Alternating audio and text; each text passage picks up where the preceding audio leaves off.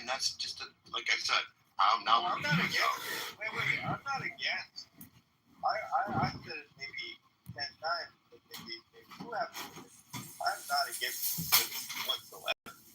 Right? In fact, everyone I see right here, right, is on it. Right? I'm saying that you're against receiving it, but it's provided by God. I'm against receiving it, yes. Because I'm not against this individual that I'm quoting. I'm not going to mention. I'm not against any individual here receiving it, sir. That's not what I'm saying, though. Mm-hmm. What are you saying?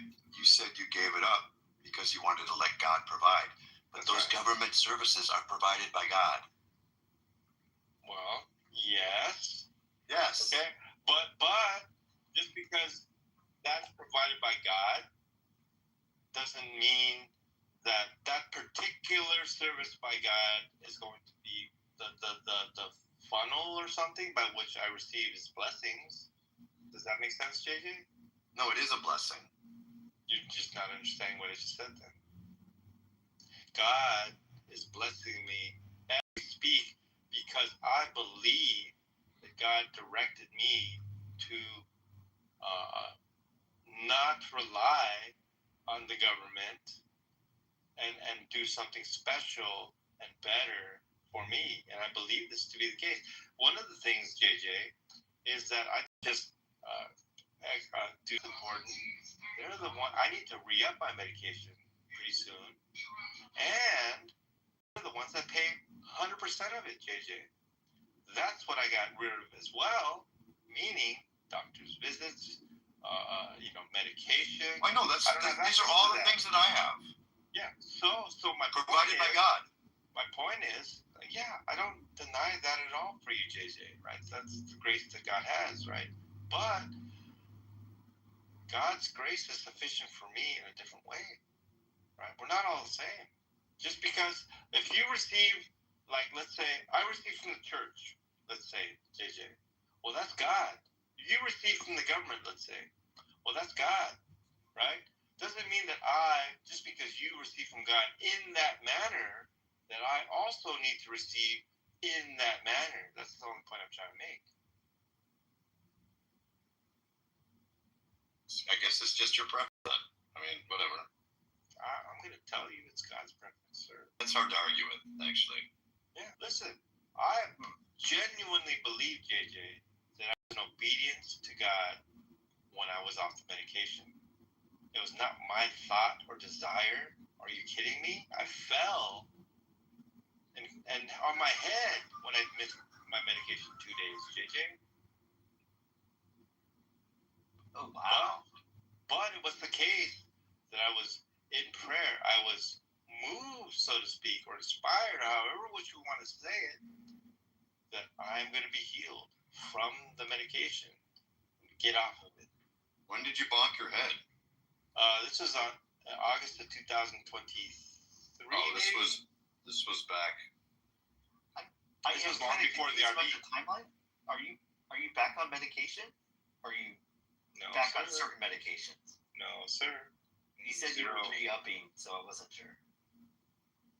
I was due for a re-up. Oh, okay. All right, that's all I needed to hear. That's it. So, I mean, I don't know how. Listen, my situation,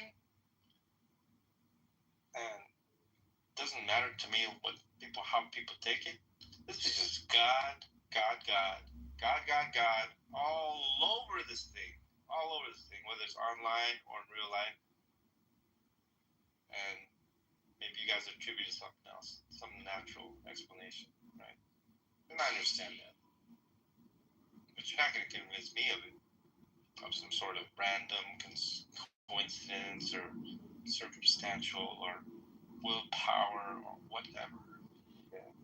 Hey, John Lee, there was another part to my question about the woman I'm concerned. Do you think she thinks you're competition? Dude, I just talked to her yesterday for the first time. It was about a 15-minute conversation, maybe. Okay. Thursday, that's 2 days ago. I've been trying to reach her.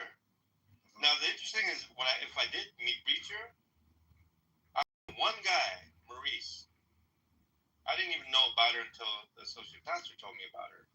It was only subsequent to I'm talking to people here, and they mention Jessica here, Jessica there. Oh, I've been trying to meet her. If you see her, could you tell her I'm trying to talk to her? And this went on for nearly a month. And it's like, I'm shocked. Oh, I saw her. Did you tell her? Oh, no, I forgot to tell her. You know, this is like I will go to the church. It's just incredible to the point where even the person at my church, whom I know very well, by the way, and her husband, walks with her in the morning. And I go, what? You know how many times I've been trying to reach Jessica? And it was like that. So I was actually angry at the one point because the church was doing some weird things as to not relaying the message. This is what happened. So it's not like I had a handwritten note like for sketchy. I had a handwritten note for the receptionist to hand to Jessica with my number and name on it. Okay? Oh, wow. Yeah. She said she quote unquote handed it to her. So I thought that she just ignored me. And I told Jessica that she handed you the note and you still didn't call me or something like that. And when I went back to the receptionist, I said, hey, I just want to tell you, Bethany, that I appreciate trying to contact her. I just spoke with Jessica, by the way, so I appreciate your help. You don't have to try to reach her anymore. And then she said something like that she emailed her, and I guess it got buried in her email. So that's what she did. She took my note and decided to email her and thought her job was done. And so when she told me that she handed her the paper that I gave her, that language is, the reality was she emailed her. So that's the kind of receptionist we're dealing with. Like, I would never employ someone like that, right? But I'm not an employer, right? But as a customer, and I'm not their customer, I'm not a member of their church, nothing, but I'm definitely a person with feedback. And I told not Brenda, oh my goodness, not Brandy. What's her name? You remember a lot of names, John. I do. You looked up Brandy, I think you said, was the name you're trying to remember. No, it's not Brandy. Okay. We can figure it out later. You told her what? I'm like messed up on this. I just said her name. Bethany. Okay. I just have to look. I have a cheat sheet, by the way. I can pull up names like that. Helps me to remember people. It's not Brand. It's Bethany. Okay. I'm sorry. Anyway, What did Bethany do though? And now I'm not sure. Yeah. So I said Bethany the first time. I know. I just couldn't remember on the second time around. But so I told Bethany, listen, Jeff Wagner, your associate pastor, has not relayed the message. I saw him January 25th, right? And so anyway, she somehow contacted him because now there's a whole stir within the whole faculty over there. Other people get involved, other higher ups get involved, and I told her to relay to him. I want to see you face to face and tell you something, right? Oh wow. But he messaged me email, right? Obviously, he didn't. But you know what he said to me? What? He said, "Oh, your reply to me I found in the spam folder. I don't know how it got in the spam folder. Kind of strange," he says. Okay? How in the world does a reply ever get in the spam folder? Is that even possible, guys? Anybody? No, it shouldn't be. No. Unless they manually put it in there, accidentally put it in there, whatever. That's possible. That's not how spam works, no. So, what is that? And he said it was strange, but I do want to ask him about that because I sent him a message and another message. He never responded once. And then he messaged by email all of a sudden, and a separate email, not a reply, a new email. And how he got my email is not told, but I don't know. But he says that he found it in the spam. And he said, bit strange or something. So I wanted to talk to him because email wasn't the only way I tried to contact you. I'd literally been here Friday, been here most of Thursday. And then he tells me something very strange too, like, I'm very sick right now, he says. And I said something like, your receptionist, Bethany, when I got there earlier today, said you just left 5 minutes ago or something like that. And so I said something like, so you went in to work sick or something like that when you're sick or something? And I thought about it. It wasn't in a good spirit, right? So I actually apologize forgive me if I am bitter, but I was just very frustrated, right? Because that comment was like, like, so what? You going to church when you're sick? Like, that's not a good comment. Yeah, it's good that you apologize, John. It's good job. I just want to live right, dude. But like, listen, I harbored anger, a lot of anger, because of the situation of non-contact and excuses and incompetence and circumstances, and it took a person, I talked to Jane first, and Mary, her supervisor, just happened to walk out, and I told Mary the whole situation, and she took charge. She literally got on her cell phone and called Jessica personally. Said there's a gentleman out here. And so Jessica called me within like 1 or 2 minutes. Like 1 minute, less than 1 minute. And so she got it done. Whereas the other people, oh yeah, I'll message him, I'll tell them, all sorts of things. It's just like, really? Like, I understand it's not a business in a church, but I'm not used to that kind of, like, this is 1,200 people. There should be some semblance of some excellence or order or professionalism. But anyway, that's just my little pet peeve criticism for what happened. So I'm very close to chewing Jessica out tomorrow morning, but I probably won't. I'll probably just be as friendly as I can and tell her what I'm doing. But yeah, I'm not completely over it emotionally. But hopefully by morning I will be. Because, his mercies never end anymore. Sometimes I wake up after a rough day, and when I wake up, it's like fresh. I recommend you don't talk to her about your 30 years ago drug habit, though. We'll talk about it. Of course I will. Why would you say that, by the way? Because if she does have other intentions, it could be bad. Listen, are you privy to something I'm not privy to? No. Why would you say that then? This is what, just suspicion or something? Yeah, a little bit. Based upon what? How? Just talking.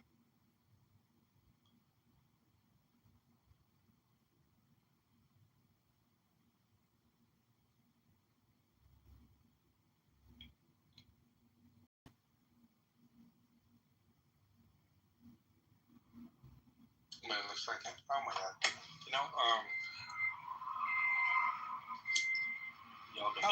That was disconnected. I was supposed to charge my headset, but I've been using I pushed the button on my car thing, so nothing was charging. I'm just gonna still use a speaker because I gotta go out here. And hey, Felipe.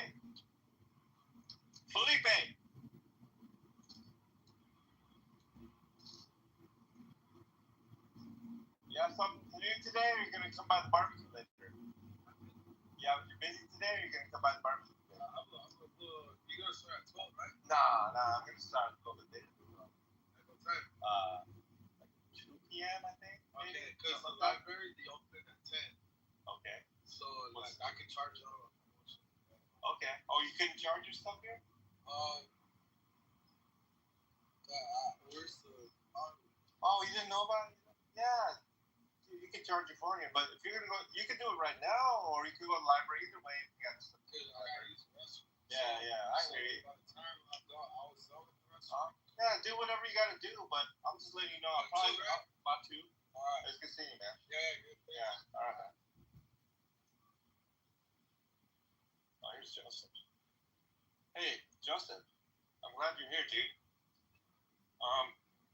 Hey, I'm gonna have a barbecue again today, and this time I'm gonna get like the whole leg. They're on sale right now, and so I'm gonna get a whole bunch of eggs. I'm gonna get potentially 20 pounds, and so I gotta go pick it up right now. If you could do something like that, dude, that chicken soup came out so good with just those 4 thighs. You know what I'm saying? You can probably do it. I bet if you were able to talk to somebody in some of these restaurants. Dude, check this out. I talked to somebody last night. I have blocked. His name's Daniel Nero, and he told me about this thing called Too Good to Go.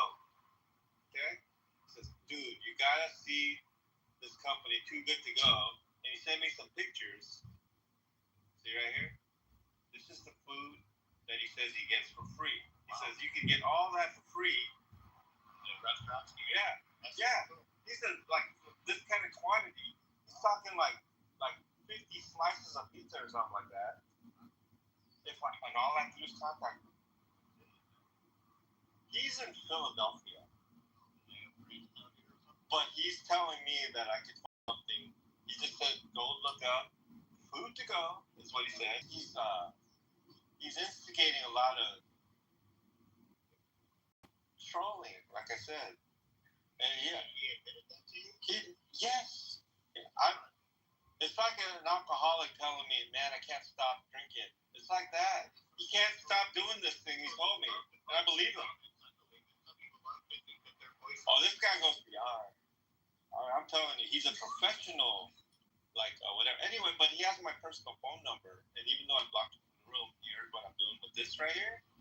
He's actually giving me information and leads to where I can actually, find it, without having to fork out my own resources. That's what I'm going to do. I'm going to go to this Rouse Market and see the manager right now. I'm telling you, dude, he had, no joke, he had a cart, and it had Hawaiian sweetbread. He had like about 40 of them on sale, and I'm thinking to myself, like, why did they even order that many? You've seen me buy the stuff with the day old sticker on there, right? On here, right? I'm telling you, I could probably get it free from them if I talk to the manager. Dude, I've been so busy though. I'm telling you, I know what to do. But I literally am so busy. I'm just doing dishes. Anyway, I got a lot of stuff to do. I don't need to tell you. I know you were tired. Remember me? I was like, almost passed out here. I know you're always tired. Why are you always tired, dude? That kind of tired? I know, I hear you, man. But we'll change that, dude. We'll pep it up. We'll have you waking up in the morning wanting, huh? I know you're not. So I'm gonna get the chicken. Dude, I saw you have fun when you were barbecuing that thing. Okay? We'll give you 20 pounds of meat to barbecue this time. Okay? And what was I gonna say? Yeah. Because to me, it looked like you enjoyed barbecuing personally. You've been doing it all your life, right? Hey, usually I like to command the grill, but I thought you actually do a better job than me, right? So, and I'm also busy, and you also seem to like it. So like I said, you're my barbecue dude now. John Lee, the guy has to go to the bathroom. Oh shit! What? He said he has to go to the bathroom. People who have thrown themselves. The guy. Yeah, whatever. Anyway. So to answer your my headphone's messed up right now. I just realized, but let me answer your question though. Right now. ask you a question about Jessica, John, to answer now that my wife is gone. So, the reason that I would say don't tell her all that information is if there's anything going on where she's like, basically, I have like a charging point where I actually plug it into my car. I don't have induction. God, I don't want to feel like I'm having. Yeah. Julius, they should abandon the tour. By their own criteria. Ribono Shel Olam, the Jews will never abandon the Torah. How dare you insinuate such a heretical thing? Yeah, but that's the purpose of the argument. It's not about whether it's true, whether it's false. It's not about whether the contents are false or whether they're true. It's about the text itself. What can be known for certain about it? That's the point of the Certainty, conversation. not faith. Certainty. So.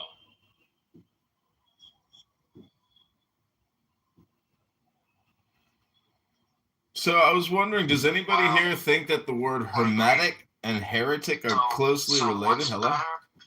What's a better text than the New Testament quoting the Old Testament? What do you mean? There's a lot of texts that quote the Old Testament, even prior to the New Testament. All right. Well, before you even challenge a Jew on your very remedial, or should I say, juvenile argument of the documentary hypothesis, this book, the top here, the thesis in Plato, the creation of the Hebrew Bible. This is for me to compare this, right, to the documentary hypothesis, which is the JEDP, right? Yeah. Well, yeah. this book itself, right, is not just tweaking the documentary hypothesis, but it's overturning it in its chronological foundation. Oh yeah. That's what I'm saying to you. No, trust me, I know. So when you bring up the documentary hypothesis, I'm thinking you got left back in the 8th grade and you didn't make it to high school. Why? Because this book is high school and on. No, it's obvious that you didn't. You got to get to the next level, and you're stuck in the 8th grade. And what happens is you're getting too old. You're getting too old, and they're just gonna have to push you through. But it doesn't mean that you're gonna excel. Well, what's the next level, Barth? Exactly. This book right here. Okay, and what is it? What does it talk about? So the Pentateuch was composed around 270, right? Yeah. It was written in a really Hellenistic period. They used Greek sources available at the Library of Alexandria, right? Yeah. The laws of the Pentateuch were strong parables to either Athenian legal institutions and Plato's laws. The Hebrew Bible, as a national library collection, was modeled on Plato's program for creating a state-sponsored ethnical corpus, right? So the Torah is a Hellenistic era constitutional project modeled after, partly on Plato. So this is radical because it places a position of centuries later in mainstream scholarship.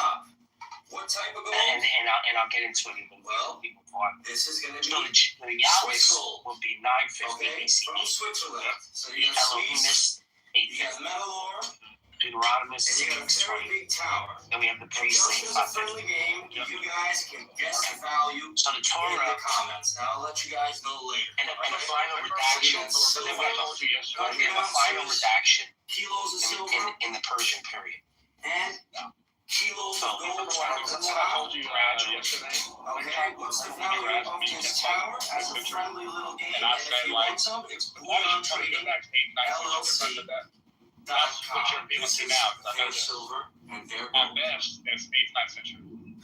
Yeah, I got to steel man you first. I have given my presentation But to make you understand that I know what you're talking about.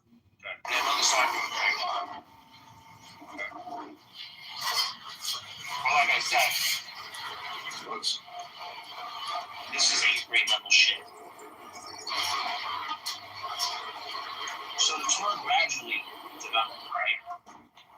its legal traditions evolved internally in Israel. So it reflects on ancient Near East context. Greek influence is minimal or late.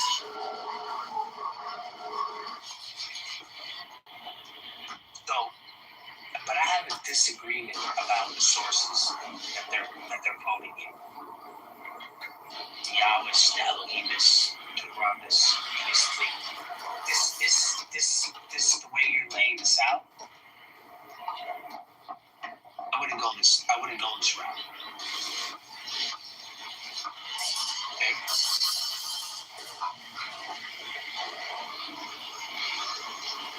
Okay, right. What do you mean?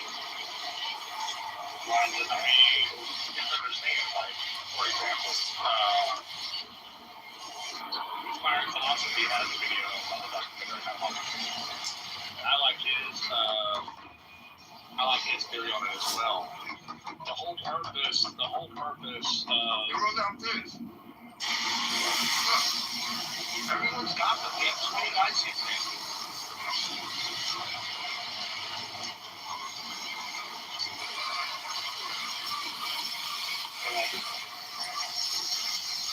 So this is the reason why this party is against it.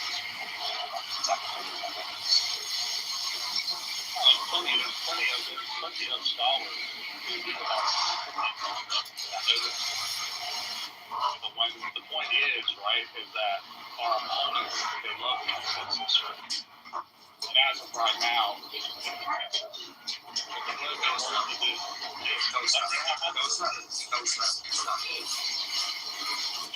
No. it really is the foundation doesn't say have multiple wisdom. Did he revive? Yes. Fundamentally, yes.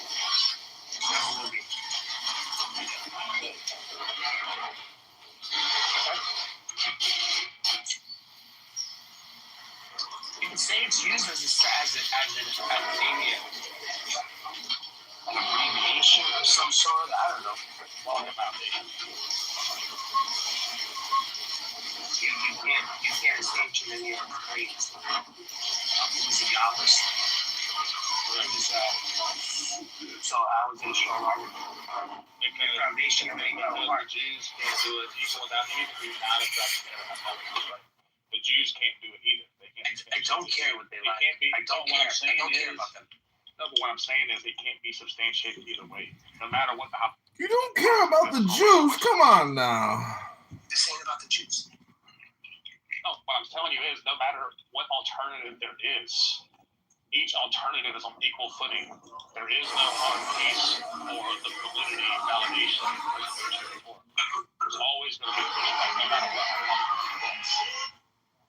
That's just the reality of the situation. Yeah. The reality of the situation is you're on a conference call app and you guys might be here the whole day.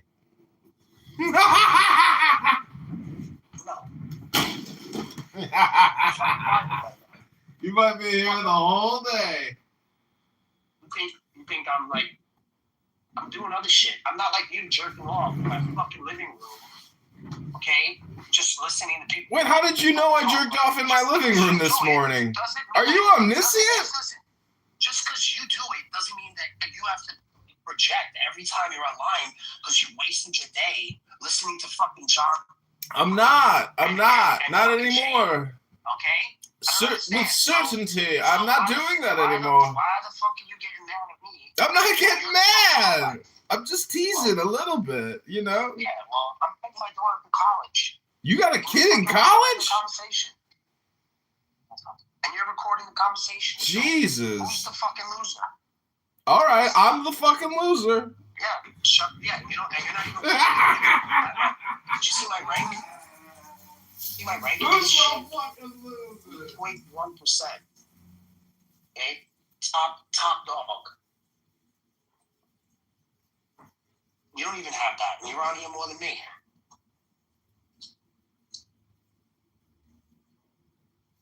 Fucking worried about what the fuck I'm doing. You should be taking notes, motherfucker. You heard me? tell me, oh, what are you doing today? You might be talking about this all day. What the fuck is it to you? What the fuck are you doing today? I'm about to read a book. What you do today? You want to hear a page from what's called a book? No, I'm fuck your book. No? No. Hello? Hello? Yeah. Fuck your book. Well, you're my favorite. You know, I'm dedicating an actual, recording room to what you're doing today. So I hope you appreciate it. And thanks for letting me record. I can't talk shit online because you think I should be doing something better. No. You got it wrong. Better than what the fuck I'm doing right now. Keep doing it is what I'm saying. I'm not saying don't do it. I'll do what the fuck I want. I know. I've been talking on these apps way before this app was something. We were talking about Jews on fucking PlayStation 2 Stereo. or 3 a long time ago. Oh, you're a professional at Absolutely this. nothing new under the sun. That's right. Everything that is has already been. So there's really no debate. We were doing this shit on Discord. Way before you bought your first cell phone. Are you out of your fucking mind? You're gonna give me advice? Ooh, Daniel's here. You're barking up the wrong fucking tree, guy. The whole crew is coming. Assemble the army! You know what I think happened with you? What? You've been away for a while. How They didn't long? tell you. How long? They didn't tell you. I don't know. Long enough, but I don't shine shoes anymore. Well, get your fucking shine box. Okay? Get your fucking shine box. Don't worry. Drinks are in the house. Hang out. Be back. You Tasty. dropped my girl off at home. Piece of shit. Want to embarrass me in front of my girl? Your wife or your kid? Anybody. Oh, Saxon. I see. Okay? I don't shine shoes anymore, buddy. I don't shine fucking shoes anymore, Jimmy. Right? Get your fucking shine box. Yeah. Get your fucking shine box.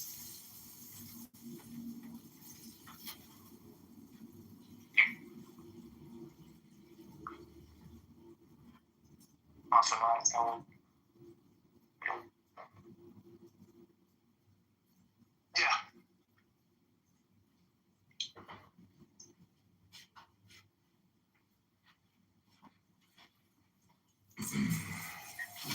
Asking stupid questions. You got so far. What are you doing? You got so far with McZed the other day. I felt like I had heard as far as the conversation. It couldn't go any further, or we reached the limits of conversation. And it was interesting. I mean, you guys got to the Archon, and essentially, McZed, in my opinion, always has this type of supremacy or superior knowledge, and in the way that he communicates, to me, it's not accepting of your status as Megatron. And the fact that you go by the name Megatron, people come here and they want to open up to you, and they view the Megatron. It's because this thing is not here. See that? You're always gonna have that. Look, the strike is not there. Hello? That's a permanent door. Hey, Joanna. No, I like that the cutout. I speak to you. Daniel, can you hear me? Daniel can hear you. Okay. Well, come with me to John Lee's room because he's talking all about you. Request the door closure. He's got to deal with the strike, the latch on the door. John Lee's room, he's talking about you, and not bad, but about the restaurant thing, and everyone's like going crazy in there. Joanna, don't you know that John Lee is, a homeless vagrant living in an RV and Yeah. he's just here to beg. He doesn't want to read anything. He's just here to put on the John Lee show, which is so pathetic and lame and boring. It's so gross. He's telling all these people about Daniel and the food and the restaurants. I would just love if Daniel popped his head in there. Go ahead, Daniel. Why don't you delight Joanna? Oh, you're blocked, but he's bragging about you so much, begging to see you come in the room. I called him last night because he's doing some shit Yeah. with He's homeless. telling everyone. Yeah, he's feeding the homeless now. Yeah, he's having a big barbecue today. 2:00. Yeah. Dude, I saw pictures of him. I think he's like, for whatever reason, I think he's being honest, man.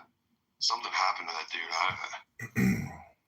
His mom was dying or something. Like, he trolls. He can't control his trolling, and yet he's not trolling. You asked me, do I think this food thing is a troll? Is what you asked me. And you said no, but it seems like. But you asked me again. That's my point. Yeah, but it seemed like after you went on, you just kind of gave good reason to think he's trolling again.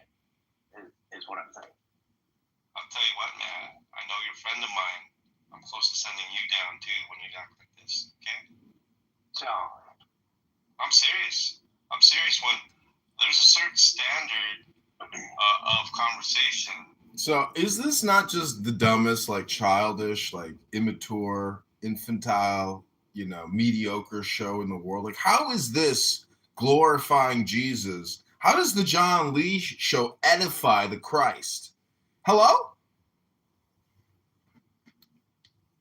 oh, you're horrible, Mr. Horrible. The John calls me I called him. And fucking, there's this app where restaurants throw away all this stuff at the end of the night. And I was just letting him know, like, if you're fucking getting horrible 2-day-old bread for these people, I'm like, bro, like, are you not like a complete fucking Jew like me who wants a cheap meal? And I'm like, go and use Too Good To Go, the app Too Good To Go on Apple or iOS. I mean, this app is fucking amazing. But anyway, at the end of the night, restaurants will list all the food that they're about to throw away that they weren't able to sell. They have excess, and you go in there and they just pile it up for you. Too good to go, man. Too good to go. And anyway, so I told him about that. I'm like, you're such a fucking dumbass piece of shit that you're feeding these homeless people fucking donuts. Number one, it's bad for their fucking health. Fucking retard. Number two, you're feeding them subpar food when you could be feeding them free, like fucking expensive, like real food that we eat. You know? I'm gonna see what. So correct this motherfucker. I'm gonna see what restaurants. Listen to the rhetoric. No, Joanna, tell that motherfucker to go to. Please, I'm begging you, Joanna. You know I love you. Tell me. Too Good To Go. Just go in there and say Too That's Good all To he's Go. talking about right now. That's what I'm saying. On Apple or iOS. He's telling everyone Daniel Nero called me. He told me about Too Good To Go. He's Oh, on a wow. rampage. Oh, fuck yeah. Too Good To Go is Come with me. I'm blocked. He blocked me from the fucking room. So I'm gonna go in there and I'm gonna tell him that I told you to tell him that.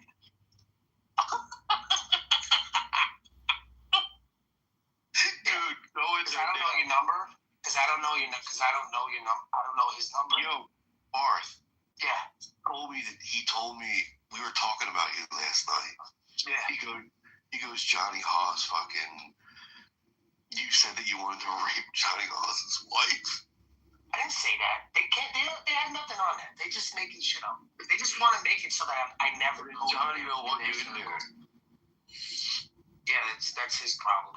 Yo, Universe, pipe some of that fucking. Yeah. I'm gonna go in there right now. Let me go in. All right. Dude, hold on. Yo, dude, pipe that in, please, Hooch. There you go. Everybody has a suggestion for me to do Bro, something. you're so clutch, man. I try to take it like the best way that I can, but sometimes I don't. And a lot of the tone that I get here. I love the John Lee show. A grand opening. It's pretty funny. It's funny because, like, he's pathetic, first off. Are we losing him? Yeah, John, you're breaking up pretty bad right now, John. It's the new headset. Yeah, he's in the Matrix. He went to the store. Because I'm deep.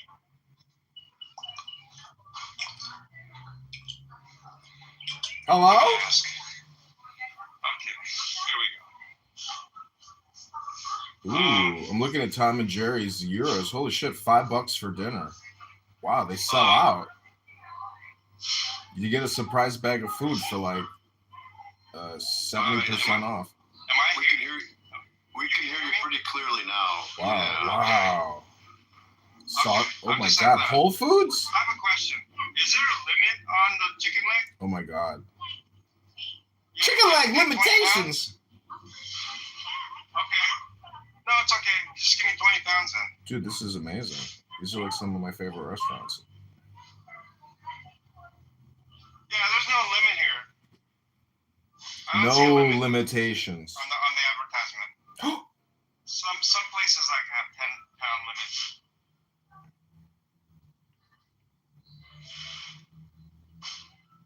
Oh my god, a That's donut. okay. I They just got a want 20 donut 20 shop. pounds.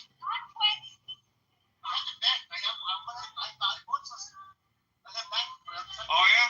Yeah, just give me a bag. Yeah. How much is a bag? 20 pounds? By the way. Oh, one bag is 20 pounds? Give me 2 bags. Perfect. Okay. It's a pretty good app.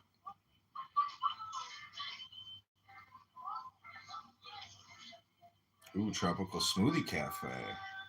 Fuck yeah.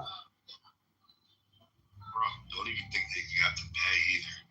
You just gotta tell them how good their food is and shit. You know what the fuck the deal is. That's the same thing over there? They tell you to bring your own packaging? Wow, you have a lot. Perfect. 2 pounds? I mean, 2 bags. No, I just have somebody bought me a trucking headset. I'm just like, Oh, wow. go online, social media. But I do drive, and so it's All right, I'm good gonna for try me. my first one But tonight. yeah, everyone asks me that. Are you a trucker? Oh, you gotta pay for it now. Yeah, everyone asks me that. This is really lame that like John Lee's show has essentially become like him live streaming his life. Can't believe it's gonna be like sort of weird. It's all Sunseat's fault. All right, I'm gonna raise my hand to try to Wait, speak. John, what's all Sunseat's fault? Daniel, I'll pipe you in. Well, asking me like, they Buttercup! Buttercup, will you? Yo, pipe me in. I'm banned. I know, hold on, I'm gonna put it in the chat. He's not bringing me up. Hey. Hey, Buttercup. What's up, Buttercup? Hey, Daniel. Buttercup, what's going on? Are we streaming live? Yeah, I'm looking at like 10 cell phones right now. Wow, nice. I heard you had 70 cell phones. Is that true? Yeah. That's crazy. I have 4 recording studios live streaming 4 different clubhouse rooms across 30 different cell phones right now. How can you afford this whole operation? Cell phones are only $30 a piece. These burner phones are only $30 a piece. Yeah, but still 70 of them. Yeah, that's not that much money. That's $2,100. John, can you help me? And I know you don't have supported your campaign, and the bullshit that they said about the petitions. Yeah. Let me pipe me through so that John Lee. He's knows not that bringing. my reach- He's not bringing me up, but I will help you get your reach known as soon as he looks at the chat. He will know your power shortly. I'm banned from his room, but I want him to know that my reach. 20 people. Whatever I want. Yeah, I think I'll feed 20 people, maybe even more. Yeah, well. But you know, Buttercup, but I wanted to ask you: will you come to my house, Church of Buttercup, and will you do a one-on-one interview with me? And we're gonna turn the chat off, and it's just gonna be like an event. And I'm gonna ask you, 100 questions or 50 questions, and it'll just be a Q&A. And it can be personal if you want. Like, we can talk about your biography, we can talk about your political opinions, etc. And we're gonna it's basically publicity for you, for the Buttercup movement. I don't think I'm looking for that kind of exposure, I'll be honest. Oh, you don't want to do it. It's just like it opens me up to a lot of like I don't know, offending the wrong people. Mm-hmm. And putting too much, and you're gonna, if you probe too, I don't know.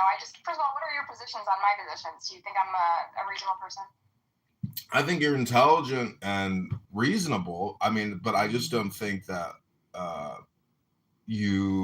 well, I would just say that the law stands in your way with regards to your positions, because like people on this app will say that they actually support the October 7th terror attacks and claim and say that was a valid military attack.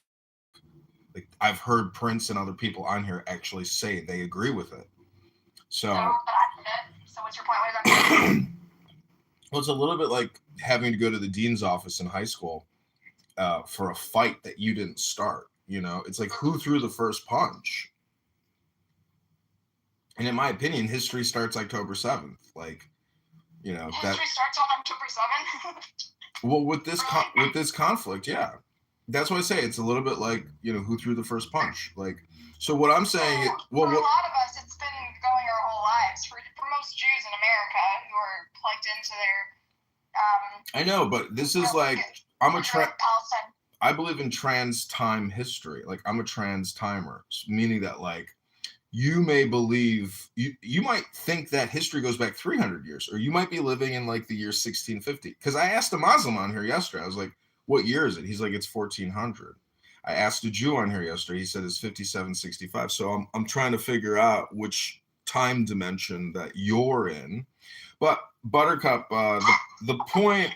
What we're debating, the time dimensions. Well, let me just. I feel like you're doing some sort of like performance art where you're actually trying to like do kind of a Colbert Report kind of thing where you're satirizing the other side. Yeah. Like, right? Yeah, I would say that's actually like probably really like really you're accurate. Saying time stopped at October 7th and started from 0, and you honestly are going to push this theory as explaining why everything is. Well, that's why violence Israel has no culpability at all. That's why violence is the worst, because like I believe in 100% total. This is brilliant, Lord. You really had us all fooled. See, I believe in total 100% freedom of speech, because in a safe space like this conference call, no one can actually punch somebody's nose. So it's a good testing ground for the First Amendment. But Buttercup, my question to you is, people are on this conference call, but be honest, besides who's in this room? I can't see all the cell phones to see how many people are watching us, but my question to you is, like, if you were the king of Israel, the king, queen of Israel, you're the supreme leader, would you have pursued justice for those victims and the, you know, people kidnapped and abducted? Like, how would you have led the army against the enemy incursion? Because you have my opinion is you have so many descriptions that like you don't look at this from just like a very rudimentary like caveman type of thing, like the fucking enemy came in and snatched hundreds of our women. Should we form a war party and go get justice? Like, how pathetic are you that like would you just sit there and be like, let's just call them on the phone and see if we can get the hostages returned in, you know, in and for a deal on the land or something? Like, how much of a pushover are you if you were the leader, you know, of the people? That's a good question. Yeah. I'm the biggest pushover. So you are just weak. You're admitting that you're weak and you wouldn't have the courage to go fight to the death to save your fellow comrades. Yeah, so I'm arguing that fighting to the death killed many hostages needlessly and dragged out a war that could have been finished a year earlier, as the former leadership of the army and Israeli intelligence have said that thousands of Gazans and dozens of hostages would probably be alive today if Netanyahu had taken earlier deals instead of kicking the can down the thing, because the people had this bloodlust for revenge and they wanted to see Gaza flattened. But that wasn't necessary to achieve the goal, which is to neuter Hamas and rescue the hostages. And even after a 2-year war, which was needlessly extended, according to Yoav Gallant and numerous current and former Israeli military and intelligence officials, even even after they dragged it out an extra year, they still failed to achieve either of their goals. They had to negotiate. They thought they could just, by force, get the hostages back and destroy Hamas, and they failed on both counts.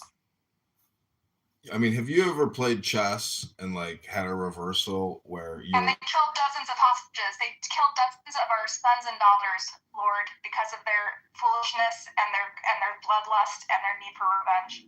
Who, the Israelis or the Palestinians? The Israelis. You're saying the Israelis killed Palestinian hostages? No, Israelis killed Israeli hostages when they bombed Gaza by thwarting deals that could rescue them. You really think that I think that they were better off in that situation than you don't know the intel. I do know the intel. No, you don't. You're not supposed to know. I don't understand how you think you know. The IDF released a report on hostages, on how the hostages died and gave it to the families. Yeah, they tell you the end result. They don't tell you what's going on and why they did it. They did tell us that Yoav Gallant. Do you know who the defense minister Yoav Gallant is, Megatron? Have you familiar with this? I don't care about your conspiracy theories. It's not a conspiracy. Yoav Gallant is the defense minister who led the operations in Gaza. He publicly, in interviews over and over again, has stated that he made the call. Netanyahu overrode his call for political gains. Oh, Megatron, you don't know anything. It's so cute. So then, whoever made the call, they're making Netanyahu made a political call. You're home. Complaining about it. I'm complaining that Yoav Gallant. You're not making any calls. You're not doing anything. You're not even risking your life. You're sitting home comfortable. No, you're not supporting anything but anarchy. All right, Megatron. Listen, Yoav Gallant is a hero. Hey, Megatron. Why are you being rude to me? Because you're honestly you're a provocateur. You're part of the problem. Oh my gosh, I don't know. You're part of the problem. Well, then that's fine. Then don't talk to me. I don't even like to talk about politics. But you want to come in here and do this bullshit. Fuck out of here. Well, I kind of invited her to do it. You were gone. But you know, I'm looking at a book that I have. More harm than good. She talks about this shit every day. Well, yeah. I mean, you should be worried about getting fucking railed and pregnant. That's what she should be worried about. That sounds nice. For the life of me, I don't understand it. And Draco, with the stupid what is it called? Documentary hypothesis. The fucking idiot. Let me see if I can get John Lee on the line here for Daniel so he can understand Daniel's reach. So fucking annoying. And the documentary, you know what he said last night? I said, see you on historical records of Moses. I said, that's fine. Give me the historical. Yeah. I told him. And you know what he had to do? He had to concede that Jesus is the myth. What was that? He had to concede that he said Jesus is a myth. Who said that? Just to get one over on the Jews. You had to say Moses and Jesus were in the same camp in terms of historicity. Yeah. Who said that? When you quoted him like that, it was like, Boris. He does it to himself. Sorry. He does. Draco does it to himself, so I would otherwise feel sympathy because I really like Draco. But that's on him. And you actually were really chill about it, too. Let me know if you guys want to hear the John Lee show. I want him to know my root. Like, just because he banned me. Fat? John, never on your side. You can enter any base. I'm there's no stopping it. It's true. I'm like an octopus on this app.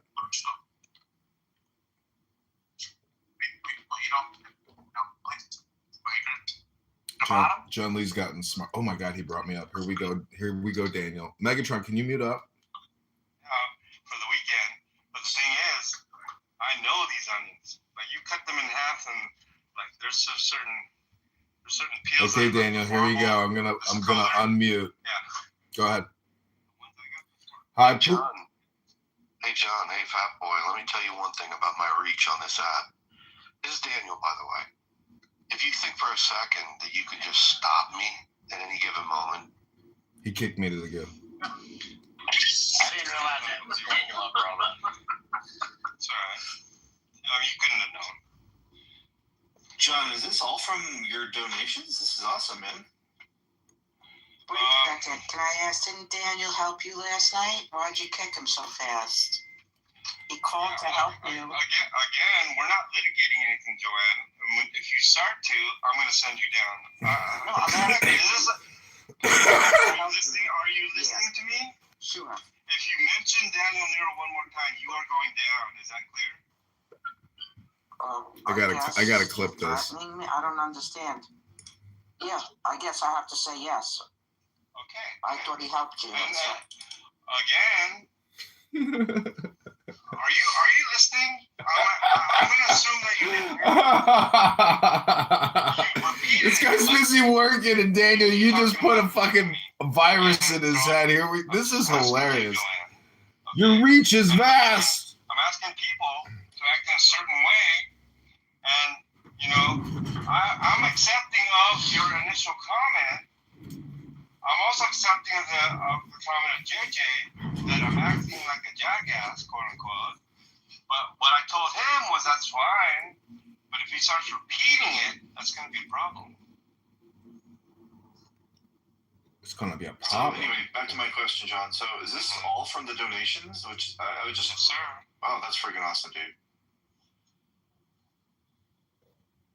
I mean, literally, I only spent a few bucks. I did want to ask, earlier you said that you weren't okay accepting the assistance, and that's why you did the affidavit and got off of all of it and blah, blah, blah. But it seems like you are, yes, but you are okay accepting the benefits as long as they come through someone else. And I was curious how you were rationalizing that. Well, the government is not going like, I support what you're doing. I wish I had more accounts to try to bring you up, Daniel. Unfortunately, I don't have any more accounts in this office because, as you can see, the universe down there is live streaming this room onto multiple YouTube accounts. So, unfortunately, I won't be able to be brought back up. But Jane is really annoying and so critical. Like, what is the point of somebody coming on Clubhouse to just like attack John Lee? That's the one thing I can't really understand. It's like, Dude, she's a weirdo. yeah, she's an intense person. She's very critical. Yeah. She used to sit in the audience and like listen to this. Joanna, you shouldn't defend that psychopath, by the way.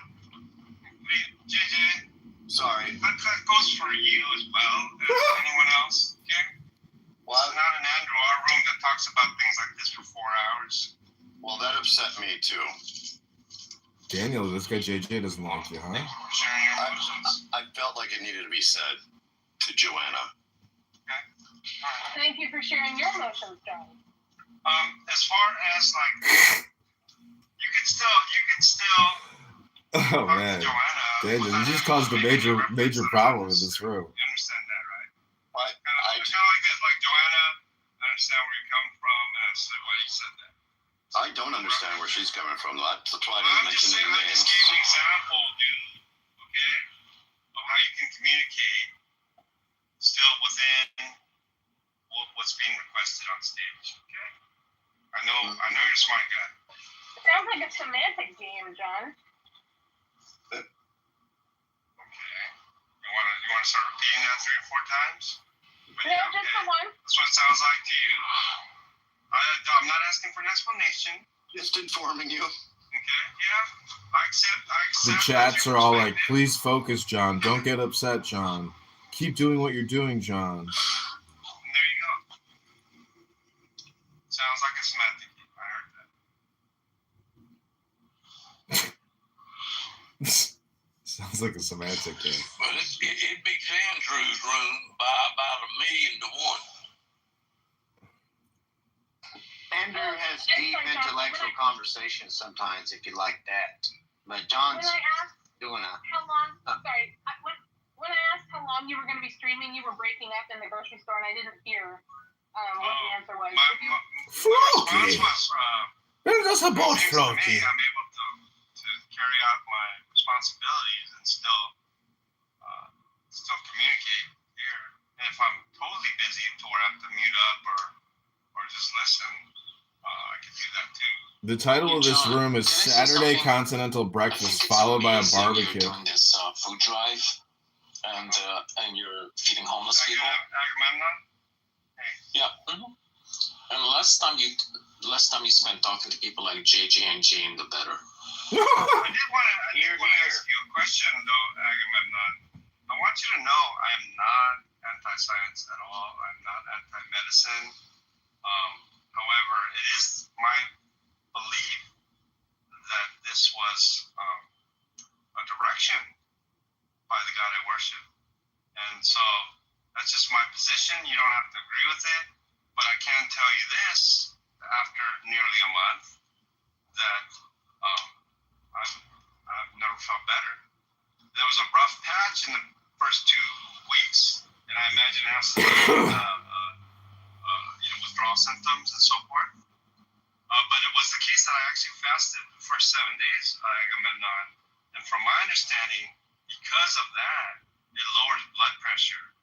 And unbeknownst to me, it seemed to help in weaning myself off the medication. So right now that I'm off the medication, it seems to me that I also saw a doctor, just to let you know, Agamemnon, and he told me that it's slightly elevated, but it's not dangerous.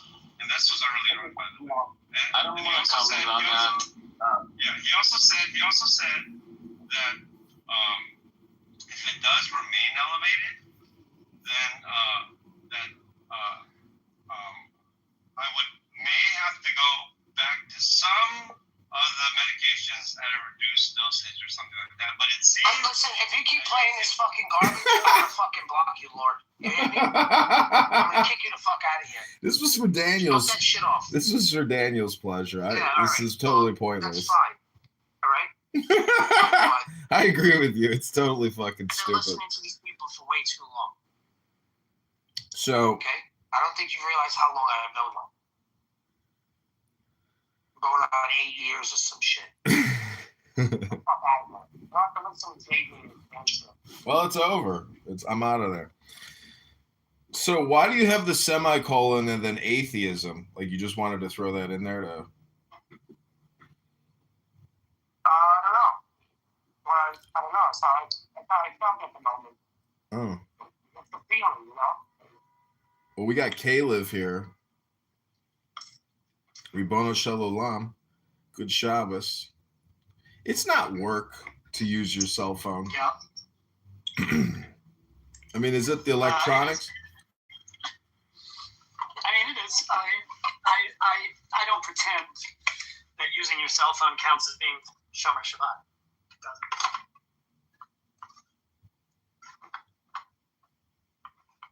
I mean, I've done Shabbos once with an Orthodox family in Beverly Hills, and he was like a retired music executive, and he married, and then they became Orthodox. He got married, and they're raising their children Orthodox, and it was a really nice, experience. I can't really remember all of it in detail, but very peaceful, super peaceful.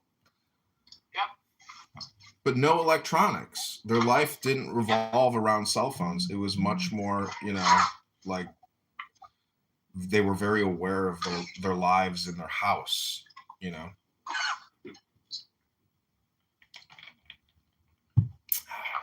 I think that's why Clubhouse is like a good metaphor, because like a house can be used as like a metaphor, an analog for just about any conversation because it's compartmentalized.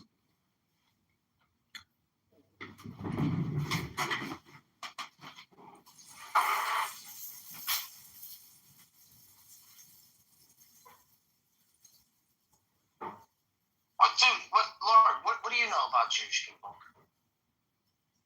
Like, what do you really know? What do you really know? Besides the online bullshit. Be honest. What do you mean? I spent my whole life. My uncles, my aunts, my cousins. I've been to Israel. I've been to synagogues. I mean, I've studied Jewish books. I go to Purim. I go to holidays. You know, I don't know. But I'm not really like. I'm not educated. You know, I'm not. It's not. It's never been a part of like my daily lifestyle. It's always just been like a hobby of. Yeah, it's a hobby. Yeah. Yeah, like a hobby. But I agree with I have a book called the Tanya by the Alter Rebbe, and to me, you know, that's real Jewish wisdom, but it's universal and it's probably hermetic. But nonetheless, you just want to read books. Yeah, I'm in the book club, and actually, I'm going to a Jewish book club. It's about the Rebbe, you know. So, but to me, it's philosophy, and it's about God, and God is about love and intelligence. When's the last time you went to a concert? I go to a regular country bar near my house. When was the last time you went to a concert? Last week, Friday, Saturday. Yeah, right. Yeah. What was it? How much was the ticket? It wasn't a concert. It was a live band at a bar. That's not what I'm talking about. Yeah, I know. You're talking about like a whole, you know, Live Nation ticket purchasing experience. Yeah. It's been yeah. Oh, probably been 3 years. Downtown Chicago, Lollapalooza, Grant Park. 3 years. Yeah. It had to be more than that because we were in COVID back then. So try again. I don't know, maybe 4 or 5 years ago. It can't be that long. I mean, you know, I usually drink when I go to these concerts. What's your point? Do you have a point about it? When was the last time you were like moving through a crowd of people and there was just nothing but a sea of people in front of you? I went to a country western fest here in Chicago called Barbecue something Palooza. I don't remember what it was called. Okay. It's called Windy City Smokeout. Okay. Do you have a point? Do I have a point? Yeah. No, I mean, you always ask me all the time what I'm doing on here. I'm just asking the same. Like, what are you doing on here? Well, I have a shared common interest. I have a shared common interest in the GOD, you know, but I'm about to read a book by Eliphas Levi, who was a Kabbalistic mystic in the 17th century in France. How is that going to help? I'm creating YouTube videos and I'm using it as my script. I'm reading it into YouTube and creating clips. Yeah.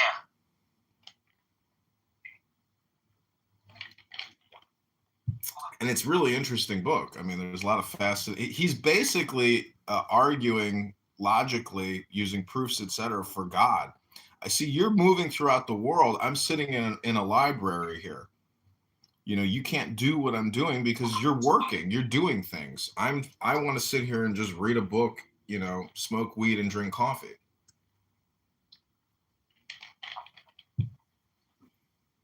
Hello? I had a deadbolt, but they take all my shit all the time. I have stuff over here, but they're constantly taking shit over here. I try to but these fucking animals that come here, they don't know how to take care of anything. You know? Hello? And then the moment they get here, you know what they're asking me? Oh, when are we going home? Why don't you just go home now? Yeah, they're asking, oh, what time are we going home? What time are we going home? Hello? But seriously, you guys just got here.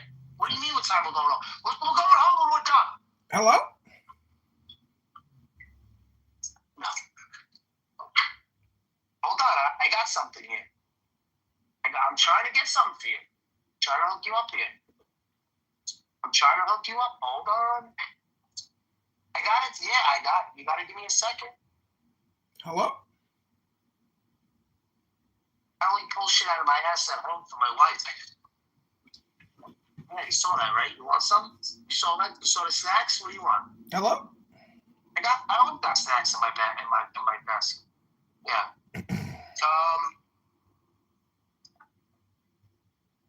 It's got to be something over here. But thank you for making me look, because I just reminded me I have potato chips in there. Hello? Look over here. And that chip, yeah.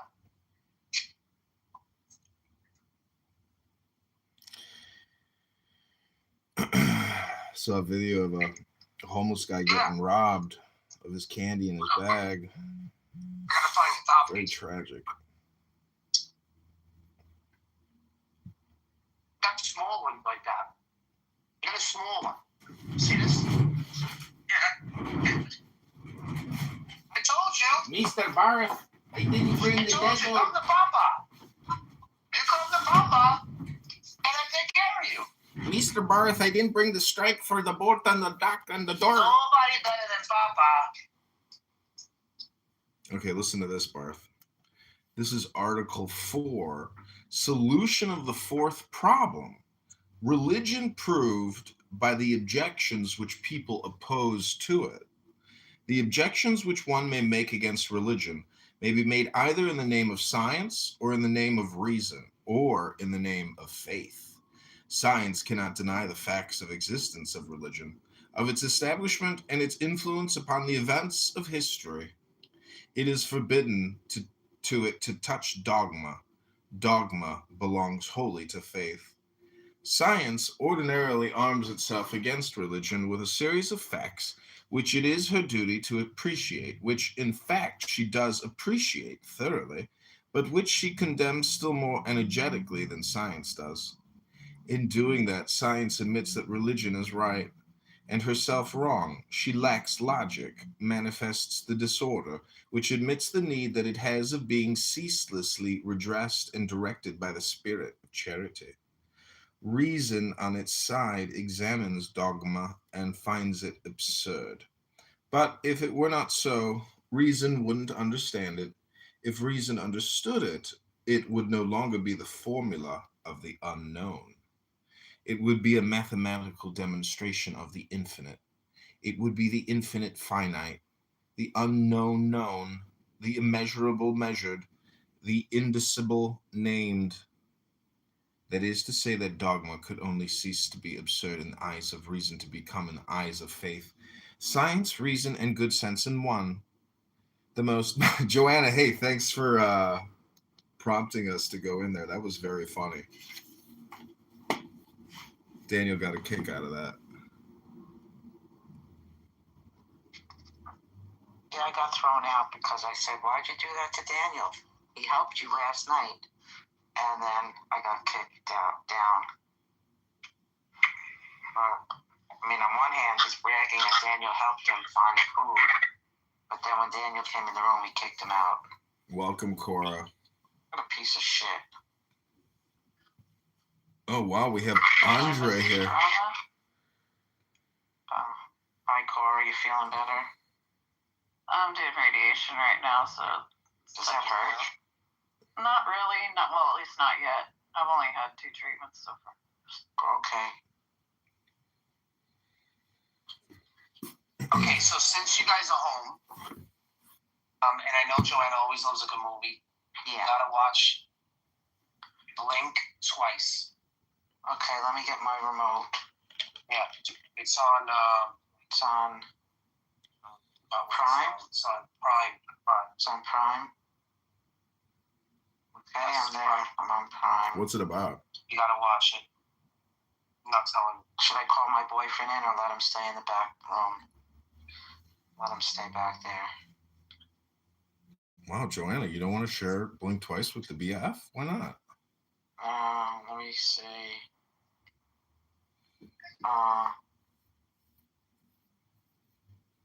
Alrighty. Because Daniel's my boyfriend in my heart. I'd rather be here with him. Oh, damn, sugar tits. Daniel, how do you like to make love to a woman? Like, do you have a way to, like, you know, how do you foreplay, Daniel? What's your foreplay game?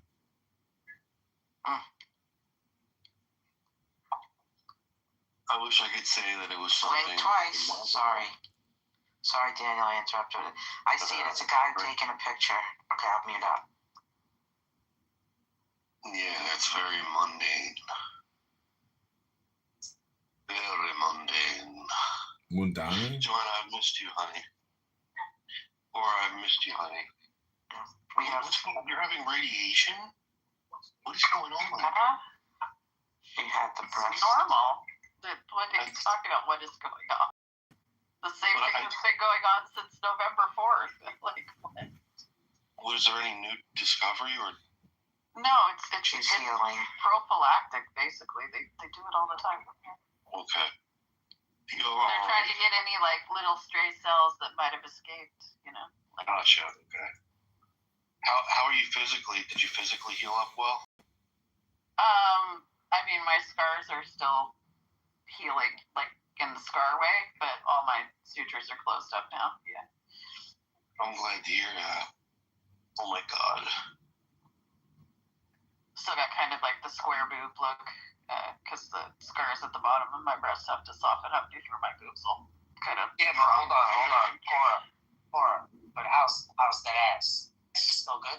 Can I be The massaged? ass is The ass is still good. Okay, all right. That's all that matters, man. As long as that fucking ass is still there, we're in good shape. Or can that breast be? Don't try to sit down too much. Move around a little bit. Gentlemen, she's going through radiation treatment. This isn't Kentucky Fried Chicken. You're not at the cash register. All I can think about is I think we should palpate that, Cora. having my way with a sedated. We'll get a nice round dome. We'll have to work it slowly. Is that okay? Yeah. Cora? Yeah. Cora, stop. Meditating Cora.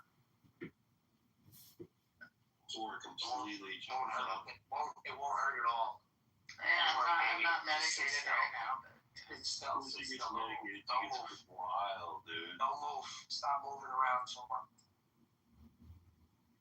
Well, I do have to go put Aquaphor on my boobs soon, though. Oh my God.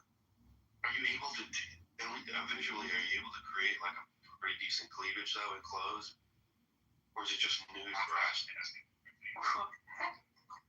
They look fine, yeah. Are you in clothes or are you nude? I don't have to wear a bra anymore, let's put it that way. Oh my God. Wow. I thought you were showing virgin now. Wow. You have like these virgin breasts, and I know that your old man probably, Yeah, that was going alone on them. Yeah, they're fresh and She's so fresh. Exciting. She's so exciting to meet her. I tried to do the calculus. I mean, there's still, it's like still all the material in them is like 52 years old. Like, it's not like. We'll determine that. Well, you know the body. You ever have a scar? You ever have a scar that like disappears? You know, like the average. You can Google this, but the amount of time that it takes the human body to like fully regenerate itself by molting. That's why we have dust all over it. We're like snakes molting. Yeah, I think my scars will fade pretty well because I had I had a mole removed from my breast where they like punch and stitch it up, and it took about a decade, but the scar completely faded away. You could never see it. Yeah. Okay, I've rebranded the room. This is Transformers, Megatron and Nero. Twice is starting. Oh, you're gonna watch it now? Yeah, when am I supposed to watch it? No, I didn't know you were gonna watch it now. I mean, of course, you should put this movie on since you're home. Yeah. Blink twice. I'll do it later today. I haven't had any coffee yet, so I'm kind of low attention. It's like only 9:45 here. I'm sure you need to keep I'm that trying, nice and but I've been perky, stuck in bed for like freaking 2 months. Like, they haven't cleared me to go back to the pool yet. That's what I'm waiting for. Some things never change, and one of them is Cora's personality. She's going to be Cora if even Cora is not Cora, or if the Earth is, ablaze. Cora will be Cora. And we love you for that, Cora. Cora. You know, the name Cora is actually from Planet of the Apes. It's one of my favorite names. Cora. Planet of the Apes, but no, it's from the Greek girl name. So I love that little deal you do at the end of any expression you make. You know what's interesting? You know what's interesting about words is they're sounds. And so if you try to like visualize yourself as being like the first humans using those words and uttering those sounds, I think it's a little bit like onomatopoeia, you know, where it's like if you say boom, bang, you know, like in Batman. So if you say God or you say Abraham or Babylon, like, you know, they're like magical, you know, incantations. Do you know about the Kiki and the Booba effect? No, what's that? So it's like almost consistently across cultures, regardless of language spoken, like on a statistical basis, not on an individual basis. But if you show people two drawings, one of like a blobby sort of like, you know, thing, right, and another one of like a sort of asymmetrical, multi-pointed starry thing, right, and you go, which one's Kiki and which one's Booba? They always name the blobby one Booba and the spiky one Kiki. Regardless. So if words supposedly accurately describe, you know, concepts, you know, to me, Megatron, you know, is like the ultimate. But also it's like from that movie. And so this room has been rebranded Transformers. And so Cora, I know you're like kind of on the left. And again, this room is not about politics, but it's about God. And, you know, I'm just like really annoyed with Andrew R., who his room always devolves into basically an argument about pronouns and giving men who pose as women respect by talking to them with their preferred and suggested pronoun. And so I'm just, you know, you just basically demonstrated that, you know, blueberries and spikes, or spikes and blueberries, you know, how in the world have we gotten to the level in 2026 where, you know, we're arguing about the words, you know, but real trans back in the day, they didn't like demand that you address them, you know, with the chosen pronoun. But Cora, don't you think it's kind of performative? Like when you go to Target and a man wants to go into a bathroom that you just put your little, you know, daughter in, and he wants to go in there and do his makeup or something. And then when you accuse him of being a man, he wants to put on a show and say, oh, first of all, my name is, you know, Janet, and my pronoun is she and her, and I have the right to use this bathroom. Like, don't you think he's still putting on a performance, and therefore it's ridiculous, and you should be like, sir, you got to get out of the bathroom. You can't be in this bathroom, sir. It depends on the person. Does it really depend on the person, or shouldn't we have a level of standardization? I've met some people that obviously do it because they're like narcissistic and have some sort of like histrionic personality disorder, and it feeds into that. It gets them the attention that they're seeking, right? But I also know people that are legitimately trans and just because of the body they were born with, it takes a great deal of effort for them to pass, you know? So. Well, my point is like, I've been needing to put these things on all fucking day, and I don't have scissors to cut them. My point is, Cora, my point is that the law should dictate whether or not, you know, men dressed as women should be able to go into a bathroom, because that could. Yeah, I think it's a social negotiation that's situational. Well, that's what the law is in a way, but it's on the books. So until they change the law. That's someone in Mississippi influencing whether or not I can do what I want to do with my friends in Oregon. Got it. So what? Let me ask you this. If you want to do it on a more localized basis of ordinances and laws, sure, I guess that might be more applicable. But I don't want any federal laws. Like you're like, wait a minute. Got it. You don't want a national law for bathrooms. Yeah. Yeah, you don't want you don't want a national law on gendered bathrooms. No. Okay. That's stupid. Yeah. Okay. Well, thanks for clearing that up. And so let me ask you. I mean, I think the easiest solution is just to like remove the fucking friction and have non-gendered bathrooms, period. Mm-hmm. Like have gender-neutral bathrooms for everything. Like, you go to a fucking restaurant, there's 2 bathrooms. It doesn't matter which fucking one you go in. It's identical. Why would you need a sign on the door? Mm-hmm. And a lot of places are going towards that. Not for nothing, but I thank the transgenders for that because they really fucking upped the fucking bathroom shit, like to higher levels, you know? Yeah, they remodeled the high school I'm in the here. shit fucking by myself, you know, I'm in the fucking stall. I'm in a whole room by myself.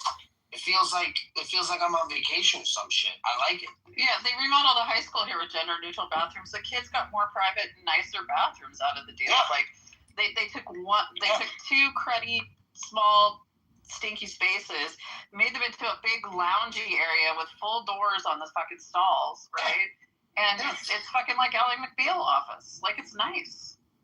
When we built the Google or like the Bloomberg building, Google, AOL, like all these big companies, and these private like law firms, they have these things. They have these rooms, and they're all like a little different from one another.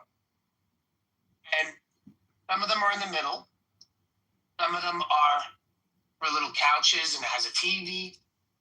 Or some are just a room with a high, like a high chair with like a looks like a bar stool. But each room you go into, when it's a sliding door, you can't slam it. It'll self close in the end. And as soon as you close it, sounds like Star Trek. It's crazy. You can't hear anything. So they're designed for you to go in there. Nice. So you can like rip a big old fart and nobody knows. Well, that's the thing. Like, no, but they're all over the place and they're scattered and they're kind of like designed that way. See, the trans are making life better for everybody. See? Yeah, they do it so people don't get like overwhelmed and shit. So I do want to confirm the word trans is short for transformation, right, Cora? It's trans in and of itself. Like formation is its own word, right? So transformation means moving from one formation to another. So it's change, right? It just means change. Yeah, exactly. So how does a man change into a woman? Because you're taking one word, you're adding a whoa. Like outwardly, it's all cosmetic. But not inwardly, not psychologically. I think trans women are trans women. They're not women because in general they don't experience, unless they have like crazy parents, they don't experience girlhood. Oh, I see. Oh, okay. Yeah. Well, that's a big thing. You know, but Yeah, some trans men or some trans women may say that they did experience womanhood, but in a different way. Can you accept that? Girlhood? No, they can't. That's what I said. Unless they have like, there was like this one of the sons of like Louis the 15th, I think, was raised as a girl, right? He experienced girlhood. You know, if he was treated like a girl in all the social ways, sure, right? So I would be more inclined to call him what's closer to a woman than someone that was raised as a boy and then decided they were a woman in like their mid-teens, you know, or something, or 20s. Are there any like, is there anything that you're opposed to with regards to like social conditions, family or society? Like what in the world today do you disagree with? Well, I mean, like, pedophilia and incest, that's problematic. So pedophilia and incest. Anything else? I mean, general abuse, authoritarianism, treating children like property, treating women like property. I'm opposed to that. Okay, so pedophilia, incest. So wait, hold on. This is good. I didn't think this was gonna be good, but this is good. So Carla, so when is it appropriate for us? I mean, not Carla. Who the hell is Carla? When is it? I don't know. When is it appropriate? When is it appropriate for us to do incest? When is it appropriate? I don't know if appropriate, because it's always going to be. No, it's not. Well, you can't say that as an atheist. Hold on. There's always going to be some level of trauma there, even if it's completely are you positing some sort of objective? hold on. Okay, Hold no, on. I love this. Hold on. Even if it's completely consensual, the outside pressures from society are gonna add some level of trauma, right? Like there's like people that didn't know they were related, right? Or you have that sort of thing where you have like familial sexual attraction where people are separated at birth, they're not raised with their family, and they meet their family later, and they have this weird sexual attraction phenomenon. It's like when is it socially acceptable for us to? And they act on it, right? And even though that's completely 100% consensual, there's still a social stigma to it that's going to add a level of trauma, right? So I don't know that appropriate, like, but again, I would say incest that reduces all risk of harm or production of offspring that, you know, are put at risk and is completely consensual and isn't, you know, I mean, I'm not going to be mad about it. I'm still going to get the ick from it, though. Okay. So why? Well, no, not if they're making like kids or like a bird. Yeah, like that. What do you think? That's gonna happen. They're gonna be boinking each other. Yeah, it's gonna happen. Then that does a social harm by, you know, creating, like, if you look at that family, like the fucking no, that was after a year of abuse. In the Germans, yes, it was generational. Yeah, but we're not part of talking that about too generational. is like a level of like abuse and control and isolation, you know, involved in creating that situation where that happened over and over again, and it was like dumb abuse too. Like not all abuse is intentional, right? Some abuse is just because people are dumb and don't know how to keep it very well. You know, under the atheist worldview, when is it okay for us to do incest? Because when no harm is being done. When no harm is being done. Anthony Flew. Not Anthony Flew. We had the guy. What was his name again? Guy that debated Garth. What was his name again? No, I don't pay attention to that shit, so I wouldn't know. Anyway, he's a philosopher. He says it's not incest if you wear a condom. How do you feel about that? No. There's still the psychological factor to it. It's still incest. Like, no, that's not true. What do you mean? Come home drunk one night. Your brother's there. You know. You're saying that's wrong. Why would you go home to your brother when you could just pick some dude up in a bar, though? That's the thing. It's like, if you're just looking for like a hard cock, it's like, why go to your brother? Gross. But anyway, I'm not saying that you would. I'm just saying, what's the matter? When no harm is done, that's when yeah, okay, that's fine. Then it's fine. Right. When no harm is done, that's what I'm saying. So I'm saying it's like really hard because of the social norms, and no one's around. No one's gonna see it. Plus, you don't believe in God. You're conditioned from it. You're conditioned from the point of being a youth. No one's gonna judge you. To feel shame about it, right? And so even if you do it, even if everything's around, you're going to have to internalize shame from it, and that's a psychological harm. Is your sister, your mom looks like why you're so fat? They're actually kind of good looking. That's what I figured. Yeah. So you're just trying to. She looks like you're trying to assuage your own personal shame about, you know, being sexually attracted to your family members. Like, I'm not ashamed of it. I just want to know, according to you, when is it appropriate? Like when is it okay? When no harm is. What kind of society? Well, then that could be any time. Situationally, I mean, it would have to be pretty. Like that could be when you get home drunk and you. No, there's still, like I said, there's the amount of internalized shame causes harm. Period. It causes psychological harm. Why does it cause psychological harm? You're not making any case. You're just suggesting that it might. The more you argue with this, Mark, the more I think you fucked your sister when you were drunk at some point. Oh my God. It think that's something. Right now? Is this what we're talking about right now? Yeah. Laura said that she has a problem with incest. She has a problem with incest. Yeah, because it's almost impossible to have it to do it without some sort of psychological trauma. Regardless of how nonchalant you act about it on the surface. What if you don't remember? My God, I can't believe what you're. Did it really happen if you don't remember? Well, we're gonna. That's what I'm telling you. That's what I'm saying. John Lee's room, and this is what we're doing, bro. I want to ask you. She's the one who doesn't believe in objective morality, and she's a staunch atheist. So honestly, just let it. I'm more of a post-theist idealist. But yeah, that's what I mean. So I'm not like one of those new atheist argument philosophy bros. No. Cora, are you a pog? A pog, a fat ass white girl? Yes. Oh my God.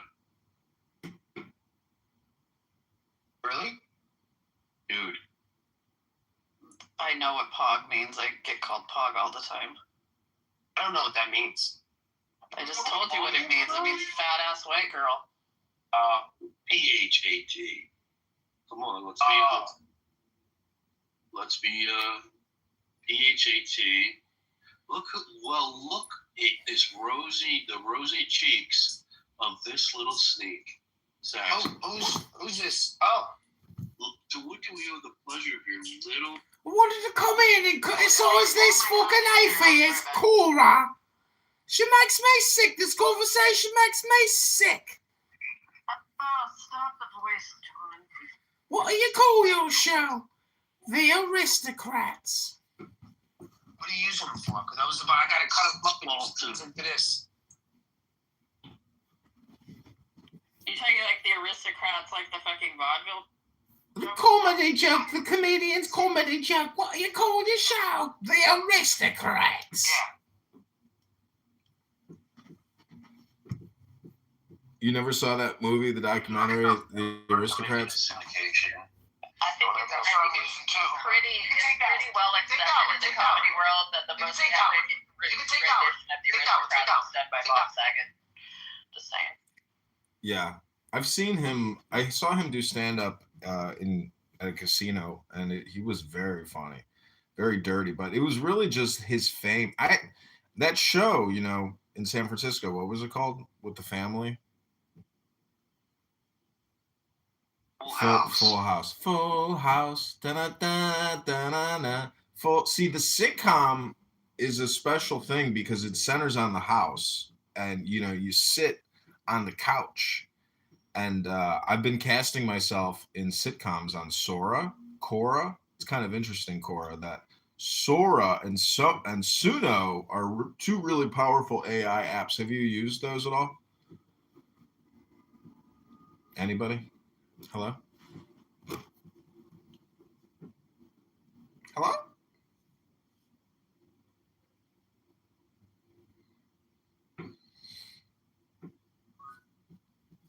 David. Welcome, David. So, Saxton, when is it appropriate for us to incest? Is it ever appropriate? No. Mood, you motherfucker. You son of a bitch. Because it's not. Planting a bomb in Annapolis. The first generation doesn't get messed up. So do you promote it then? What? Are you promoting it? No, I'm not promoting it, but if Cora was my sister, or you and my sister. You son of a bitch. Planting a bomb in Nablus. Your sons of bitches in Norway, you bastard. We're on vacation. Dude, it sounds cringe already, man. Ouch! You motherfucker mood, you son of a bitch terrorist. The Muslims do it. But we're not Muslims. Wait, Megatron, what do you mean Muslims do incest? That's a generalized statement. It's not, do you have any evidence, and why is it so generalized? What do you mean? What's general about incest? You're saying that Nothing Muslims. general about incest. You're saying that. Well, where in the Quran or the Hadiths does it legitimize incest within Muslim communities? And is there incest within Jewish communities and Christian communities? You know, well, which communities in the Mormon faith, like where do we see it most? Is it within probably, you know, like a Muslim? I mean, is it because they're closed communities that they don't bring in other? Anyways, I'm just saying that to me the conversation's ridiculous, but you know, it's permissible though. It's permissible to marry your cousin in Islam, but majority of the time they just like to keep it within their own tribe, like mainly. It's like a tribal thing. Even though it's permissible, the Quran does advise them not to do that, to go outside their own tribe. Cora, what do you think about this topic? Because I don't think, see, this is my criticism of Andrew R. and these supposed Christian rooms is they don't really stay on topic. They don't provide any real education related to the topic of God or Jesus or, you know, the Bible history, etc. Like Megatron, at least he keeps the politics out of the room.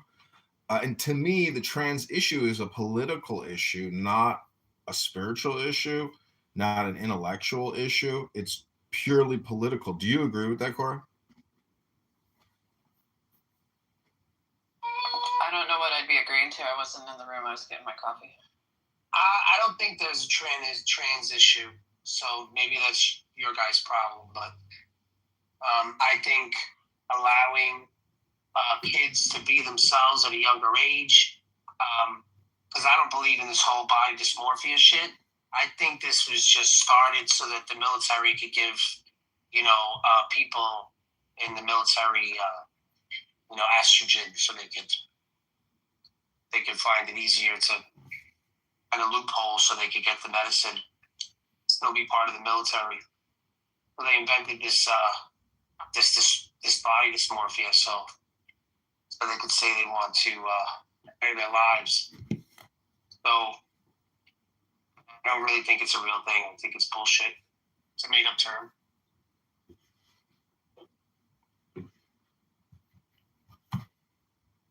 So what would be like the top 10 list of made-up terms? I mean, CRT, BLM, LGBTQ, DEI, trans.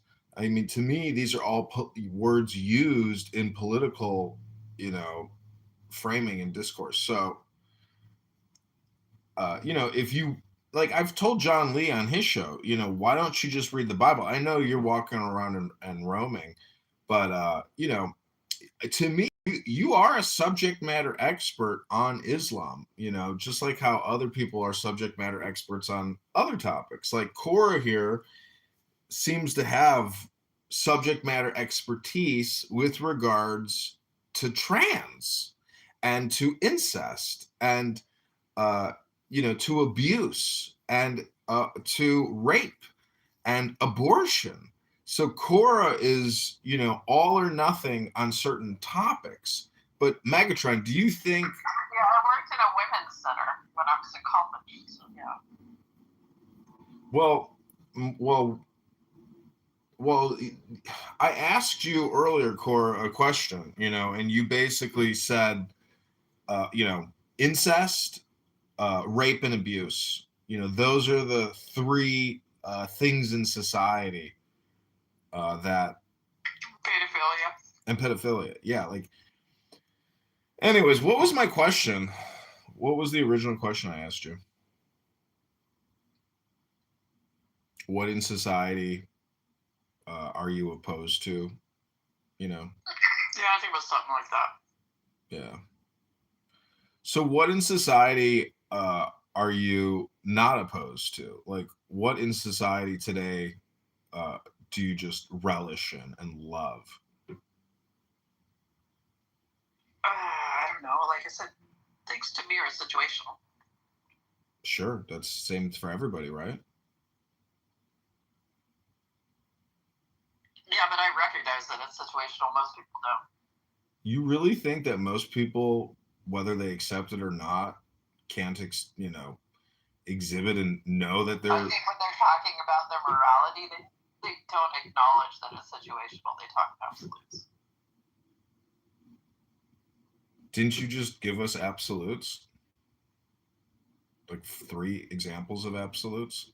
I mean, they're pretty absolute. Incest, rape, pedophilia, and abuse. Those are absolutes. And do you think there should be federal laws on those 4 absolutes? Well, they are, let me put it this way, they are situationally almost universally inappropriate. Therefore, that you can treat them like absolutes.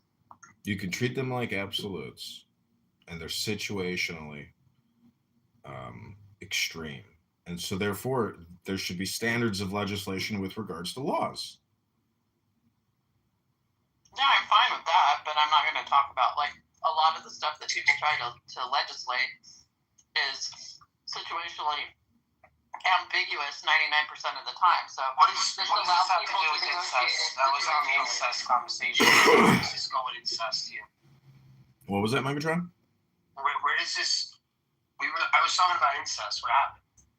Well, we're getting back to the law, which, I think ultimately all these debate bro rooms, technically, if you can't get back to the law, like, it's just so imaginative and such a huge waste of time. So I'm trying to, because, I don't get to talk to Cora that often, and she's so opinionated. 600 fucking thousand years without a legal system, and we managed, We didn't have a legal system for 600,000 years? We didn't have a legal system until, pretty much, you had tribes, or I would say until you had, agricultural civilizations.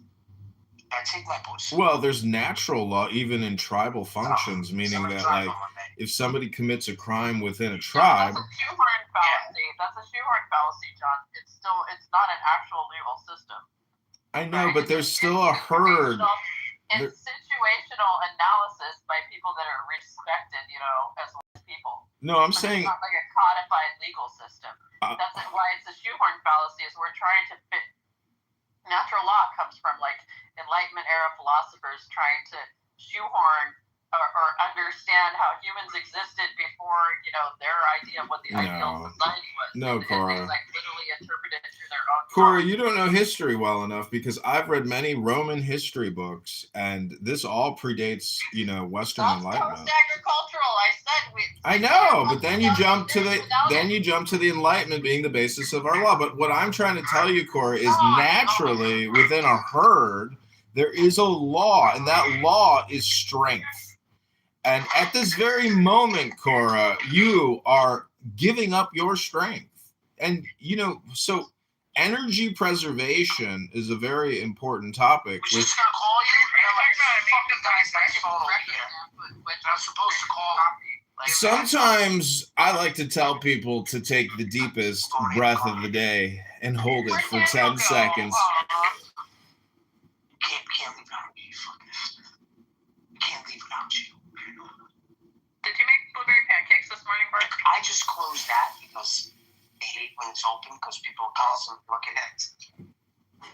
Cora, do you think you're part of a tribe? Just get started. Cora, do you think you're part of a tribe? What's that? Not me in particular, but I do think people have tribal things, particularly you'll be nice. Identity politics and stuff. So what is it about you that you wish people knew but they fail to understand? I gotta make you a key for that. I don't have an intrinsic identity. Those are new locks. To me, seems like just an absurd question. What is an intrinsic identity? Something that's immutable, unchangeable. So can you give me an example of present from, the initial present from the initial event of my consciousness, Yeah. I don't know how I to finish what I was doing. He says, "Get the fucking car." So, with regards to consciousness where he was and situations, I never know where do you think you could force yourself into a different situation if you wanted to? I mean, primarily for money, you would, not to saying that like you're greedy or anything, but like, are you like sex work or something? Like what? no, like basically like trying to psyop yourself. Like if you could brainwash yourself for money, but yeah, I did that as a child all the time. For survival. How? I convinced myself that I was a good Christian because I had to survive. Like I behaved in that manner. I took on that role and identity. Right. I wholly embodied it in order to prevent being, abused and maligned by my parents. So. But how did you do that though? It's called masking. I'm autistic. I do it almost like reflexively. I'm an autistic female. But do you think so? You violated your own will to do that, is what you're saying. So, if I do things that are unpleasant in order to reduce suffering, is that really against my free will? No. Well, what I'm saying is you view that masking as being unnatural.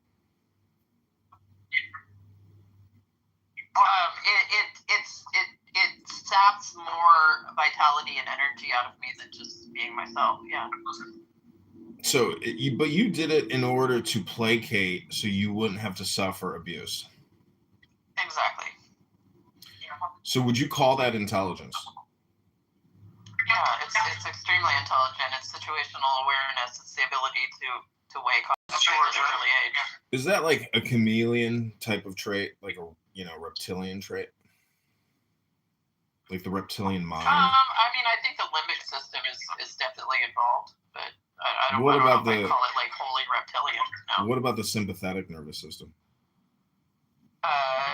It's you're constantly like trying to balance the tension between your sympathetic and parasympathetic nervous system. Mm-hmm. And the other party, your abusive parents, are also trying to balance their, parasympathetic and lymphatic and sympathetic nervous systems to your balance. So in the end, what you're saying is your deceptive, acceptance of Christianity gave a balancing effect to an otherwise abusive situation. So the communication of peace within the Bible brought that equilibrium, right? No, my own situational awareness did. What about the other opposing party's situational awareness to your situational awareness? They're not very aware. They're covert narcissists, so they're completely self-absorbed. They don't really pay attention to other people's. They lack empathy. So. Do you think in your own life you've also adopted your parents', covert narcissism? No, it's quite the opposite. You're the opposite of a covert narcissist? What's that? I'm highly empathic. Oh, you're an empath. I'm a people pleaser. I self-sacrifice in order to put those claims away on your own, right? In order to improve other people's lives, constantly. I always put other people before myself. It's because I was conditioned to be that way by covert narcissists. I was always conditioned to put their needs before mine. So. Do you? I often ask people here, like, what's your most painful memory? Do you think you could answer that? Yeah, I was being forced to suck my babysitter's son's cock and having him ejaculate in my mouth. Jesus. Sorry to hear that. Is that really your most painful memory?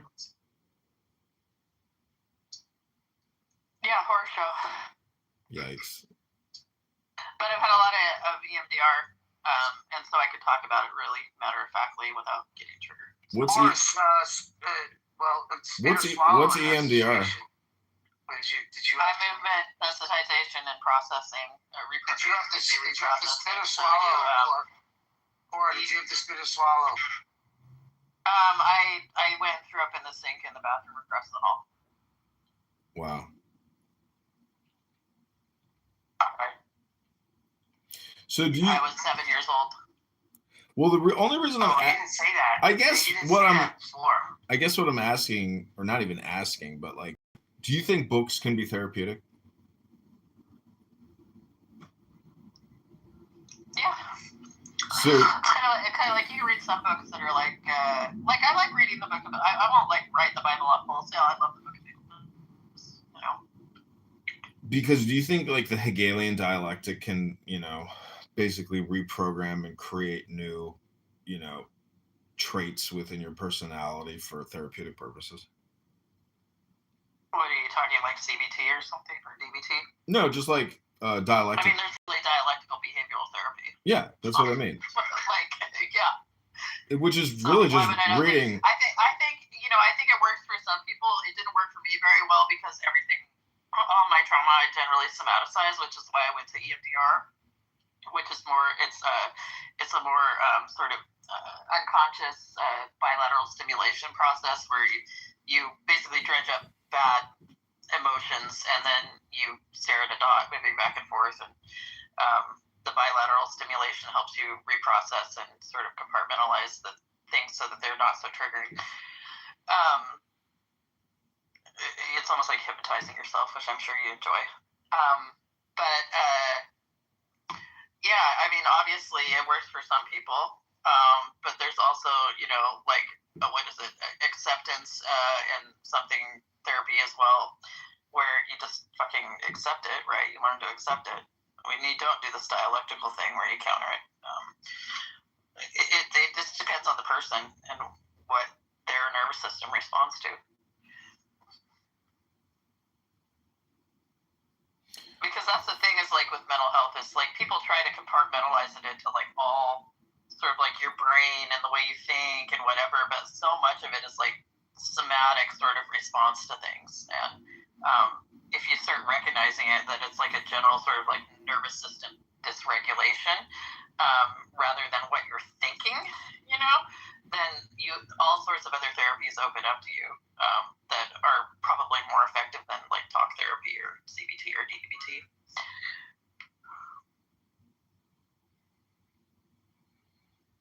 What about TM, like transcendental meditation, just mantra recitation? I think that works for some people. I mean, I don't know. It depends. Again, it's I think it's a method of like regulating. So yeah, it could probably work. People don't recognize that what they're doing is regulating their nervous systems. Well, sorry to hear about the abuse you suffered. I've never. What kinks have you developed since the abuse? Or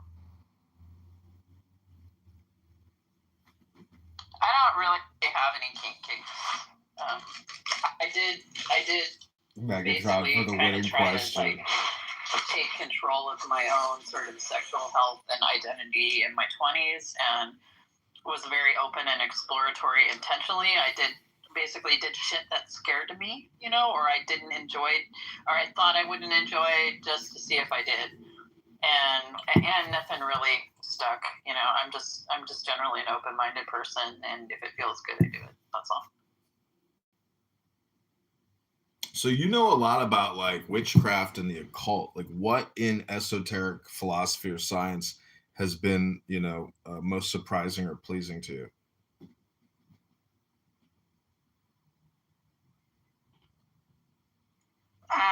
I'm eating right now. I'll have to think about that for a while. What are you putting in your mouth at this moment right now?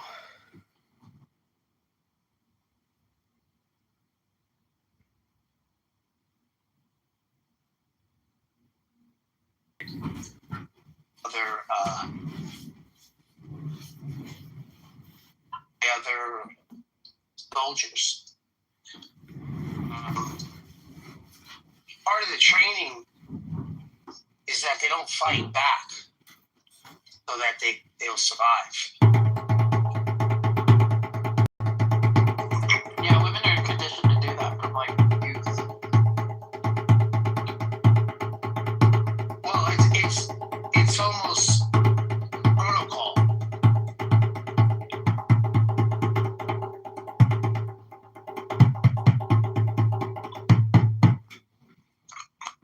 Yeah, so if we're teaching physically conditioned men that same strategy,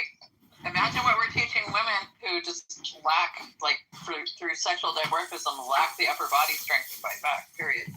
Regardless of how fit they are, you know, in comparison to probably 80% of the male population.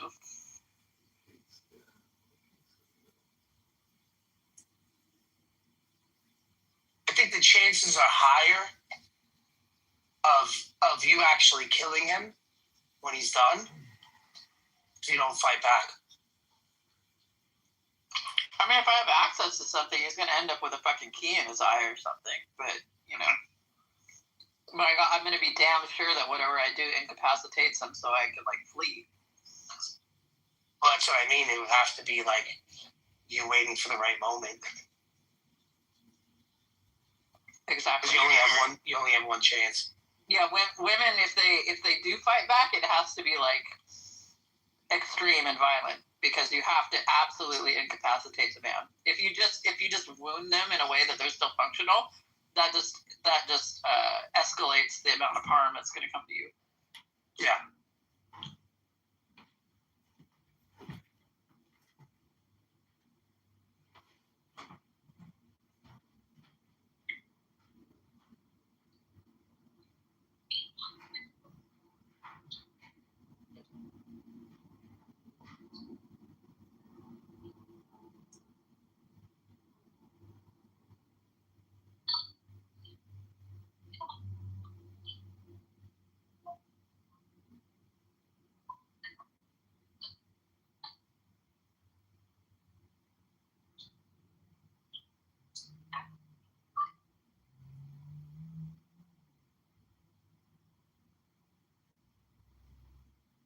This conversation made you feel uncomfortable, Lord? Who's this guy in the audience? What's up, Tim? Hey, what's up, Greg? What are you doing, Tim? Just out taking the dogs for a walk.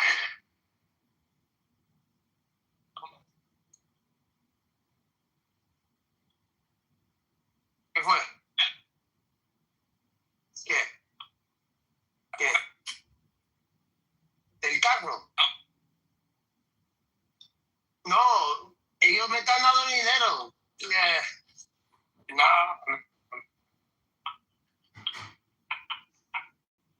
No estoy usando cash.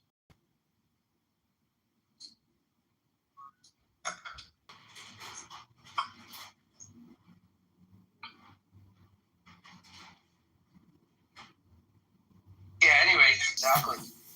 Yep. Who's buying the dip on Bitcoin? I don't know. I was thinking about You gotta have the money to buy the dip. Dip, baby, dip. Yeah, I dropped a chunk of my tax return into it.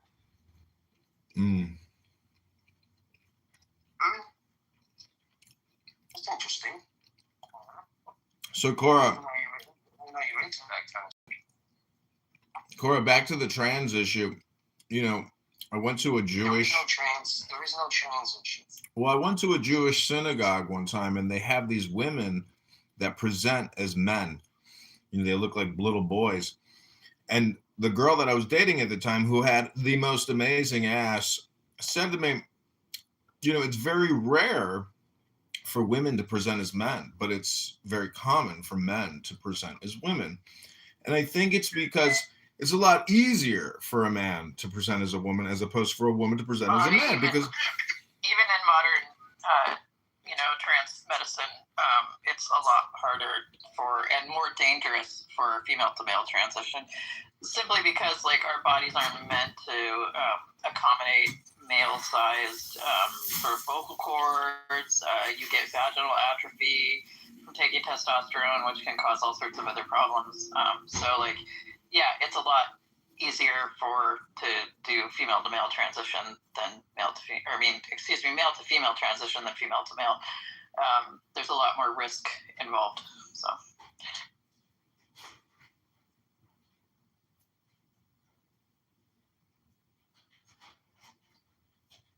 It's interesting. Tim, I'm going to ask you a difficult question. Okay, Since you're an atheist, I think it wouldn't be that difficult. Yeah.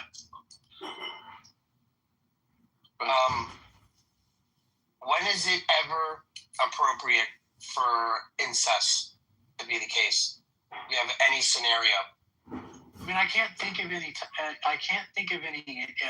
off the top of my head that are like would make it appropriate. Like I can't. I'm sure if I thought about it, maybe if you're like down to the last two people on Earth and you're like you're afraid that you're going to have some type of, if you all die, there's going to be no way to keep, if your goal is to keep the population on the Earth or to keep your family going, I suppose at that point you may think about something like that, but I just don't really think in general that it's a good idea.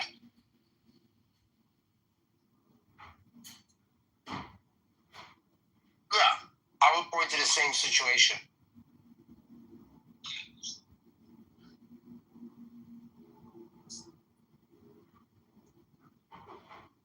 Well, I mean, I wouldn't say last two people on Earth. Like, it's more. I mean, if you're the last two people on Earth that human race is doomed anyway, you have founders effects problems. There's no way that two people could be populated here. Yeah. But if you're talking like a small, like a small population, you're going to end up with, you can't, like, statistically, there's no way to avoid, you'll end up with some sort of founders effect. There's, at some point, you'll get back to a certain level of genetic diversity. But, like, I'm thinking more of, like, if you watch some sci-fi where they have, like, a limited number of people on a intergalactic or interstellar ship where they're, like, trying to organize, like, biologically who gets to, like, breed with who and marry who. And so, in order to minimize, but it's, like, almost impossible to. Yeah, but then at that point, it seems like you're just like it's because you have different goals at that point, right? The goal is like we're trying to stop extinction, so we're compromising the idea of like a short-term temporary problem. Yeah, trying to persist the population long enough to get to a colonizing planet. Yeah, it just seems to me like from like a negative stance. Like, it's not a good idea to have incestuous relationships because there's power dynamics. There's all sorts of things. Yeah, that's what I was saying. Play with that. From the social conditioning, I don't think it's possible to engage in it, no matter how much you feel like it's fine, without some level of trauma. Yeah, there's been a lot of criticism lately of the. I don't know if you would call that if you're marrying your cousin, is that incestuous? Like in the same way that like there's a father knocking up their daughter? Like I don't know. Like as far as level of risk, I think it's like the differential is something like 0.0125 chance of like repeating, negative genetic factors. But it's like when you get to like something when you point to like Charles V, right? The famous Habsburg king who was like more inbred through cousin and niece uncle marriages than brother sister. He was like at a 0.254 when like brother sister. Like, but if you like, doesn't it compound if you continue? Doesn't it compound? Yeah, like that's what it had compounded. Cousin. Yeah. Yeah, it compounded to the point that it was worse than a brother and sister. Yeah. Yeah, that's what they're saying within the Muslim population. That like the top 5 lowest like IQ populations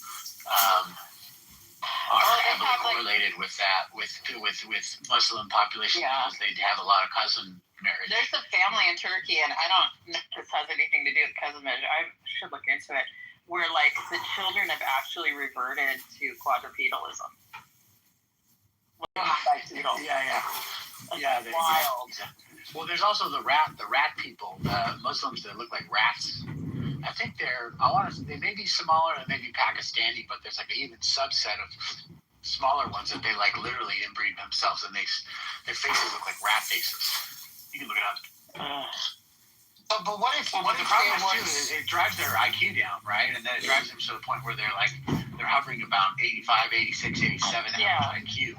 It's the same as there's a way. Kentucky, they were just too dumb to quit the incest, right? Like, but wait a second. There's a way to systematically get out of any of this if there was one main family left, and let's just say this family was of all ages, and it was first cousins and brothers and sisters,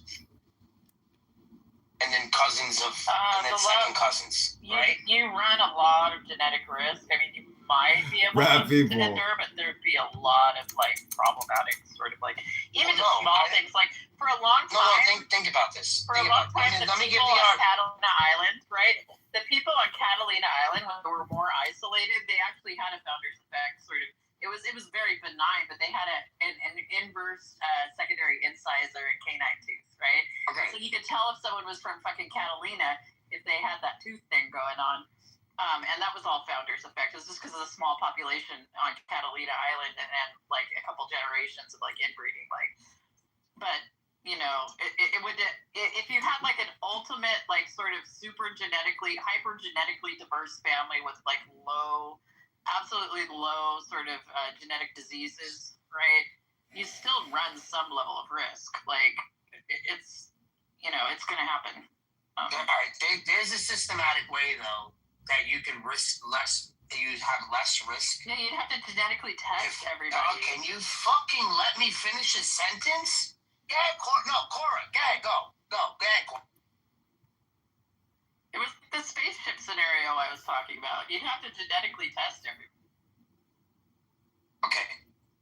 So I think there's a way to do it if everyone is a child with every other person. And obviously, this would have to be systematically. So if you and I had a child, then you would have to have a child with Tim, and I would have a child with Tim's wife, and then so on and so forth.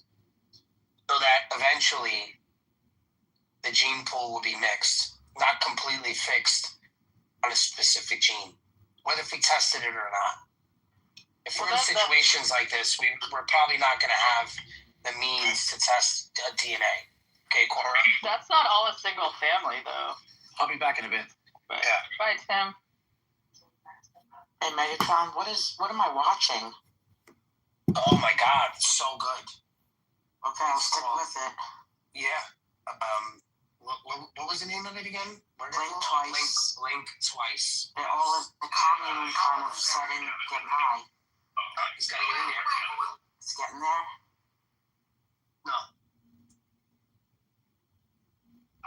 It's cool. Alright, I'm watching it. Yeah, keep watching it. You haven't gotten to the good part yet. Okay. Wait till you get to the juicy part. Waiting for the juice. I gotta go take a shower and take care of my scars and stuff. So I might see you later. Wait, Cora, before you go, Cora, can I read to you one page from this new book I bought? What is the book? It's called The Key of the Mysteries. Can I pay you to read my book on Clubhouse? Yeah, I will for you, for sure. I'll let you read it to Joanna because it'll probably land better with her. But I really gotta go. Yeah. I've been chilling at work. So. Bye, everyone. Okay, this is page 83. It says... And then we're going to work on reading my book on Clubhouse. Oh, do you want to do it right now? Give me a link. Okay. You can text it to me, too, to my personal phone, or you can message me on Instagram or other ways. Or maybe here. I very rarely look at these messages on this app. It's all spam.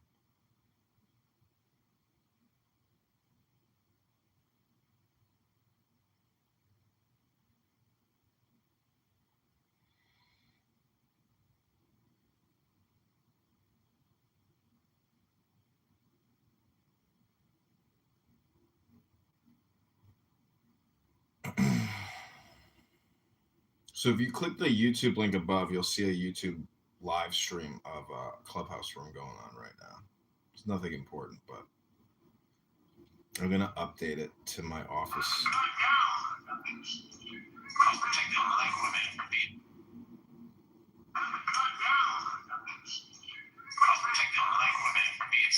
Crazy, I can't update it. All right, well, let me read this page unless you have a link available, Joanna.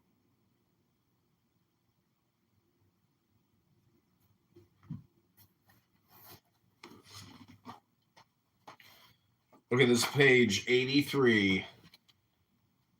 It would be a mathematical demonstration of the infinite. It would be the infinite finite, the unknown known, the immeasurable measured, the indicible named. That is to say that dogma could only cease to be absurd in the eyes of reason to become, in the eyes of faith, science. A reason and good sense in one. The most monstrous and the most impossible of all absurdities. Remain the objections of dissent. The Jews, our fathers in religion, reproach us with having attacked the unity of God, with having changed the immutable and eternal law, with adoring the creature instead of the Creator. These heavy reproaches are founded on the perfectly false notion of Christianity. Our God is the God of Moses, unique, immaterial, infinite God, sole object of worship and ever the same. Like the Jews, we believe him to be present everywhere, but as they ought to do, we believe him living, thinking and loving in humanity, and we adore him in his works. We have not changed his law, for the Jewish Decalogue is also the law of Christians. The law is immutable because it is founded on the eternal principles of nature. But the worship necessitated by the needs of man may change and modify itself, parallel with the changes in men themselves.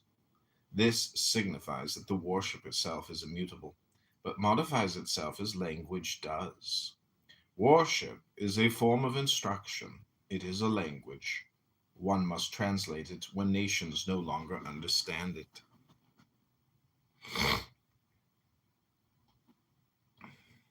Okay, Joanna, could you have the ability for me to read it?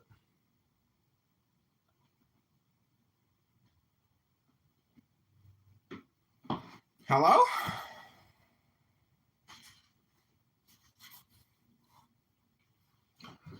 We have translated and not destroyed the worship of Moses and the prophets.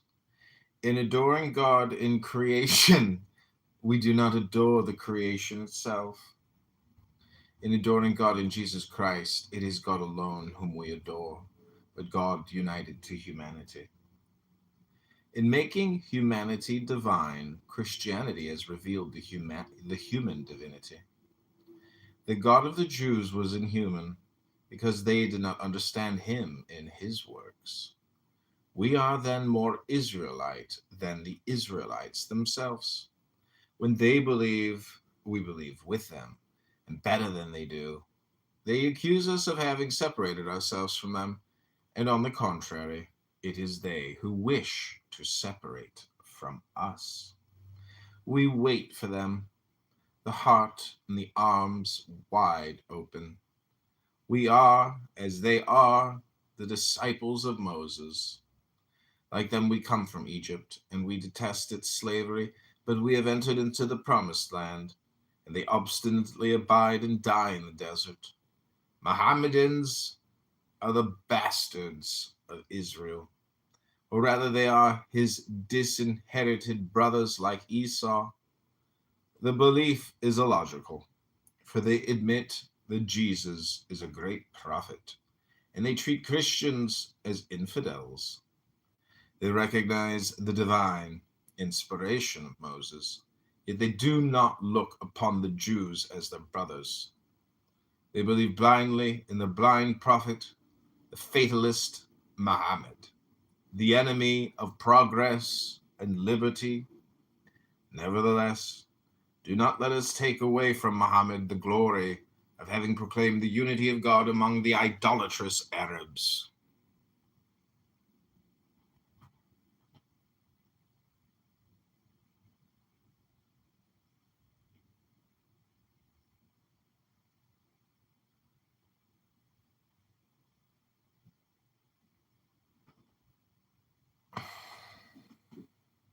There are pure and sublime pages in the Quran.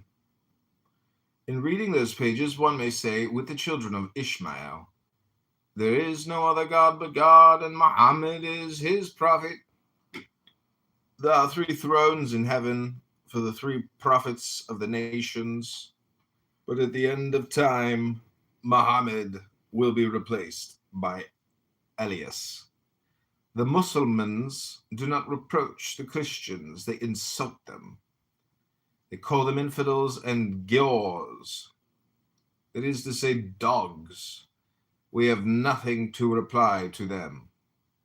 One must not refute the Turks and the Arabs. One must instruct and civilize them. Remain dissident Christians, that is to say, those who, having broken the bond of unity, declare themselves strangers to the charity of the Church. Greek Orthodoxy, that twin of the Roman Church, which has not grown greater since its separation, which counts no longer in religion, which since Photius has not inspired a single eloquence, is a church become entirely temporal, whose priesthood is no more than a function, regulated by the imperial policy of the Tsar of all the Russias. Curious mummy of the primitive church, still colored and gilded with all its legends and all its rites, which its popes no longer understand, the shadow of a living church, but one which insisted on stopping when that church moved on, and which is now no more than its bloated out and heedless silhouette. Then the Protestants, those eternal regulators of anarchy, who have broken down dogma, and are trying always to fill the void with reasonings like the sieve of the Danaids, these weavers of religious fantasy, all of whose innovations are negative, who have formulated their own use, an unknown calling itself better known, mysteries better explained, a more defined infinite, a more restrained immensity, a more doubting faith, those who have quintessentialized the absurd, divided charity, and taken acts of anarchy for the principles of an entirely possible hierarchy, those men who wish to realize salvation by faith alone, because charity escapes them, and who can no longer realize it, even upon the earth, for the pretended sacraments are no longer anything but allegorical mummeries. They no longer give grace. They no longer make God seen and touched. They are no longer, in a word, the signs of the almighty power of faith, but the compelled witnesses of the eternal impotence of doubt. Ooh, we got Buttercup here. She's come in for her interview. I knew I'd catch you, Buttercup. I caught your vanity. I'm reading a book by Eliphas Levi.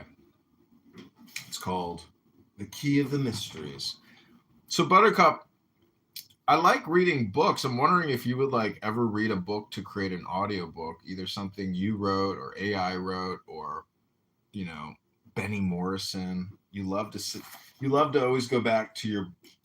To me, I'm wondering if you could answer this question: what is in these secret IDF files that, in your opinion, are so controversial? Because to me, they're just war chronicles of people fighting. And you seem to think that they're secret, but there's no secret when it comes to war. It's like a violent, bloody struggle of survival of people individually competing to kill each other, which is horrible. But there's these immutable laws of countries and cliques or tribes, and unfortunately, violence and war. Yikes, Buttercup. What are we gonna do? They seem to be consistent and status quo, so yikes. Sucks, right? But a lot of things suck. She left. Buttercup left us. She wouldn't rise to the occasion. She is what we call a coward. Joanna, do you have it? Or shall I keep reading? It's in the chat. Okay, what's the name of it? The Art Appraiser. I think it's just a sample, so it's just the first.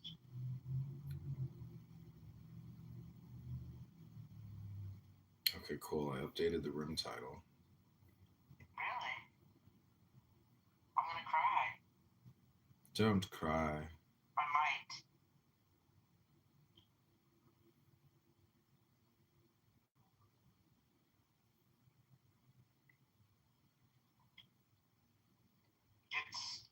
Kindle. Nina Palma. Oh my God.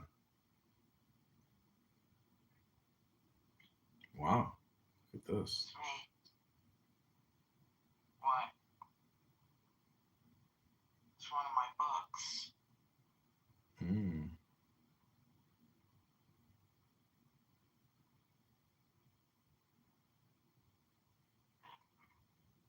You don't have to read it. Okay, I'm gonna read chapter 2, Mrs. Levi. No, I like chapter 1 better. Okay, you want chapter 1? Your choice. Yeah. Okay, this is Iris Pace by Nina Yes. Palma, the art appraiser. Iris woke up early to get to the train on time. Do you have a way to record this actually? No. Do you have another cell phone that you can like hit record and record? Yes. I can do that. Okay, let me know when you're ready. Because I want you to take this recording and upload it to Audible. Just that one page? Yeah, it'll be the sample so people can like preview it.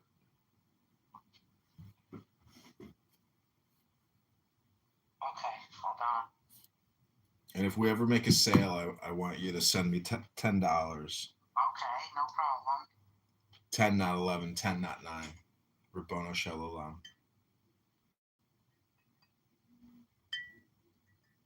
But I need you to create like a hard copy file.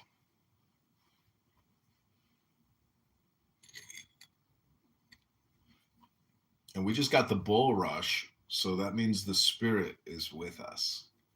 Okay, I have another phone. I have another iPhone. Let me go to voice recordings. If I see the icon. You can also upload this to Spotify with the Spotify Creators app. I don't know if this phone has it. I don't see the voice record on here. Let me go down.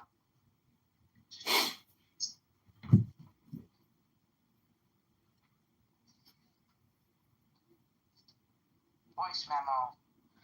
Okay, allow. It's recording. 3, 2, 1, go. This is The Art Appraiser by Nina Palma, read by John Kitover. This is chapter 1, Iris Pace.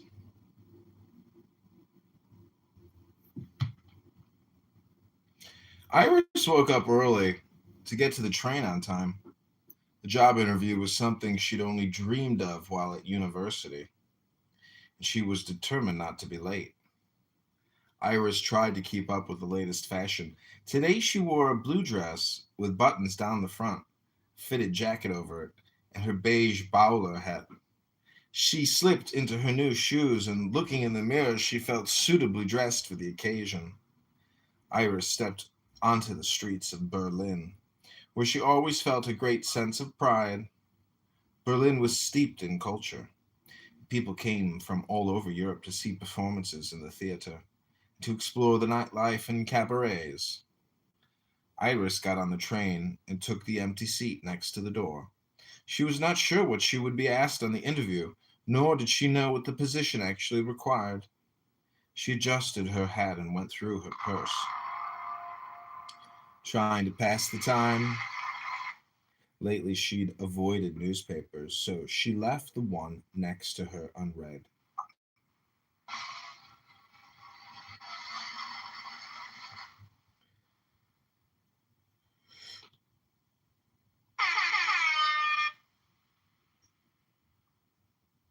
I can't use it now for Audible. It's okay. It's okay. Thank you so much for reading it. Thank you. Oh, I was going to continue. Do you want me to continue? Yeah, I would love you to. I'm moved. Iris got on the train and took... Are you still recording?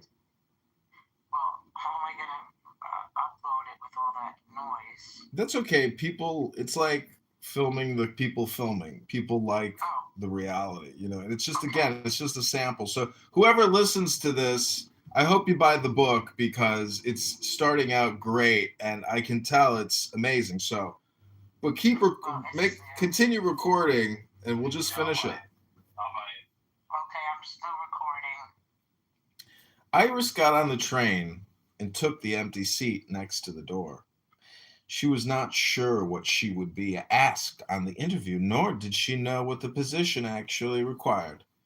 She adjusted her hat and went through her purse, trying to pass the time. Lately, she'd avoided newspapers, so she left the one next to her unread. The nearer the train approached her stop, the more anxious she became, though she was well versed in the art world and had an art degree to show for it. As the train neared the station, Iris peered out the window. A few people were stranded on the platform, but one man in particular caught her eye. He wore a gray suit and shiny black shoes. He stood with an air about him, as if he hadn't a care in the world. Iris got off the train, and he greeted her. "Miss Pace? Iris Pace?" He extended his hand. "Yes, sir. I'm Iris Pace. Pleased to meet you." "Nick Himmel," he smiled, tipping his hat to reveal his blonde hair and blue eyes. "We have important matters to discuss regarding your new position. Come, there's a delightful cafe in the corner." He held out his hand for her to walk ahead. "But, sir, I'm here to apply for the position. I have not been interviewed yet." Iris was puzzled. "You stand corrected. The job is yours. We have important business, and you're qualified, Miss Pace. We need a girl like you." "God knows the other candidates were not as well educated." "Well, thank you," Iris said with confidence. Seated outside at a table with a yellow umbrella. "My father has built quite a business in textiles, and now he has the notion of collecting art. Can you believe a man who worked his way up would want to buy art?" Mr. Himmel mentioned to the waitress. "What would the world be without art?" Iris smiled. "True. A successful man must have purpose. My father now wants to collect art, and he needs someone to appraise the paintings. With your art degree, I'm not trained in appraisal, sir. Renaissance, Impression, Abstract, and I hear you've studied Romanian and Italian artwork as well." Mr. Himmel certainly knew her educational background. "Well, yes, Iris tried to explain. "Well, that will do just fine. I'm sure the university familiarized you with all the well-known artists, as well as some up-and-coming ones," Mr. Himmel continued. "But appraisal, that's the field of a specialist. Just then the waitress put down 2 cups of coffee in front of them. "Of course, you'll be traveling around to locate certain pieces of interest, and, well, whatever you come across that you are fond of." He took a small sip from his cup. "Of course," Iris managed to say. "There are 2 pieces we are looking at right now. How does tomorrow afternoon sound to you?" Mr. Himmel looked directly at her, waiting her response. "Tomorrow will be fine," Iris agreed. They spent about an hour in the cafe. Mr. Himmel spoke about his business and mostly listened. They went back to the train station. Iris was glad her train was waiting. She was wary of this man she had just met and wondered if she had made a mistake by coming. She decided to talk with her father about it, but then thought twice about the idea. Was there anything that should cause her suspicion? After all, she was educated, yet how did Mr. Himmel know so much about her? Perhaps he inquired about her from one of her teachers, and it was no cause for concern. Iris decided to put her mind at ease and tell her parents the good news. Thank you so much. She will be working for the SS, and it gets really good to those who want to give it a chance. She will find out she is working for the Nazis, and that was beautifully read. I'm forever grateful. Okay, that's by Nina Palma, The Art Appraiser, Chapter 1, Iris Pace. So I'm also putting this on in a Clubhouse room, so I'll send you the link to that as well. Okay. I'm honored that you read that. I know it sounds a little funny, but it gets better.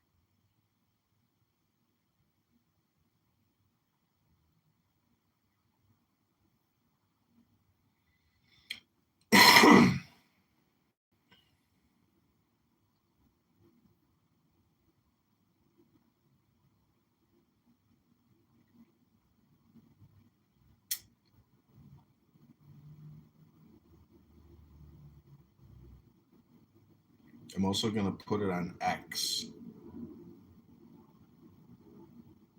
Wow.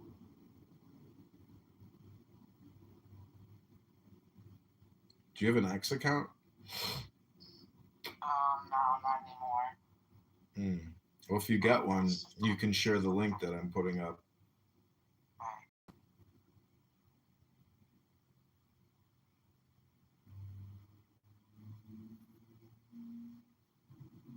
Because you can create a room here on Clown House and then post that X and use hashtags and title it. Really, thank you again. I'm getting a lot of money from this book because I'm shocked that people are reading books about the war. Well, it's your keyword. You're ranking for the word the art appraiser.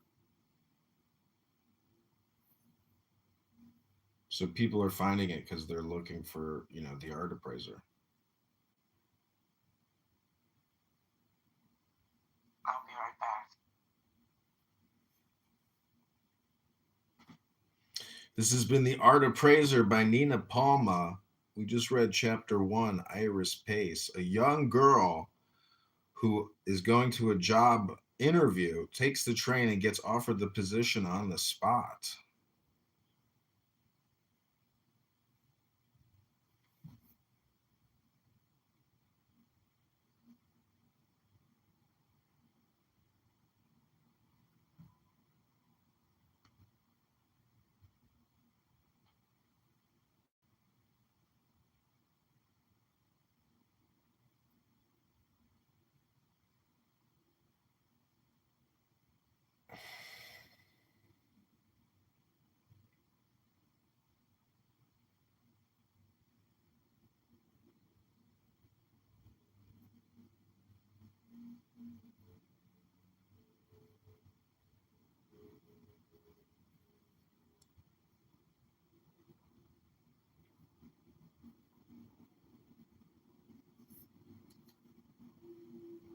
That you just put your little, daughter in, and he wants to go in there and do his makeup or something. And then when you accuse him of being a man, he wants to put on a show and say, "Oh, first of all, my name is, Janet, and my pronoun is she and her, and I have the right to use this bathroom." Like, don't you think he's still putting on a performance, and therefore it's ridiculous? And you should be like, "Sir, you got to get out of the bathroom.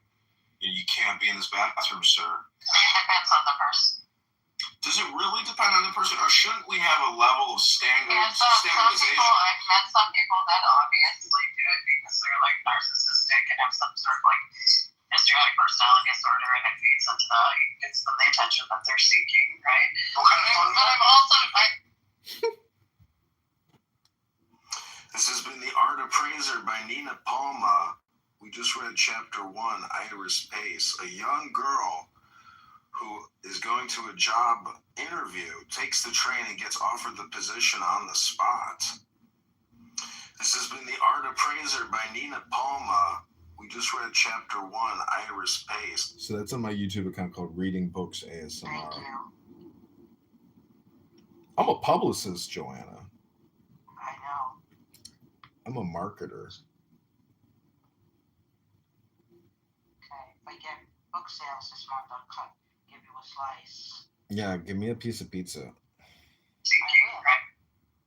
I'm a woman of my word. Yep. She's working for the Nazis. She's working to the limit.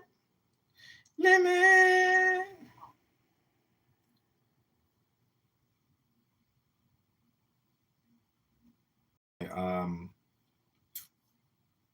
going to change the room title. Your God and Prophet are real.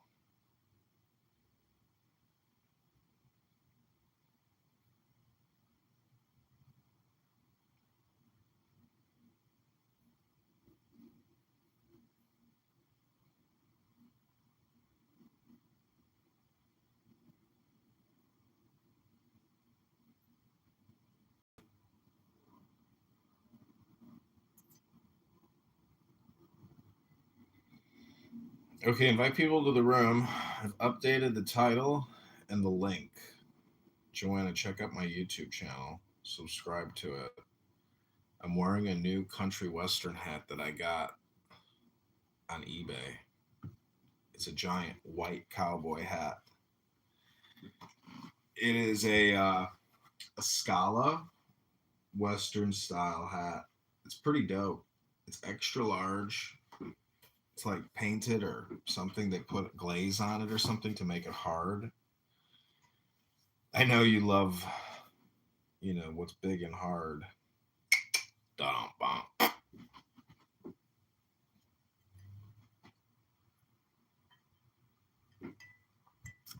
We're also going to modify the powerful Dennis James and make him a mod. Powerful green bee.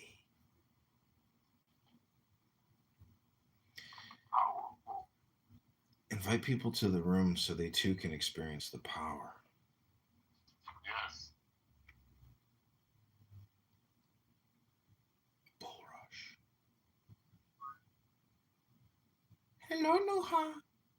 دلم برات خیلی تنگ شده. الله اکبر.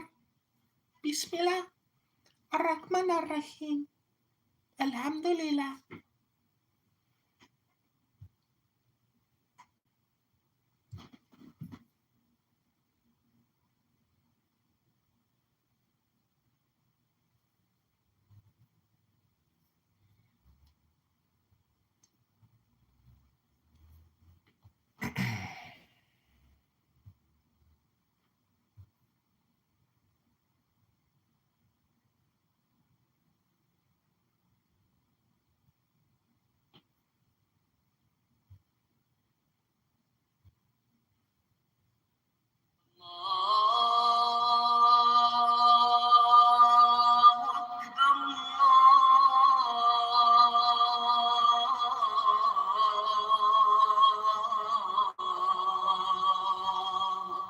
Okay, now's a good time to invite people to the room. Click at the top, hit the share button, invite people to the room, take your little finger and click, click, click, click, click, click, click, click, click, click, click, click, click, click.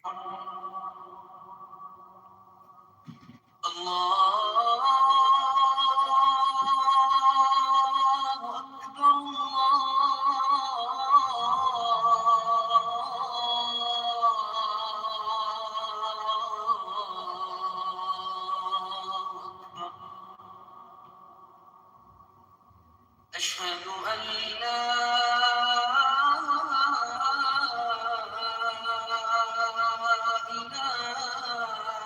إلا الله.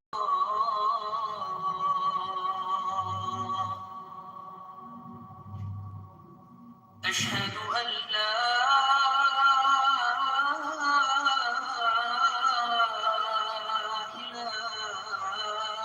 إلا الله. محمدا رسول الله.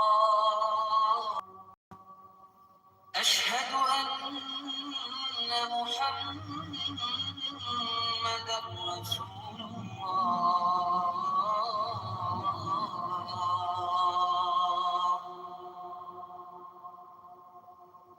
حي على الصلاة.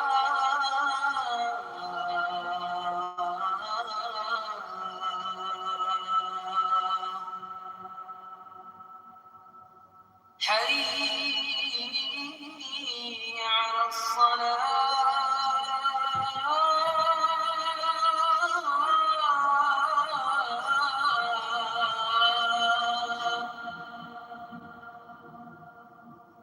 حي على الفلاح.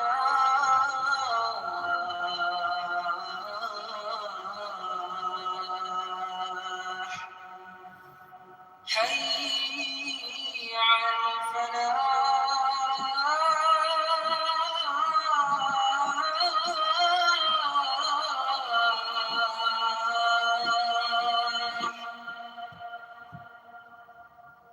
الله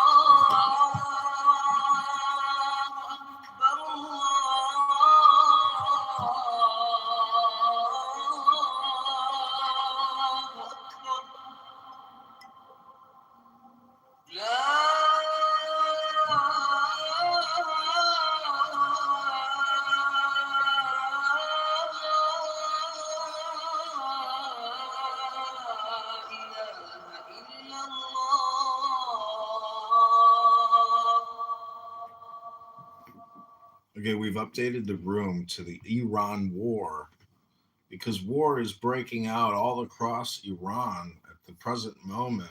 A massive news break. The war with Iran has begun. In your face.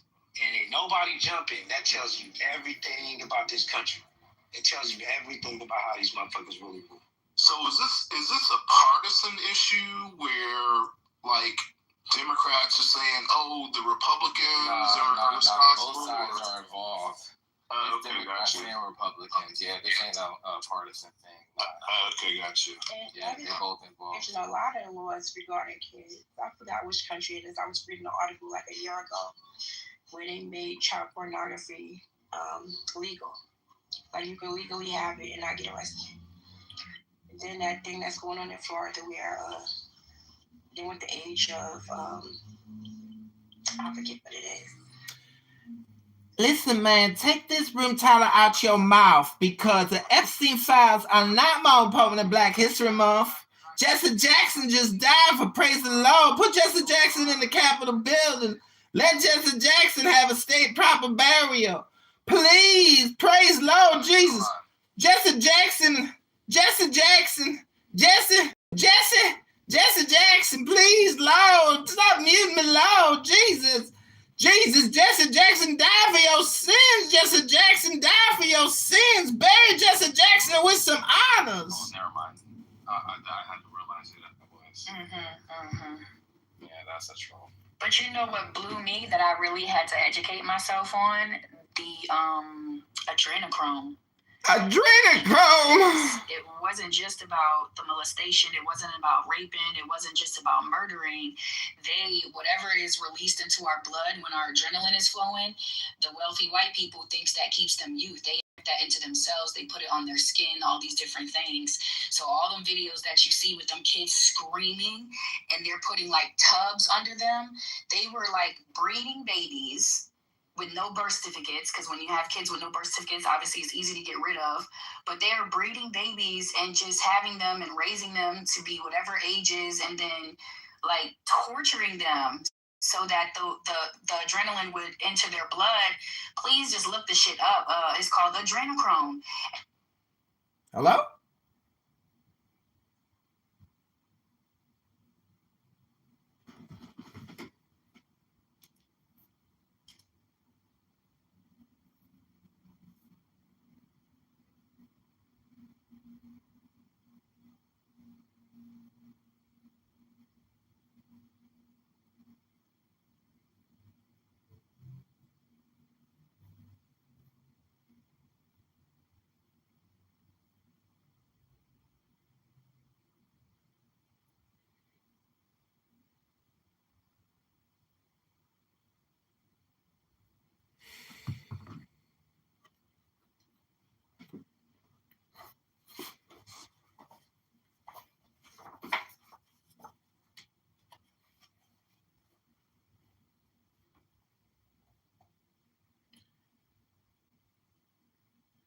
It is then against faith itself that the Reformation protested. Protestants are right only in their protest against the inconsiderate and persecuting zeal which wished to force consciences. They claim the right to doubt, the right to have less religion than others, or even to have none at all. They have shed their blood for that said privilege. They conquered it. They possess it. But they will not take away from us that of pitying them and loving them. When the need to believe again takes them, when their heart revolts against the tyranny of a falsified reason, when they become tired of the empty abstractions of their arbitrary dogma, of the vague observances of their ineffective worship, when the communion with the real presence, the churches without divinity, and the morality without grace finally frighten them, when they are sick with the nostalgia of God. Will they not rise up like the prodigal son and come to throw themselves at the feet of the successor of Peter, saying, Father, we have sinned against heaven and in thy sight, and we are no more worthy to be called thy sons. but count us among the humblest of thy servants. We will not speak of the criticism of Voltaire. Their great mind was dominated by an ardent love of truth and justice, but he lacked the rectitude of heart which the intelligence of faith gives. Voltaire could not admit faith, because he did not know how to love.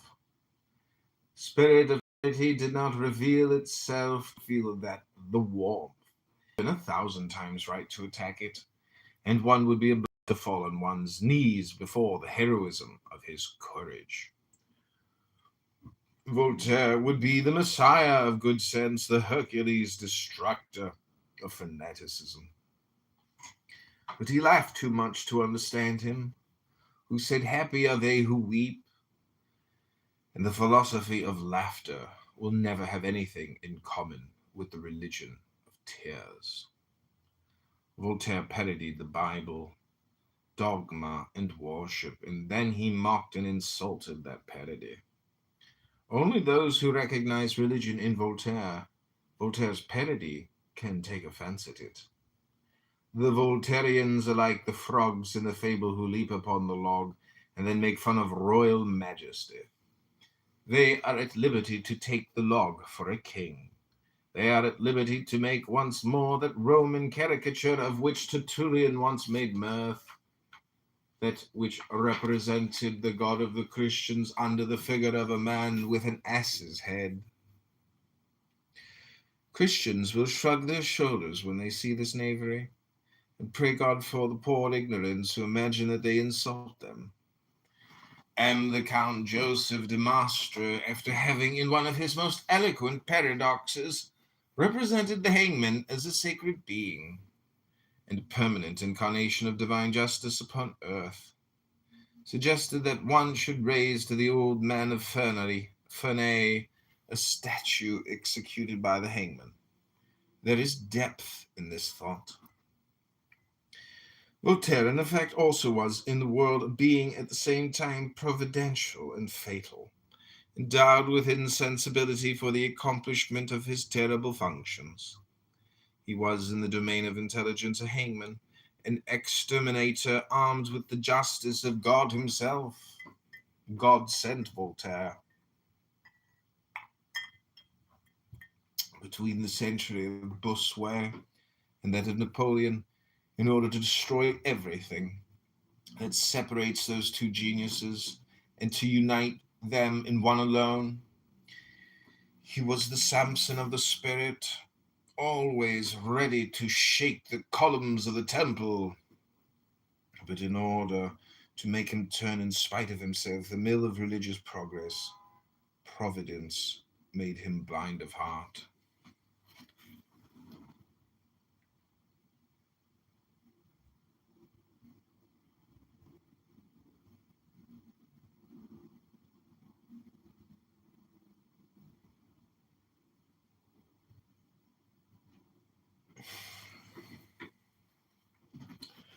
Article 5, Solution of the Last Problem.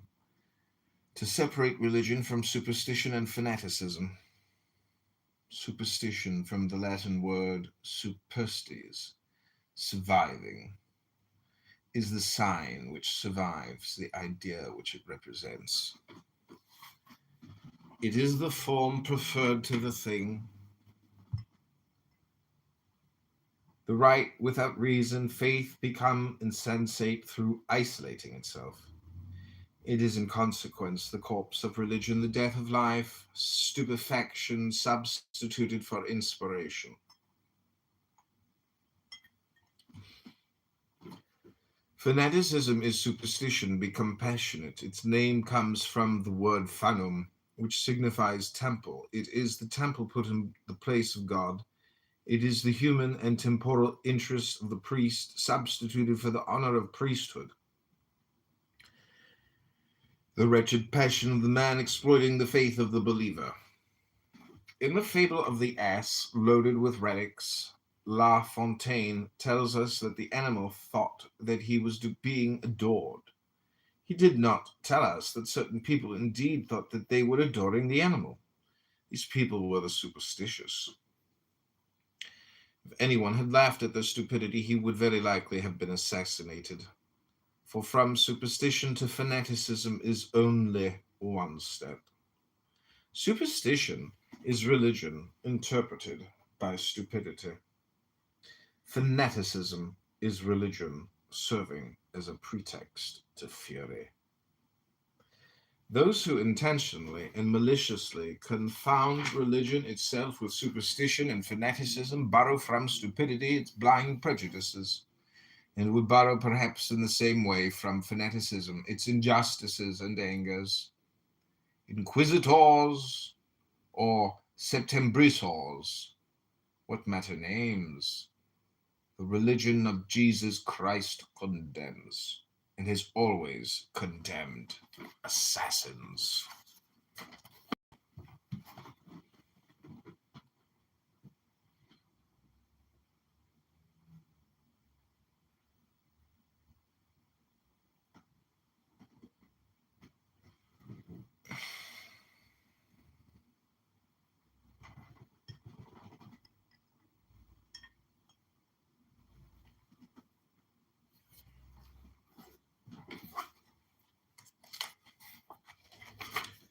It is page 91, resume of the first part in the form of a dialogue. Faith, science, reason. Science.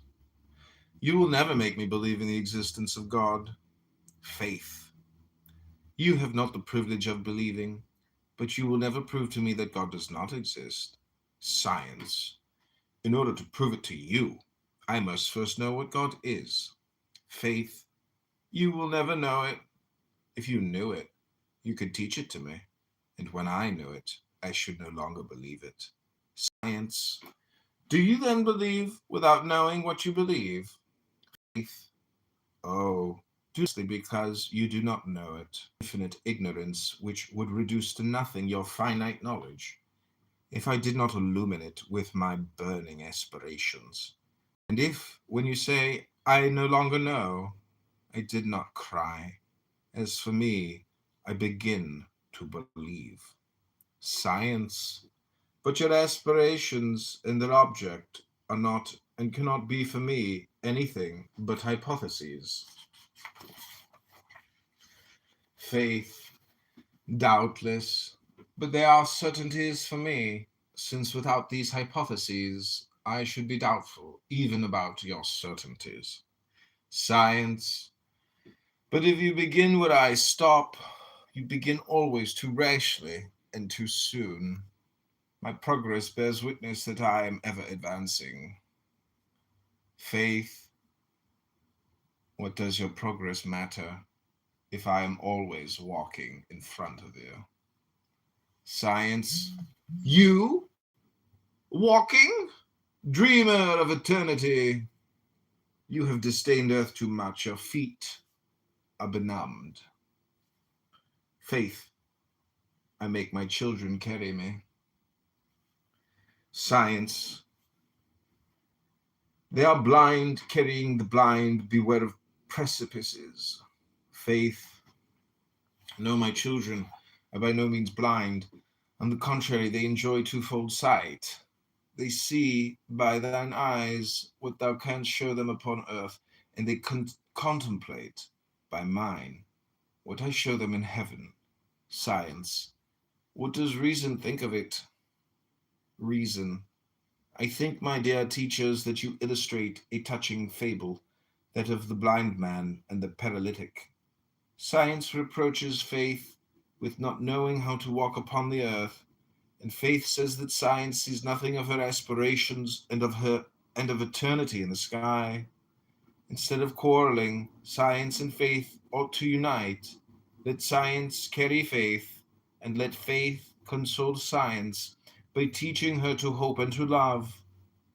Science. It is a fine ideal, but utopian. Faith will tell me absurdities. I prefer to walk without her. Faith. What do you call absurdities?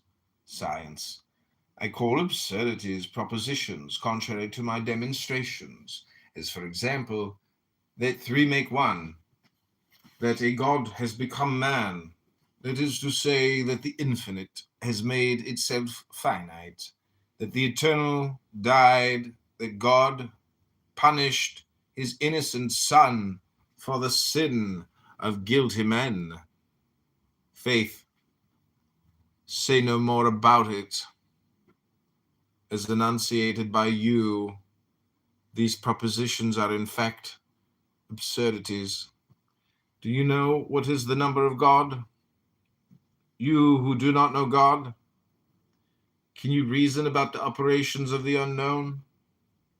Can you understand the mysteries of charity? It must always be absurd for you, for if you understood them, my affirmations would be absorbed by your theorems.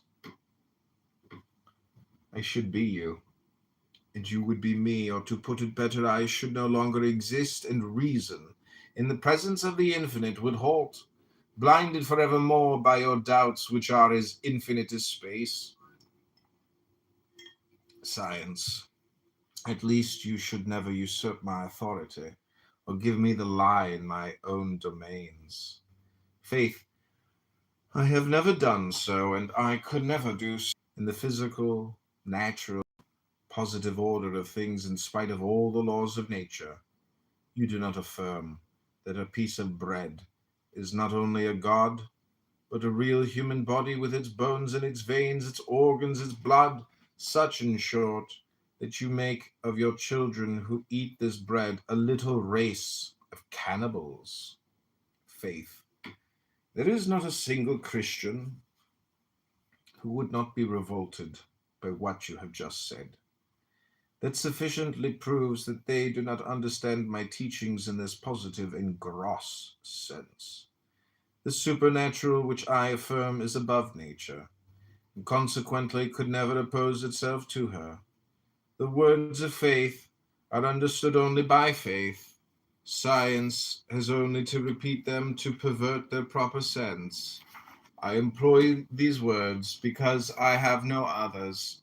But since you find my remarks absurd, you should conclude from that I give to the same words a meaning which escapes you. When the Savior revealed the dogma of the real presence, did he not say, the flesh profiteth nothing, but my words are spirit and life? I do not give you the mystery of the incarnation for an anatomical phenomenon, nor that of transubstantiation for a chemical manipulation. By what right do you exclaim absurd? And do not reason about any of the things you know. By what right do you say that I talk unreasonably? Science, I begin to understand you, or rather I see that I shall never understand you. This being so, let us remain separate. I shall never have need of you, Faith. I am less proud, and I recognize that you may be useful to me, perhaps. Perhaps, too, you will be very sad and very desperate without me, and I will not leave you unless reason consents. I'm reading The Key of the Mysteries by Rabbi Eliphas Levi.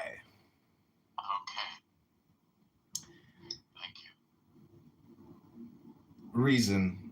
Be well, where of doing so, I am necessary to both of you. And I, what should I do without you? In order to be just, I need to know and to believe, but I must never confound what I know with what I believe. To know is to believe no longer. To believe is not to know as yet. The object of science is the known. Faith does not occupy itself with that and leaves it all to science. The object of faith is the unknown. Science may seek it but not define it. She is then obliged, at least provisionally, to accept the definitions of faith, which it is impossible for her to criticize. Only if science renounces faith, she renounces hope and love, whose existence and necessity within the human intelligence pertains to the realm of faith. Science and faith must then admit each other, respect each other mutually, support each other, and bear each other aid in case of need, but without ever encroaching the one upon the other. The means of unity, although they use the same words, they do not speak the same language. Faith. Oh, well, Sister Science, what do you say about it? Science, I say that we are separated by a deplorable misunderstanding, and that henceforth we shall be able to walk together. But to which of your different creeds do you wish to attach me? Shall I be Jewish, Catholic, Mohammedan, or Protestant? Faith, you will remain science, and you will be universal. Science, that is to say Catholic, if I understand you correctly. But what should I think of the different religions? Faith, but what should I think of the... Faith, judge them by their works. Seek true charity. And when you have found her, ask her to which religion she belongs. Science, it is certainly not that of the Inquisition and of the authors of the massacre of St. Bartholomew. Faith, it is to that of St. John the Almoner, of St. Francois de Sales, of St. Vincent de Paul of Fenelon, and so many more. Could you start over? I missed the first part. Could you start over, please? No, Norm. Stop it. Stop being a dick. Isn't it amazing we got to St. Bartholomew and that of St. John? I mean, it's amazing how we're named. Like, you know, there's a reason why I'm called John. And it's not just because of Christianity, because John in Greek means Hermes.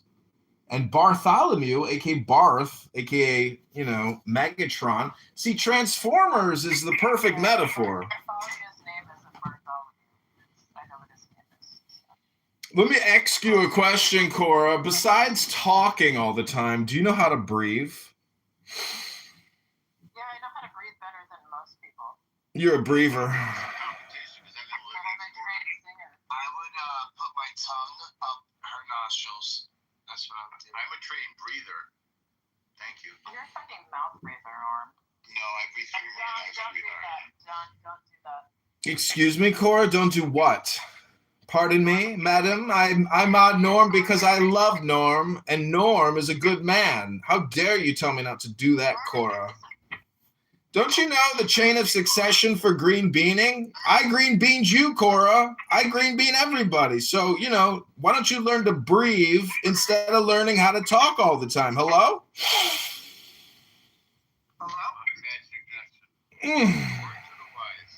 Spiritus. Breath. How do you say breath in Hebrew, El Normo? Ruach. What does ruach mean to you, Cora? Well, ruach breathes the spirit of life to Adam. That's how I remember it. Yeah, it's the breath of Sophia. The breath of Sophia. I once knew a beautiful Greek girl named Sophia. Wow, what a beauty.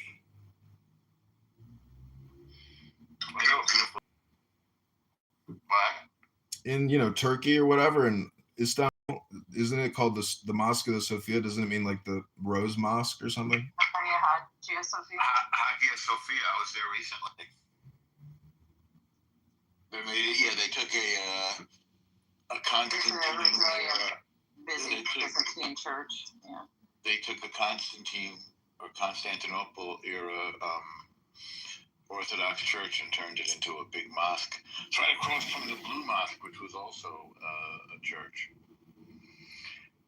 They didn't destroy it, though, which they sometimes do. They just hung banners over the pictures of saints and Jesus and Mary. Banners with Arabic lettering on them. Well, it's called the Torah. Lord, check your DMs. Okay. What about Torah, Megatron? You know what I really love about Clubhouse is when people say... It's on it's on all of the menstruation Talmudic verses, and they fell in love with it. The family purity, Nida. Yeah, that was a good day. Yeah, I'm glad you were listening, Megatron. You know what I love about Clubhouse is when people say check your DMs. If everybody can click the YouTube link above, Check the DM. Hold on a second. can everybody subscribe to my YouTube channel to help support the work of John Kitover? Because I've been reading a lot of books and I try to live my life by what I read, and it's transformative.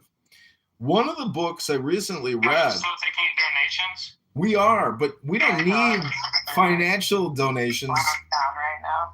Clowntown? What was that, Cora? Did you just? Well, I know you relish being a clown, but there's like other clown. It's like majority clown in the room right now. Well, are you clown phobic? You're clown. I have a brown clown friend. Yeah, there's actually a word for that. Yeah. It's transphobic, right? No, that's not nice. There's actually a name for that if you're scared of clowns. What is that, Norm? Transphobic. No. Hello? I thought this was a transphobic room because Cora said she's clownphobic because right now there's a lot of clowns. Coulrophobia. C-O-U. Yeah, cool. Thank you, Norm. Yes. You're welcome. Isn't that just? I like to provide solid information. Isn't that just another word for clownphobic? What's that, Cora? All you did was Google it. It's not like you're like. Well, I would have Googled it as well. I mean, I knew the term existed. You could have, David. Cora, you're very interested in me. You talk about me a lot. What's the deal with that?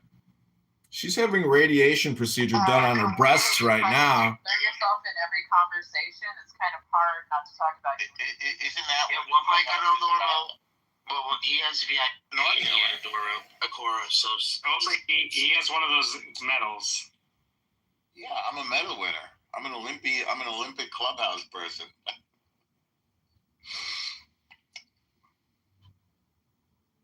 Look at that, Cora. He's got more karma than you. And so does Daniel and Megatron. I have 1,300 karma, but apparently that's too low. I don't know how much is a good karma. El Normo's in the top. I asked certain people and they wouldn't tell me their karma. Wow. Somebody told me their karma and there was 2,500. Let's see Daniel's karma. So oh my God. It's like asking somebody their weight. Like the first time I went to Bitcoin, I was like, "How many Bitcoin do you have?" And they all yelled at me. So David, you've got 2P. You asked them how much Bitcoin they have? Why, certain people, yeah. David, I got a question for you. You have 2 PhDs, one in math, etc. And so if we look at El Normo's karma points, which is at 10% or 0.1%, I want to ask you a statistic question. Can you tell us what the word magnitude means, David, relative, to mathematics? Hello? So when it comes to math questions, I only take them based on how much money can I make on the answer. So if you want to pay me, I will certainly answer your question. Okay, I'll give you $1 in the honor of the Rebbe if you could define the word magnitude to me. So for a question like that, I would request $150. Okay, done. Cash me anytime. Done. But I'll give you the money after you define magnitude. I will send you the $150. Well, with all due respect, I don't trust you enough for you to send. Why can't I get a straight answer out of you anymore? I trust Norman enough that he would give me the money, but I respect. Why can't I get a straight answer out of you anymore? Have you ever been able to? Like, what are you? No, that's my Michael Corleone impersonation, Cora. Don't you watch movies? It's from The Godfather. I haven't seen The Godfather since I was like 8 years old. Like, whatever. Is that 8 years old? You were that young when you watched. El Normo, Cora shared a very traumatic story with us today. To watch that movie at 8 years old. Dude, I used to watch Falcon Crest all the time with my grandma. What is Falcon Crest? El Normo, Cora was being sexually abused as a child and was being forced to suck her babysitter's brother's cock. I think you should say stuff like that. No, this is part of the room history now because we asked her earlier what her most traumatic. And I just say that I called it the aristocrats. Cora just called it her trauma story because we don't know if it's real or not. But we do know when a man goes into a bathroom at Target, he's not hitting the mark. The trans man at Target doing a performative art show as a they, them, to me, Cora doesn't believe in national federal laws with regards to gender bathrooms. I mean, technically, non-binary people aren't trans. They're just kind of in the middle. Non-binary trans people are not trans. They're in the middle. What does all that even fucking mean anymore? I don't even understand any of this. Do I care? No, I don't care. I'm tertiary. I'm trans. I'm racially trans. I'm a triracialist because I'm a Mischling, patrilineal, Jew, a Christian and a Buddhist, Iberian, German, English. I'm like a quadriracialist. Hello? Have you asked John if he's a real Jewish person? Is he really a Jewish person? What he's telling you, I believe to be the truth. Yeah. So he is a Jewish person. My dad is Jewish, if that's what you consider Jewish. People in other rooms who say that he's not real. I'm not a Jew by the law. I'm not a Jew by the law. He's more Jewish than most of the people I meet on Clubhouse. Just about everybody. Well, just about everybody in the world has some level of like Levantine or Arabian Peninsula. I mean, he's more Jewish than Rabbi. But that doesn't make them a Jew. Right? He's more Jewish than Randy McDickerson. That's right. That's right. I'm just saying, much like it's easy to claim you. David, both my grandparents are Jewish. My dad is Jewish. My dad remarried a Jew. And I always tell my gorgeous mother, don't you think it's amazing that that dad, married a Jew, that was his destiny to have a soulmate who is Jewish? Hello? Cora, are you still looking for love in your life? No, I don't need any more men. You're not looking for love? Well, that explains a lot. There you go, El Normo. We solved it. What are you talking about, Norm? We solved it. We hit the nail on the head. We're talking about the previous 3 sentences. We put the camel turd on the camel head. Or women in my life? No, you seem bitter and angry and irascible. No, I'm not. Resentful. Well, you act that way. No, I don't. Yeah, you do. No, that's your perception of me because. No, it's not. It's the way you behave. I know you are, but what am I? You should think about that. Just because I don't fawn over you, like. No, that is interesting. No. Maybe in a nature life. Listen to your I voice won't right now. fawn over you and your fake out fucking persona. Oh, they ended the room. Holy shit. Somebody boomed it. Or that binds people. Meet it.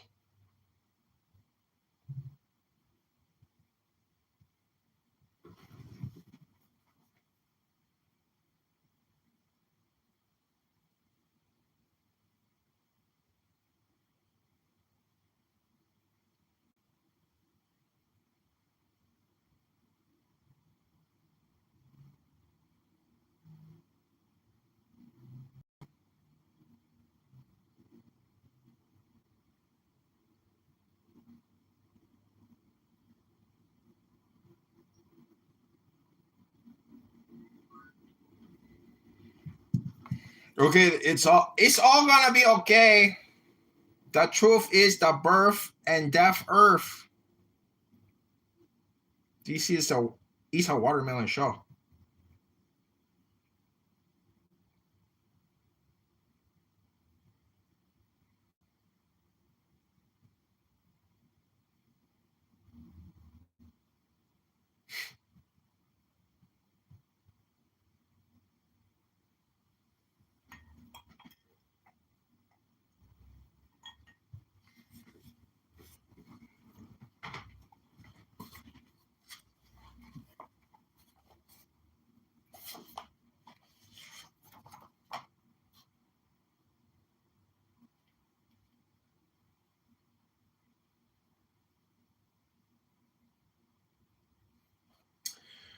Reason, be well aware of doing so. I am necessary to both of you. And what should I do without you? In order to be just, I need to know and to believe, but I must never confound what I know with what I believe. To know is to believe no longer. To believe is not to know as yet. The object of science is the known. Faith does not occupy itself with that, and leaves it all to science. The object of faith is the unknown. Science may seek it but not define it. She is then obliged. Oh, actually, we read all this. It is to that of St. John, the almoner of St. Francois de Sales and St. Vincent de Paul and Fenelon and so many more. Subnote, Levi was certainly never the dupe of this boudoir theologian. He accepted him without perusal as the Englishmen accept Shakespeare and Milton. Science. Admit that if religion has produced much good, she has also done much evil. Faith. When one kills in the name of the God who said, "Thou shalt not kill." When one persecutes in the name of him who commands us to forgive our enemies.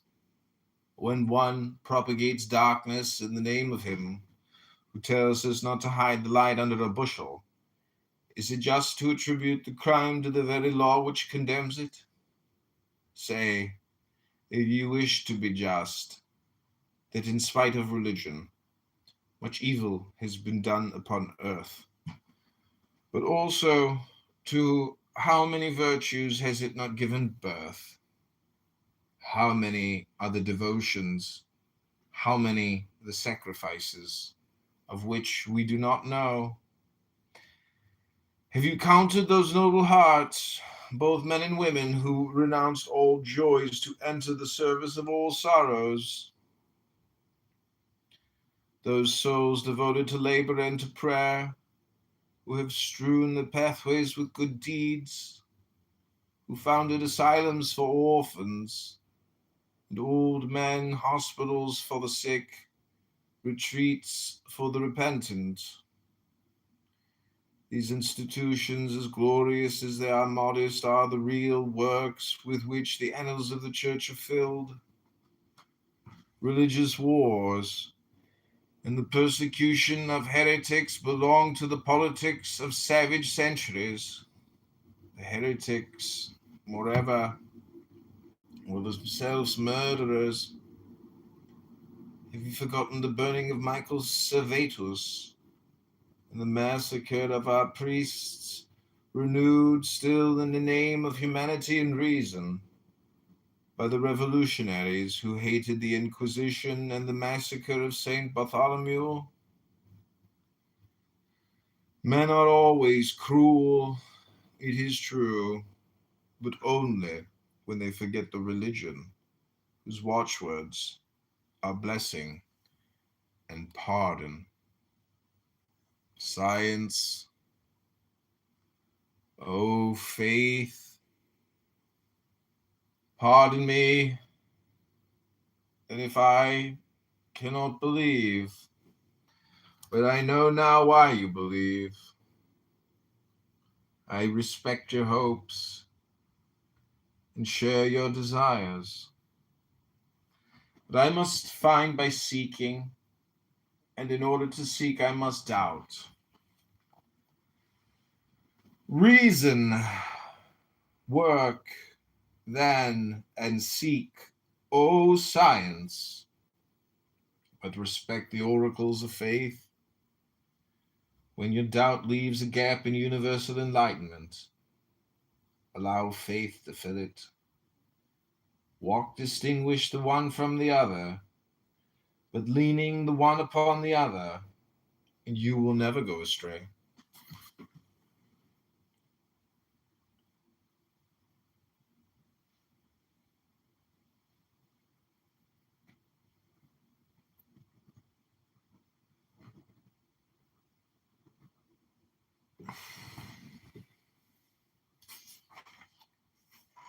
Okay, part 2, philosophical mysteries, preliminary considerations.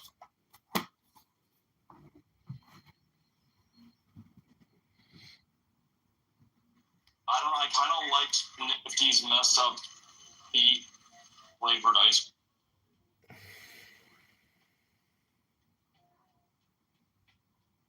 Yeah, so I still drink milk simply because of the calcium. Like I don't, as women get older, so I just love like a good creamy chocolate milk. But that's why I went on the rabbit hole of this whole cacao thing and ceremonial cacao. So What is ceremonial cacao? I haven't heard of that. Apparently, it's not processed, and it contains the cocoa butter also.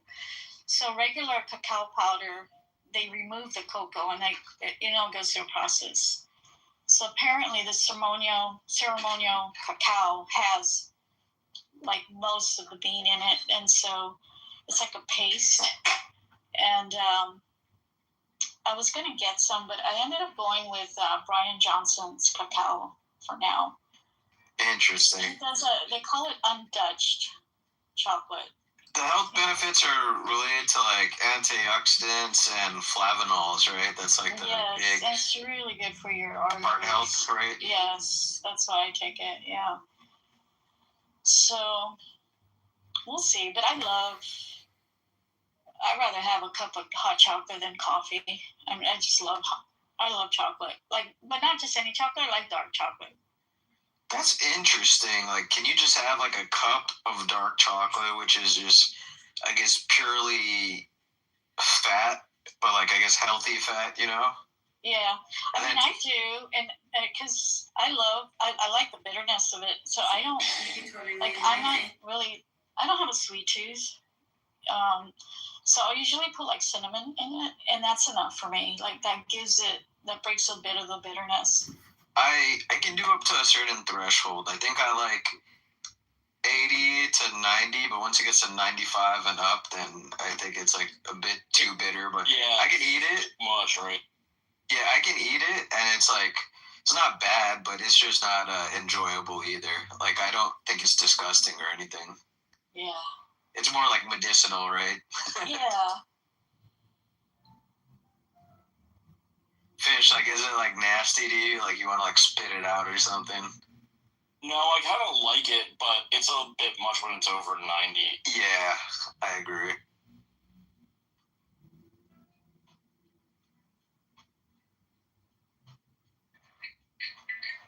I heard that Amazon is closing Fresh and Go stores. I heard that too. Yeah, and they're going to be doing more Whole Foods. I thought they merged all of those and it was just separate branding. I didn't know Fresh had like its own stores or something. Yeah, they do.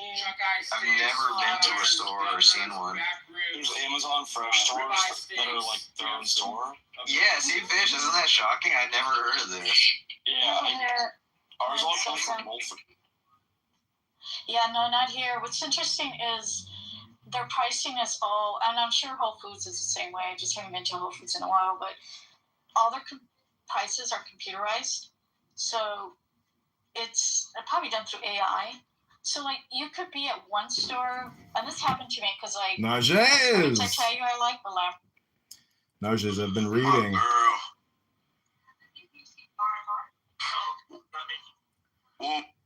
I've been reading all morning and talking with Barth and others. It's all gonna be okay. The truth is the birth and death and earth. El Normo is coming to the room shortly. We're going to discuss the Iranian war and get a bunch of people upset, I'm sure. We don't know how long it's going to take, but they will come. They will come.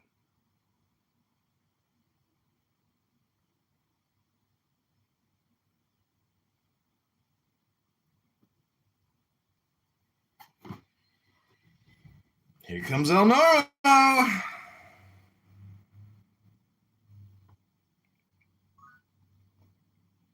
Welcome. Real raw. Damn, girl. What you working with?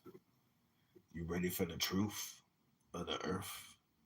Damn, girl. Look at that rose butterfly tattoo on that chunk of thick ass. And that thigh. That big, thick, beautiful thigh. Oh, she left us. She left us. Ribeye steaks. We have some of the 3-bone and 4-bone ribs. We have strip steaks, sirloins, fillets, tri-tip, flank, eye of round, caveman steaks, strips for jerky, Thor's hammer, and a whole bunch of trim. That's the grain-fed beef. On the bison, sort of the same deal. Boneless netted chuck roasts, flat irons, Denvers, briskets, soup bones. We have some chuck eye steaks, ribeyes, back ribs, stew, stir fry, short ribs, tri-tip, flank, eye round, fillet, strip steaks, sirloins, caveman, strips for jerky.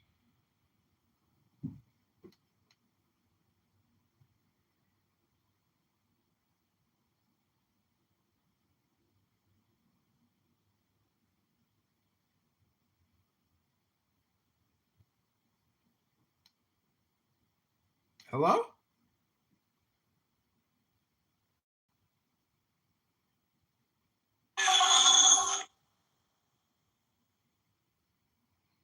Allahu Akbar.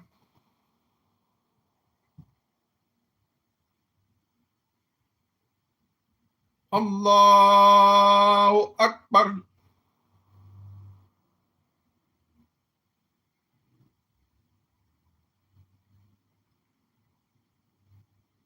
That person was trying to hijack your stage. Allahu Akbar. You're still there. I thought someone had moved you. Allahu Akbar. Stop it.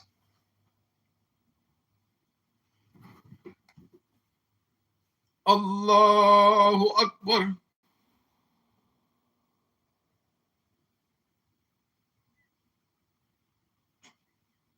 That's the sound of an American oil company hard at work. Allahu Akbar.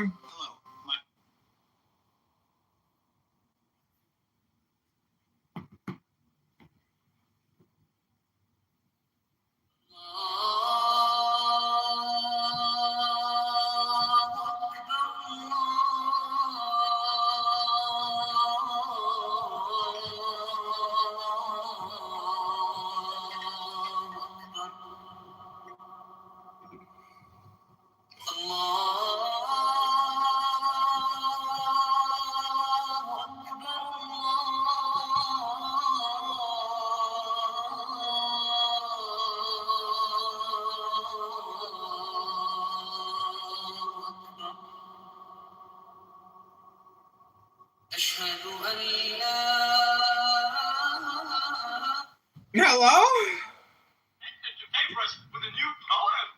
Speak, oh glorious Caesar. Speak, you.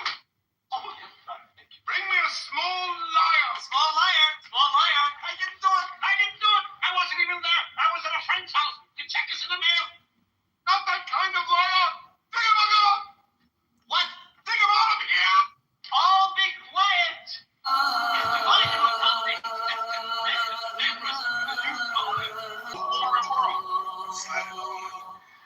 Someone has the priest, whoever they are under now. Let's say it was the Serbian or whatever church of the East Orthodox. There you are, El Normo.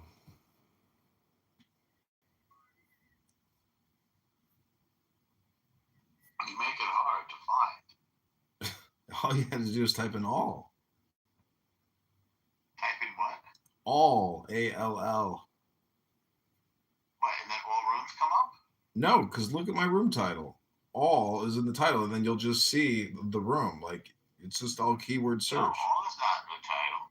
Yeah, is all going to be okay? Oh, is all going to be okay? Oh, I put Issa in there. I guess I went to the house of Issa Watermelon you made up, right? Oh, I see. Okay, let's try to discuss the Iranian war. So wait a second. So she boomed the room over that? Yeah, she hates her guts. I know she's very threatening. It was over nothing. What she's Over nothing. She's always, is it Israel and the war? Is that what she's talking about? She mentioned, I'm pretty insistent. So through force of character and intellectual domination. I mean, I'm not be self-serving here, so, but I out-argue. She hates anybody disagreeing with her. I think obviously she's going through emotional things. You mentioned that she's getting like mastectomies, right? Yeah. She was getting radiation treatment as we were talking to her. I'm like, you're getting it right now as you're on Clownhouse? Is that possible? How could you? I mean, maybe she's in the. I mean, that's bad news. So she's upset. So that's she's acting like an upset girl. Yeah, but you know, right? The thing is, like, I mean, she's that kind of person that can like actually cause you, you know, frustration. To me, I don't like to feel that way. What's the frustration that she would cause? Meaning, like, as you heard, she's the kind of person who can't actually have a conversation. She'll just like talk over you in like a manic, neurotic, obnoxious way. So if if you want to have an actual conversation with her, the best do that while she's accusing you of doing that.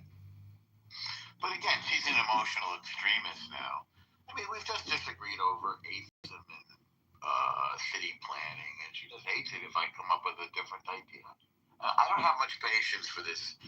She's probably freaking out because I'm sure her life is at risk, and she's claiming to not believe in God, which I don't believe. I don't believe there's such a thing as an atheist. And then she's got weird liberal ideas, and this Israel and Palestine fit into it. She's got well, I don't want to bring up the name because I don't need to bring up Lashon Hara. But you'll do it anyway. Say again? But you'll speak Lashon Hara anyway. I do it all the time. Say that again? But you participate in Lashon Hara. I just won't mention them. I just said I don't want to participate in Lashon Hara. We were just having a conversation about somebody that we both know, yeah. So she's emotionally fragile anyway and undergoing these treatments and doesn't like it if somebody disagrees with her, especially if it's a man. You know, it's that old liberal man-hating, oppression-hating, imperialism-hating, patriarchy hating. You know, it's like from whatever, 10 years, politics from 10 years ago. It's sort of silliness. So there's a person who's going through radiation treatment right now and is very prickly and angry and keeps booming rooms. But I just came into that room and it died like immediately. Well, I find this as particularly true among women. When they get pissed off, they boom the room. I thought it was you. Huh? You thought I boomed the room? Just kidding. Oh, I don't boom rooms. My joke was you can participate in Lashon Hara even if you don't mention the name. Say it again. I don't want to get into it. It's Lashon Hara. Well, you can participate in Lashon Hara even if you don't mention a particular name. Yes, but I was not doing either.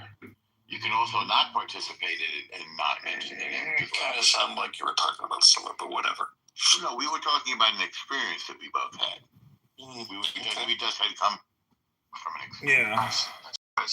Torah is always like that. You know, they say it's prickly goos and gooey prickles, and it's like there's like meaning that like some you know what the difference is between a BMW and a porcupine? What?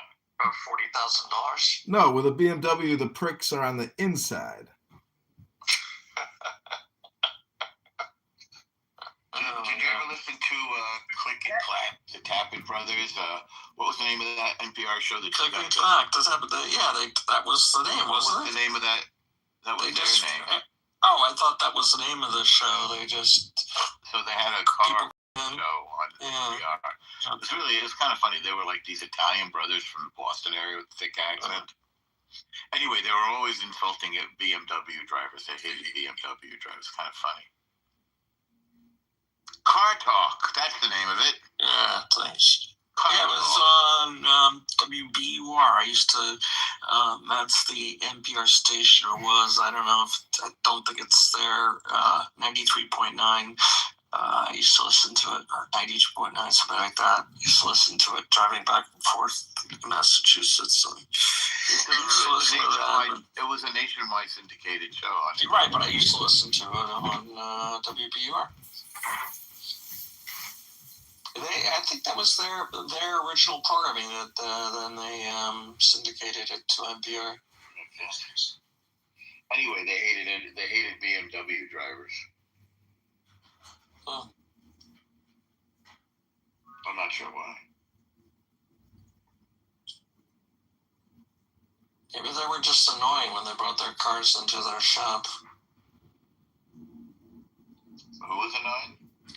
The drivers. Oh, you didn't fix it right. Yeah, like, I've got this little sound in this thing. It's like, yeah, well, don't close the door so hard, you know.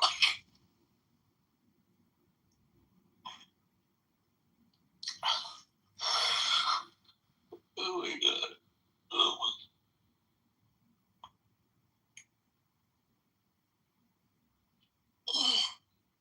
What's doing?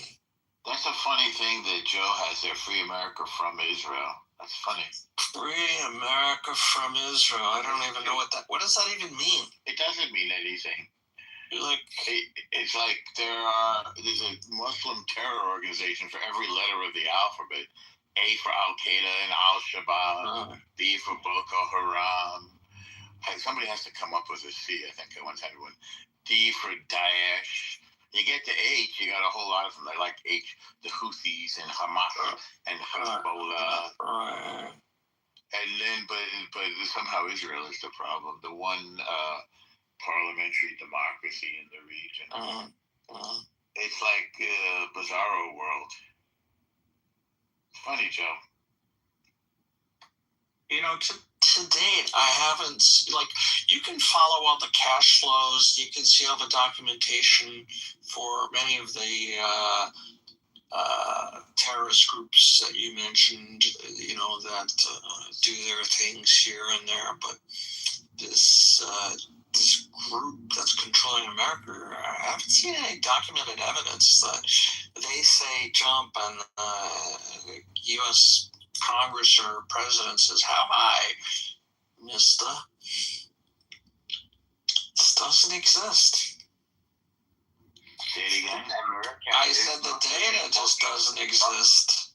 It's not really bugging you as an patriot American that we've been controlled by a foreign agent? I'd love to see some data. You know, there's just nothing. By what? Yeah, exactly. Like Israel, you know, Israel, like Israel is a country, yes. Yeah, there are 100 lobbying in the United States. Not like Congress. Nope. Show me one. Yeah. Show me one congressman, like one congressman. Yeah. Congress from a foreign agent. Was there one congressman who's a foreign agent? Which lobbying group are you referring to? There is no congressman who's a foreign agent. It's like Israel lobby. Which Israel? Hold on, let's be clear. Which Israel lobby group are you referring to? Finish my sentence. There are 17,000 lobbies in Washington. Okay, let me repeat this question. Maybe you don't listen to me. I do listen to you. He said, name me one congressman. Find me? No. Give me one name, one foreign lobby. Wait a second. You said, name me one congressman who's a foreign agent. There are none. Zero. They'd have to register first as a foreign agent. So there's none registered as foreign agents. So no congressman who's a foreign agent. So what is your point? Okay. Because you have to register as foreign agents. Like, why you talk? Can you give me a one name? One name. We can't. There is no congressman who's a foreign agent. There's no senator. Well, give me his name. Until there isn't. That's the point. Give him a name. He wants a name. Give him a name. You're making stuff up there. We can't. Exactly. Thank you. I appreciate you. Thank you. So you have no point, correct? Right. He wants something that we can't give him. No, I don't think he wants something. I think he doesn't speak English. It's oh my God, this is very weak defense. No, let him speak. But there's no defense. What was the lobbying group that you were referring to? You said a foreign lobbying group. Which lobbying? No. I'm talking about ABAC. ABAC is an American lobbying group from American dollars. Look, I suggest you go to the Federal Election Committee, the FEC. They have a database where you can look at every single campaign dollars and the addresses them from Americans, because they're only allowed to take money from Americans, okay? And you will see they're only Americans giving some places $36, some place $2,000, some place $1,500, some place less. You'll see it's a list of just Americans. It's not like, Yeshua ben so-and-so from Israel. No, those names don't exist because it's an American lobbying group. But if Yeshua so-and-so from Brooklyn wants to give money, he's allowed to. Sure, because he's an American. Exactly. It doesn't mean there's like some grand conspiracy. Just because an American wants to give money to an American, there's nothing wrong with that. And guess what? Like the chemical industry, Israel is not. Hang on a second. Israel is not even in the top 10 donors. Yeah, there's so many.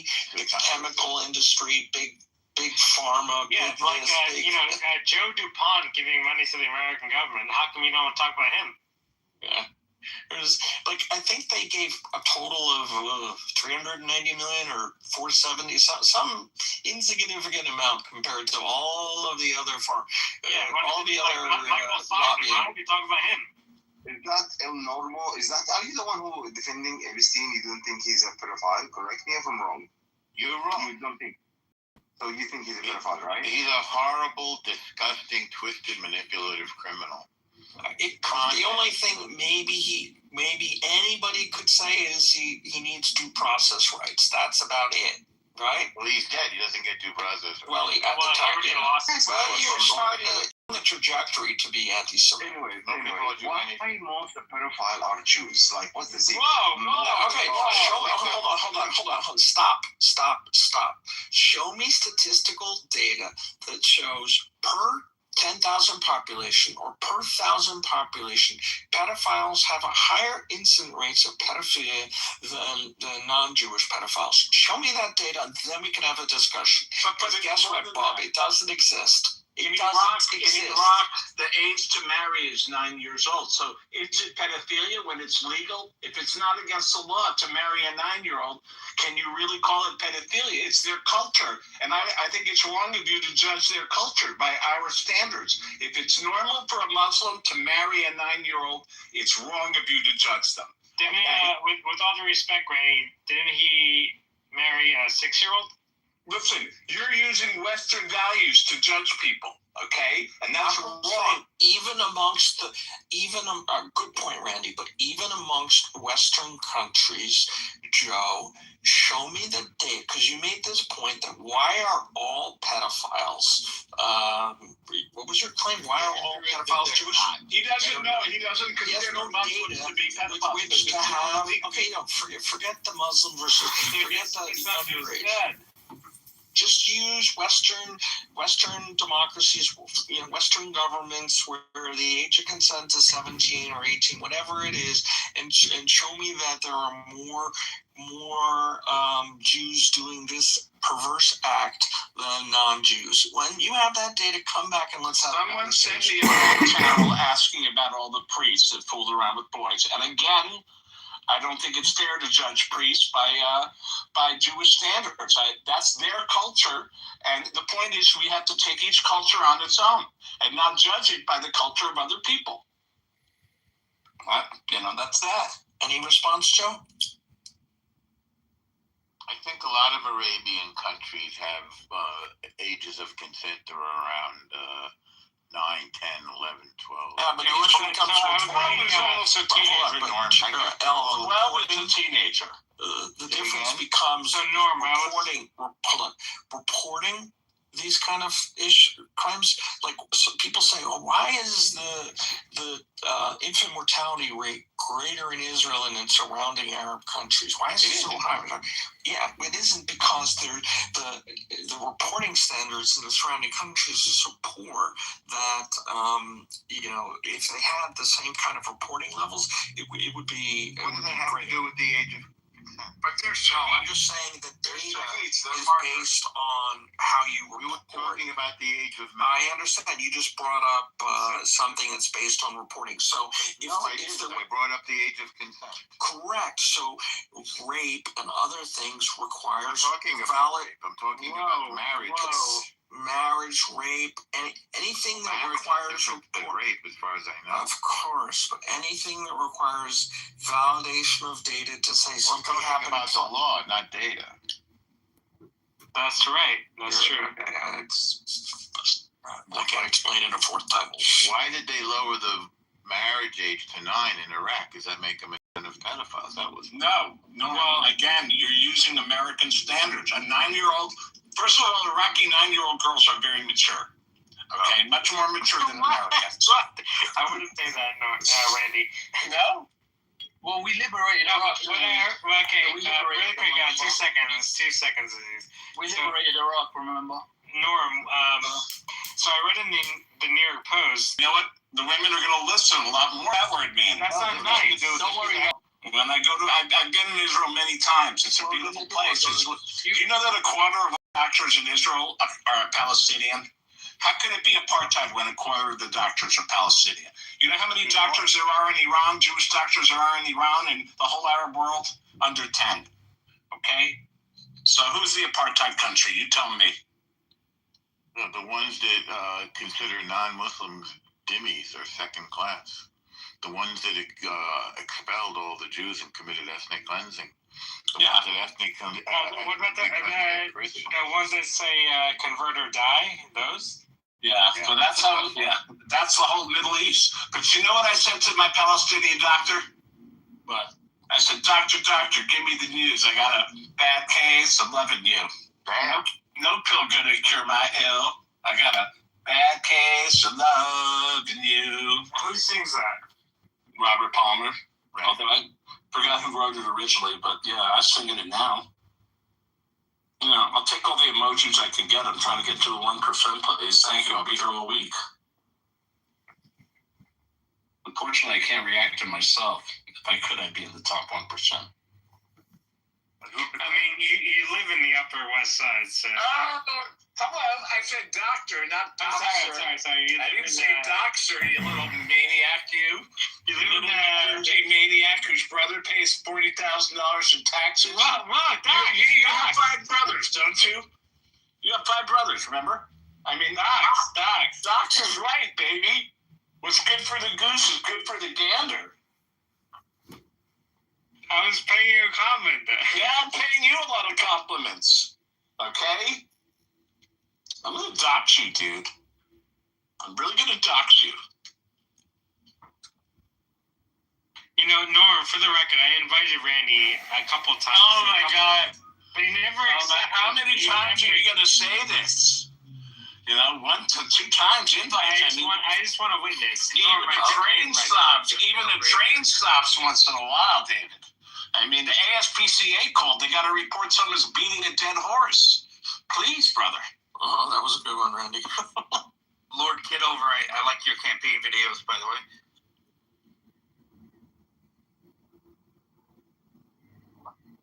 From Chicago. We got to get a beer in Lakeview, right? Joe's been awfully quiet. We silenced him?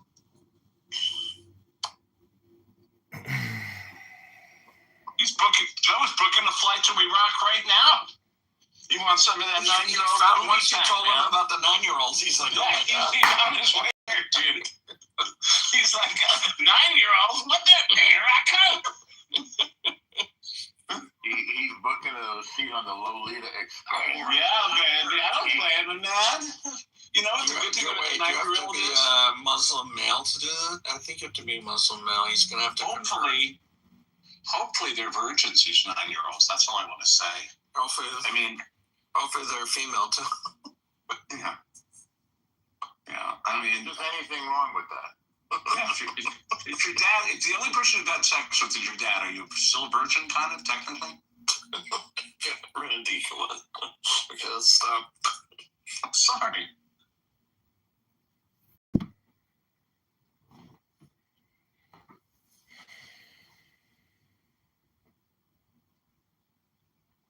It's good to see all you guys, okay?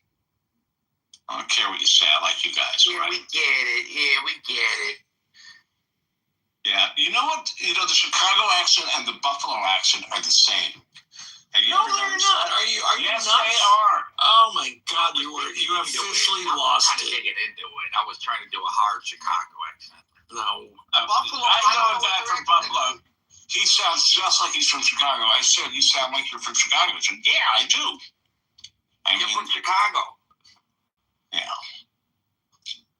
I love this place. Chicago. Chicago. It's with the, so they do this with the A, you know, the It's not pronounced Chicago. It's pronounced. Chicago. There's like 3 A's in it. Chicago. Like instead of you guys say tree, or in New York they say there's somebody. How do you say the thing at the top of your house? Roof or rough? Is it roof or rough? Roof. Roof. Where do they say roof? I've heard of that once. I was like, what? Rough or whatever the fuck. I guess a Midwest someplace. Excuse me. It depends. Like, there's people that in St. Louis they have southern accents, and they claim to be Midwest. I'm like, get the fuck out of here. Get anywhere. The weirdest accent I will hear is some of the people from Louisiana. They can actually be hard to understand. Yeah. Well, like yeah, what? but Joe, do you want to live in Palestine? I hope you're not gay. What's with the Palestinian flag over there? I don't know. I hope he's not gay. They throw you off a 10-story building. But wait, there are no 10-story buildings. Yeah, well. They didn't pass the building codes. Yeah. Well, they had to make room for progress, you know.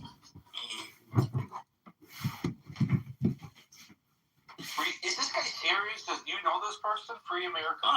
He's just full of like one-line, insults. Oh, like he doesn't have an actual game plan on how to do so.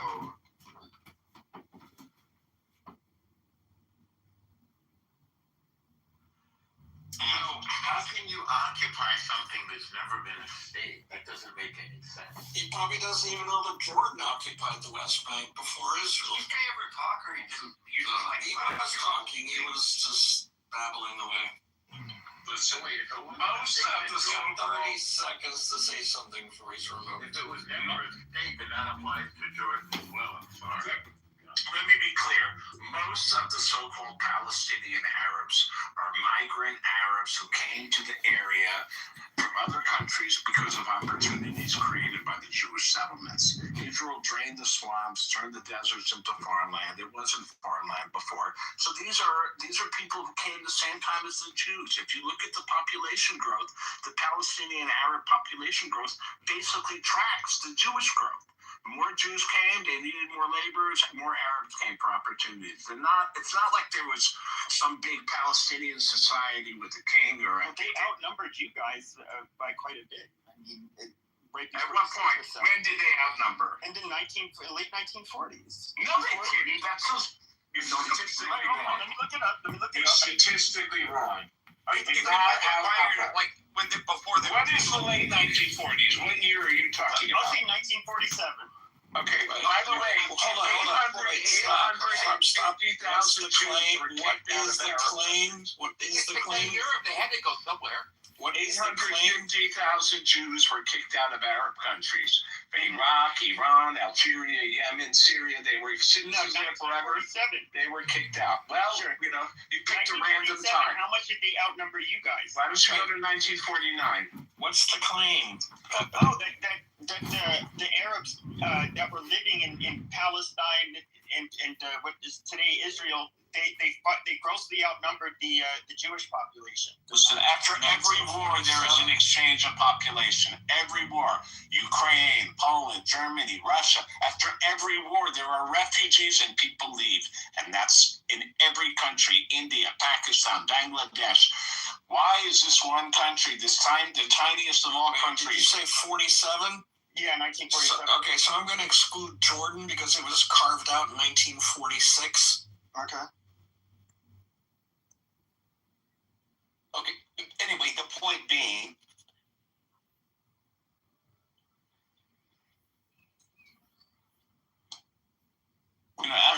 Pakistan was created, millions of people had to leave India. The good news is that they weren't kept in refugee camps forever, and they weren't used as political pawns. They were resettled, like the Arabs should have been resettled in Jordan and Egypt and Lebanon and Syria. Instead, these countries kept them in refugee camps till today in order to you got a month in their political pawns.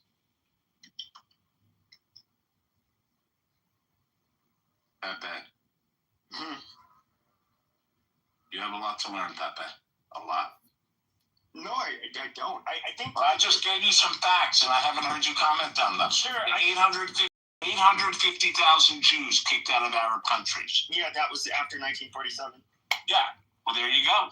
Yeah, but the reason I point to 1947 is I don't think there's a population on this planet that, if they got an influx of what they see as foreigners, would sit where it would sit well with them. There would naturally be people that would revolt against them, want to war with them, but they're not. And chase them out. I wouldn't say they.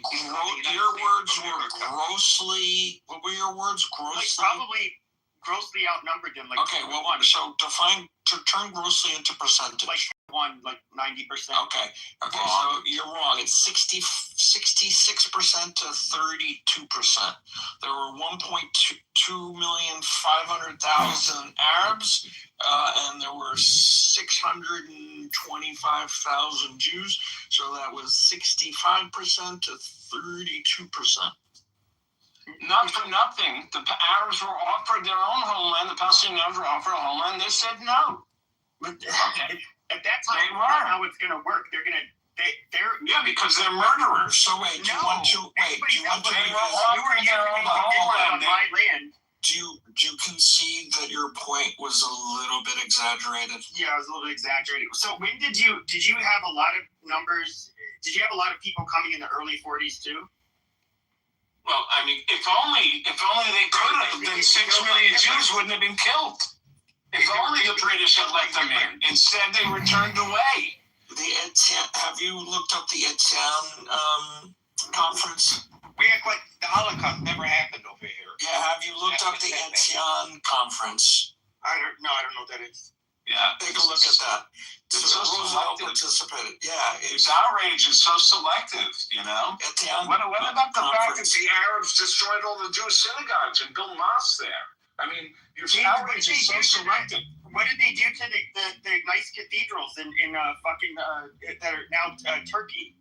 Then you talk to the Turks about that. I know. That's a different room, Pepe. You bring your anger to the Turks, but you don't do that because the Jews are easy picking. It's easy to pick on Jews. A Turk would kick your ass. A Jew will actually engage you in conversation. A Turk would kick your ass and say, "Get the fuck out of here." No, I beat the shit out of it. That's true. In real life. Yeah. I'll take things that never happened for 1,000. Oh, okay. All right. Was that like a game show reference? Things that don't happen. Yeah. This guy, okay, he's a Philadelphia lawyer over here. No, here's the part, and I don't know. Maybe it's because. Well, that's the most honest thing you said. You don't know. So yeah. Hold on, Randy. Calm down. I'm calm, buddy. I mean, I don't. Miss, I am very calm, ma'am. Do you think there's anybody that would be if they were in the Palestinian situation they would sit well with them? No. Well, tell me this. There's been this is the only place where terror is tolerated. Do you think American Indians have a right to blow up buildings in New York City? I mean, since their land was taken, do you think they should be doing terror in New York 100 years ago? Would you justify that? Would you say, yeah, Native Americans have a right to do violence all over New York City? You're talking about them challenging the Israeli state literally within the same year that it was founded. I mean, I'm talking about 2023. I'm talking about 80 years later. Would you, we're talking about right now, not then. We're talking about right now. There's still terror. Yeah, they're going to do it. Right. So do you think American Indians should be blowing up buildings in New York? Do you think they should? Because their land was stolen, right, Pepe? There's some of them that feel that way. Yeah. Yeah, but do you think it's justified? That's my question. I wouldn't say that. Okay. Well, there you go. It's called the double standard. It's not a double standard. You just said that they're not justified, but the Palestinians are. It's a double standard. No, I think that like I said, I think there's always a real Listen, I stopped you from getting it. They often have like a real grievance. This guy's so annoying. Why do you listen to him? I don't know about his ear. He likes to bake Jews. I don't. He's got a problem with Jews. He should be kicked out. He's not tolerant. I don't know why we tolerate him. The Turks Because wouldn't tolerate him. I found it quite funny. Tucker asked a question to the other, the guy, I don't know, the idiotic who was in Israel, who's the ambassador of Israel. But if you look at the historically of European, Irish have their own language, Welsh have their own language, the Scottish have their own language. There's no such thing called English. It doesn't make like the European Jewish had Yiddish. So it doesn't make any sense. It was What about Hebrew, Riri? Yeah, but the Yiddish is defined like European. What about Hebrew, though? She's gonna. The Europeans have Hebrew. No. I'm pissed off. So you have 8 friends. You're anti-Semitic. I'm so fucking angry with Tucker, the Irish piece of shit. I'm pissed off because he was like, oh my god, why are the Jewish? You're Polish. You're fucking Eastern European. No, bitch, shut the fuck up. No, it doesn't make any sense. What? We don't understand you. I don't. All right. All right, guys. Shabbat shalom, everybody. It was good catching up. I'll be around all week, all right? I'm going to run for now. Take care. Don't forget to tip your waiter. That was awesome.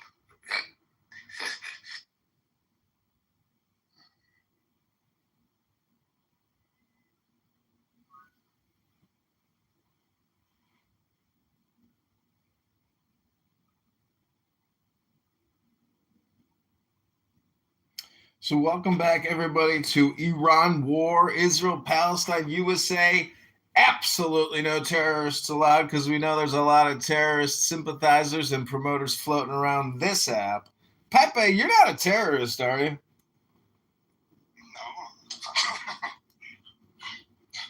No, Pepe is anti-terrorist. It's like being anti-racist.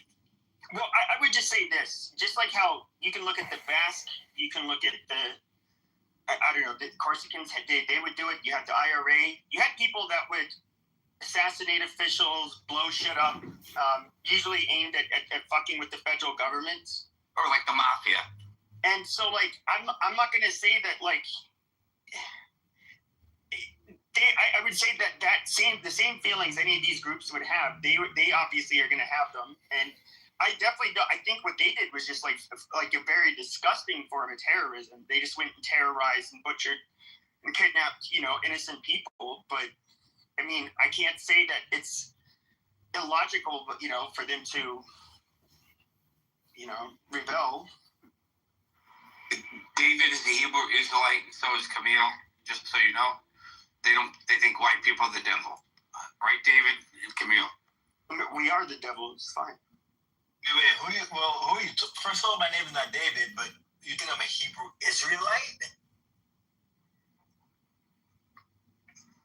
This dude is irrational. What are you, Dave? Yeah,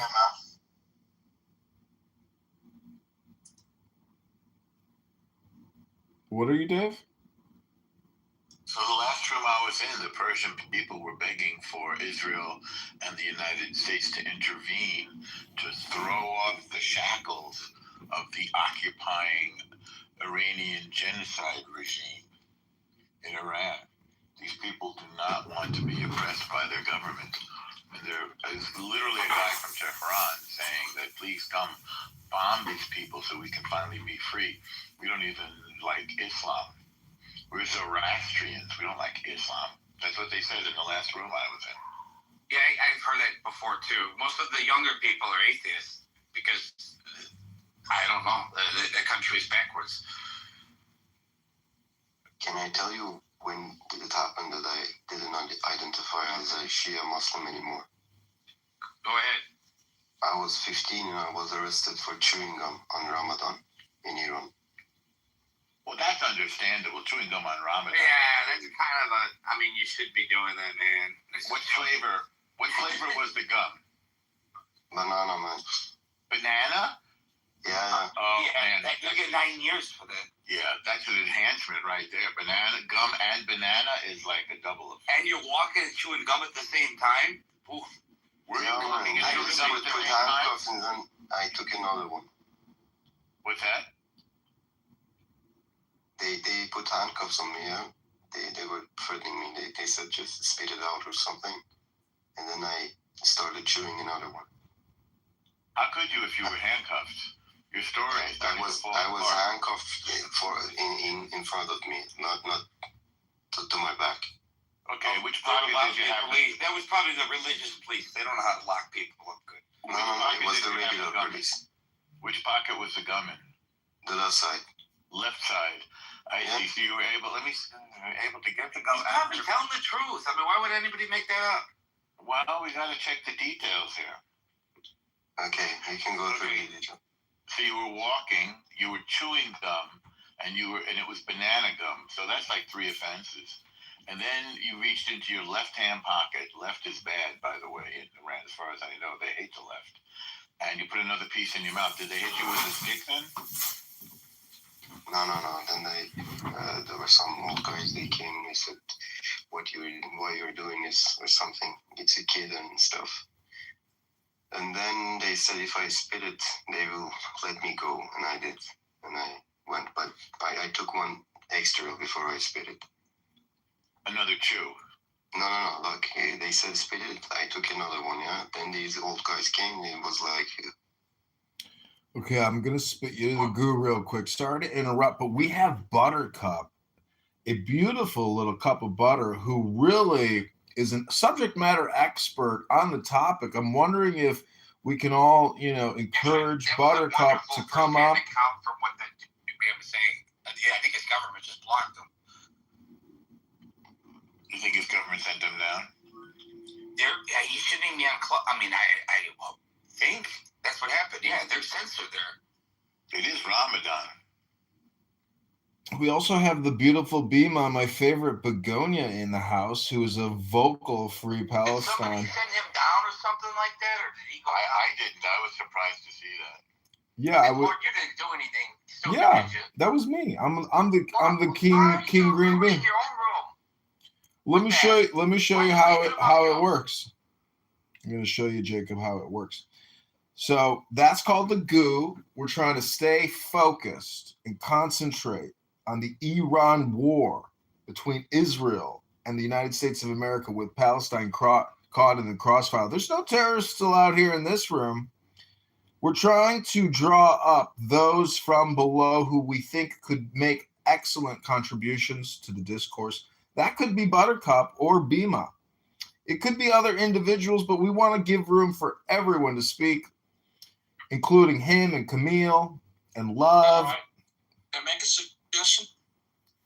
We should all raid Prince's room, where they think Turkey and the Arabs are going to carve up Iran after the war, or after a coup or revolution, or whatever they want to call it. These guys don't know history. Why do you say why do they think it's Turkey and not Saudi Arabia? They just said Arabs slash Turkey, or Turkey slash Arabs. Turkey has the big army. Turkey's the only. Yeah, but they have no forward projection of that army. They have no logistics. They have nothing. They're so far away. Does that mean that everyone's betting now that the regime will fall if there's a war? Because it sounds like they're saying it's a sure thing. The longer it goes on, the less likely it is to fall, is sort of my take, but hopefully it will. I'm surprised that those guys think it's going to fall. Like, they've been kind of... the whole thesis of their argument was, if it does, will it balkanize? And I didn't hear them say if. I heard them say it's great for so long, but no, they're never going to do that. They do seem to have a strong sense of national unity, but there are dissident groups like the Kurds and the Baluchis and the Assyrians who feel oppressed, never mind the Yazidis. You're supposed to say the Yazidis, and then I'm supposed to say, I told you, never mind the Yazidis. Yeah.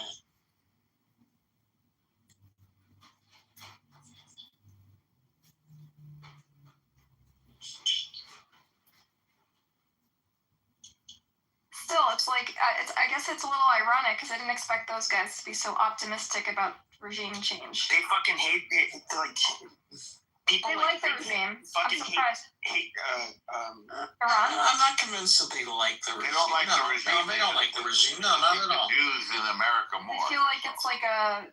They're oppressive. Look, they see, Muslims getting shot in the streets. Whether it's the Israelis or the regime, they don't like it. So they see it a bulwark against the Israelis, though. It's like but they're also all Sunni, and they think that they don't have a positive opinion of Israelis are not shooting people in the street. That's the IRGC, the Iranian genocide. No, I'm saying whether they perceive, as in Gaza, Israelis are. We're talking about a pro-Pali room that's optimistic about the regime falling when they've been saying this whole time that if intervention is going to fail. Yeah. It's in their mind that. I mean, they've just been taking one loss after the other, so they have fallback position after fallback position in which somehow they're going to win in the future. Someday, somehow, Israel will fall, the U.S. will fall, and the caliphate will rule once again. It's a little far-fetched. It's a lot far-fetched. Yeah, I mean, Iran has definitely got to go. It's a coping mechanism. But they see the United States, even though they say, oh, now the world's waking up to formed a indelible partnership with Israel, both militarily and in terms of intelligence and geopolitically and even economically. And they're like, well, the caliphate's going to come. This is like people who lost the Civil War saying the South will rise again. Is that ridiculous? What they do is they've done this over and over. The more they attack Israel, the more our defeating them is necessary and justified. So they sow the seeds of their own doom. Israel's never been stronger than it is right now, ever. Yeah, I mean, America and Israel is like best friends. They are. They just recently recalibrated our alliances, and they deemed Israel the most capable ally, the best and most capable ally. Yeah. What did you say, Ruchel? I said that's a great take. We're besties. Why isn't Israel part of NATO?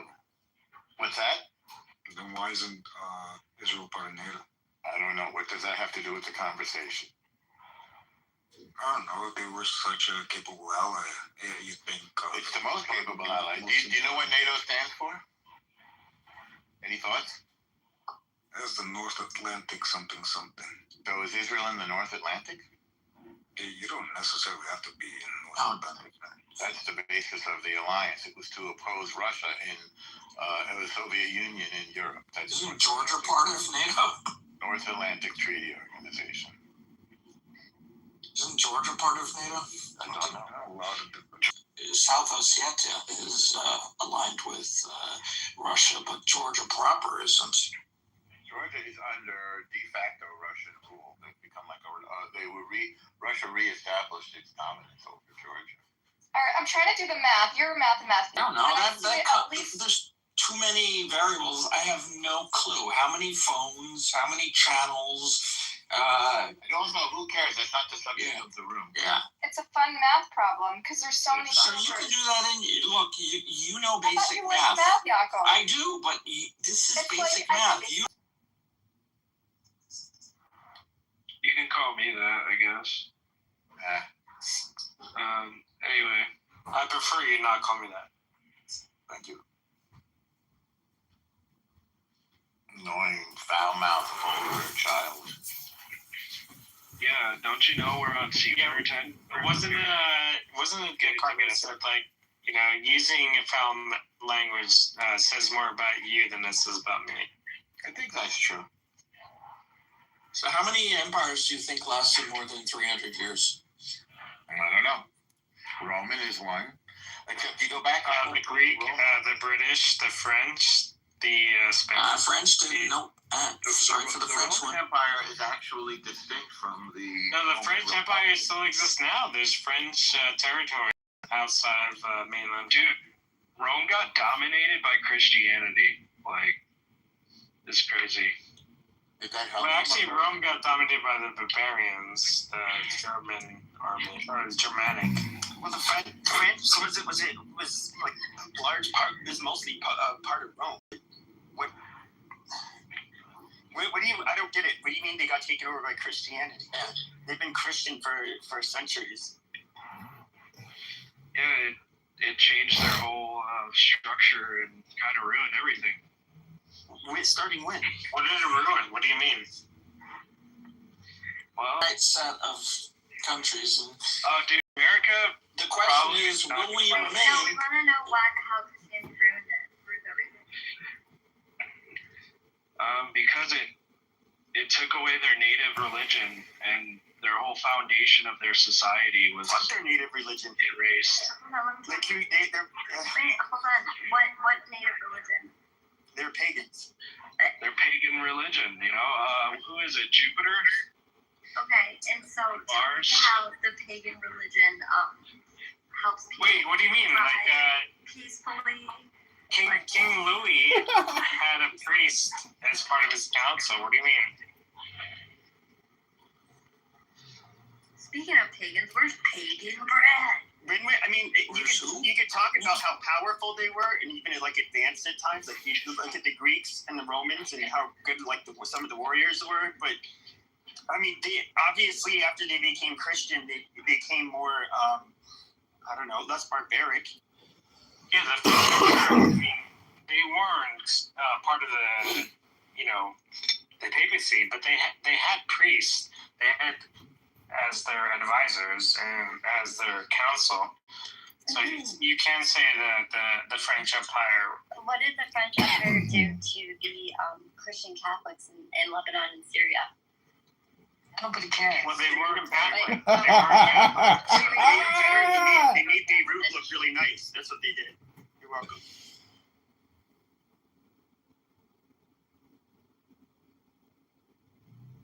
Yeah, but they were given that area. They didn't conquer it. They weren't given that area. Look at the Sykes-Picot Agreement.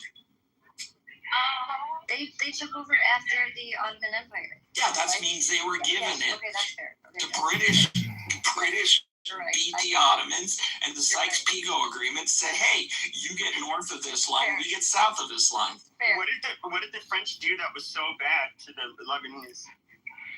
They turned it into Monte Carlo. I've never heard. Moved to America. How about that? Huh? They turned it into the Paris of the Middle East.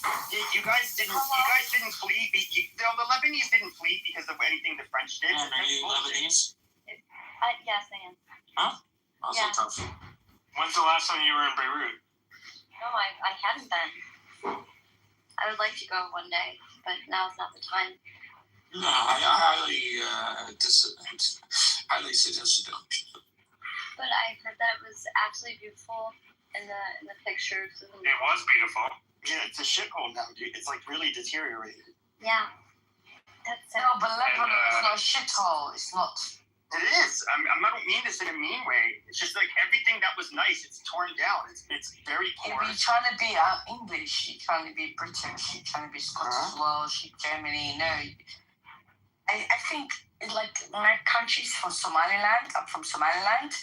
It's beautiful. Well, Somalia. Yeah, that's an improving shithole. That's an improving country. Yeah, it's not a shithole. It's improving country. Somalia is a goddamn dump. No, it's not Somali. It's Somaliland. Correction. Lebanon. Hello. Yeah. Somaliland is an improving shithole. Somalia is a complete shithole. That's like Manhattan versus the Bronx. Yeah. No, both of them are going on a downhill trajectory now. Oh my goodness. But we're rooting for Somaliland.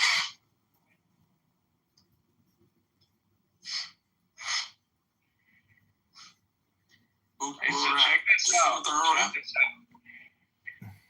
So the Roman Empire lasted for 420 years with paganism, and it lasted 80 years with Christianity. But that was when they had their empire had greatly expanded, and so that was kind of part of their downfall. You have to also include the Byzantine continuation of it So it's like 1480 years. It's a very complicated history. I mean, didn't Napoleon even say that he recreated the Holy Roman Empire? Wasn't that Napoleon's whole, shtick? I don't know, but I know that Christianity was created to conquer the world, and it did. I'm not too sure about that, but yeah. Well, didn't the apostles conquer the world? I think it also depended on which colonial powers conquered you. I mean, the Spanish definitely were forceful about it, but like the French, for example, weren't too forceful. Yeah, but to be fair, when the Spanish, when they came to the New World, they wanted to help the people that were in the New World to be better. Oh yeah. Yeah, by starving them. And ask the Iroquois how they thought about their help.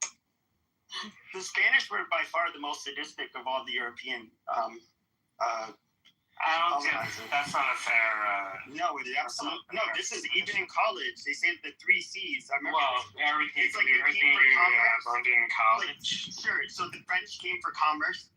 The English came for colonization, and then the Spanish came to conquer. The French also came to. No. Where were the Spanish nice to anybody? They literally took all your fucking resources. If there was ever a famine, anything like that, they ate first. They were just they were nasty people. I don't. Well, Pepe, is that an opinion or is that a fact, Pepe? Oh yeah, the Spanish you really did not want to be rolled over by them. Well, respectfully, I disagree. What year is it? Can everybody please just give us a quick diagnostic and tell us what year it is? 2026. 5786. All right, we got 2026. We got 5786. Pepe, Mako, what year is it? I wasn't listening. What's up? Yeah, I was asking you, Mako, what year is it? It's 2026. Why? It's not the year 1400?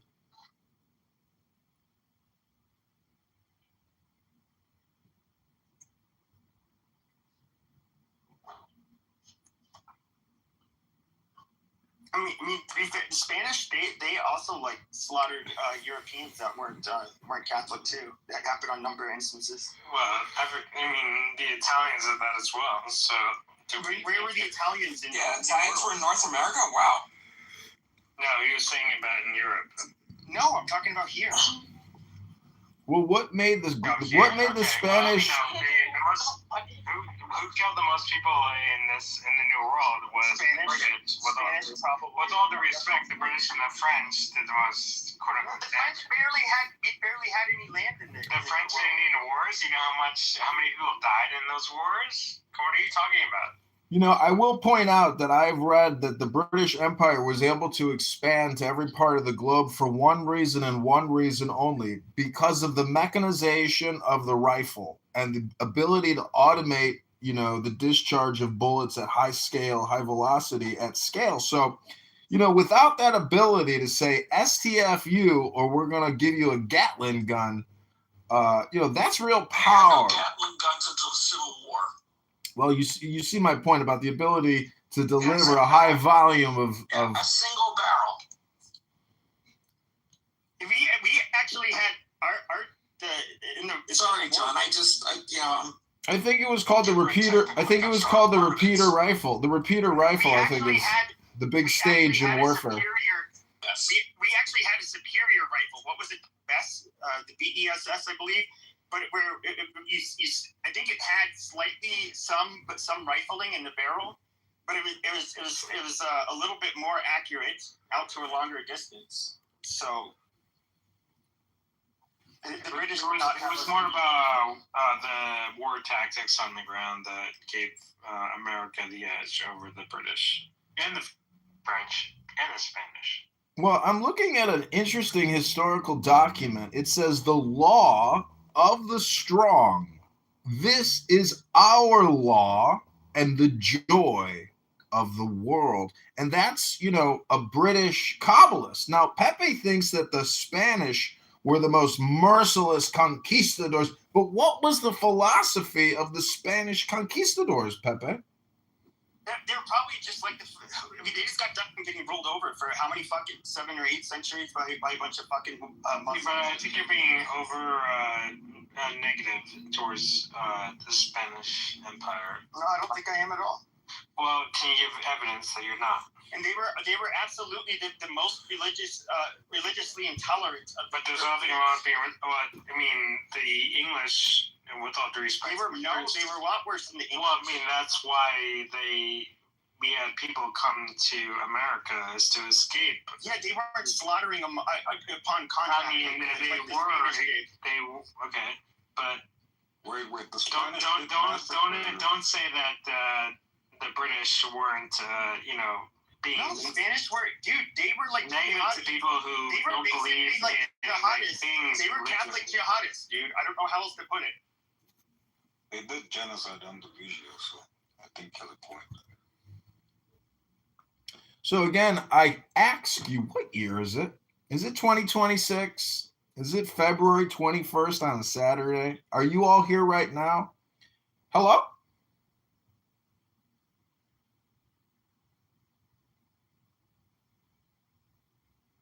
I like the fact that we've attracted many Anons to the room. They want to know what we're talking about, but they don't want to let us know who they are. They're all John. Well, we were talking about the who's worse, the Spanish, the French, or the British Empire? In the Americas, it was the Spanish, hands down. You can't. There's no denying. I said more people died under the hands. The British Empire.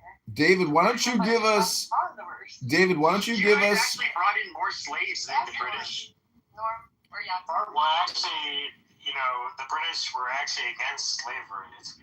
I want to point out that this is a little bit like David arguing whether vodka, gin, or whiskey is better, than the other one. But the point is, ladies and gentlemen, we want peace in the Middle East and we want peace in America.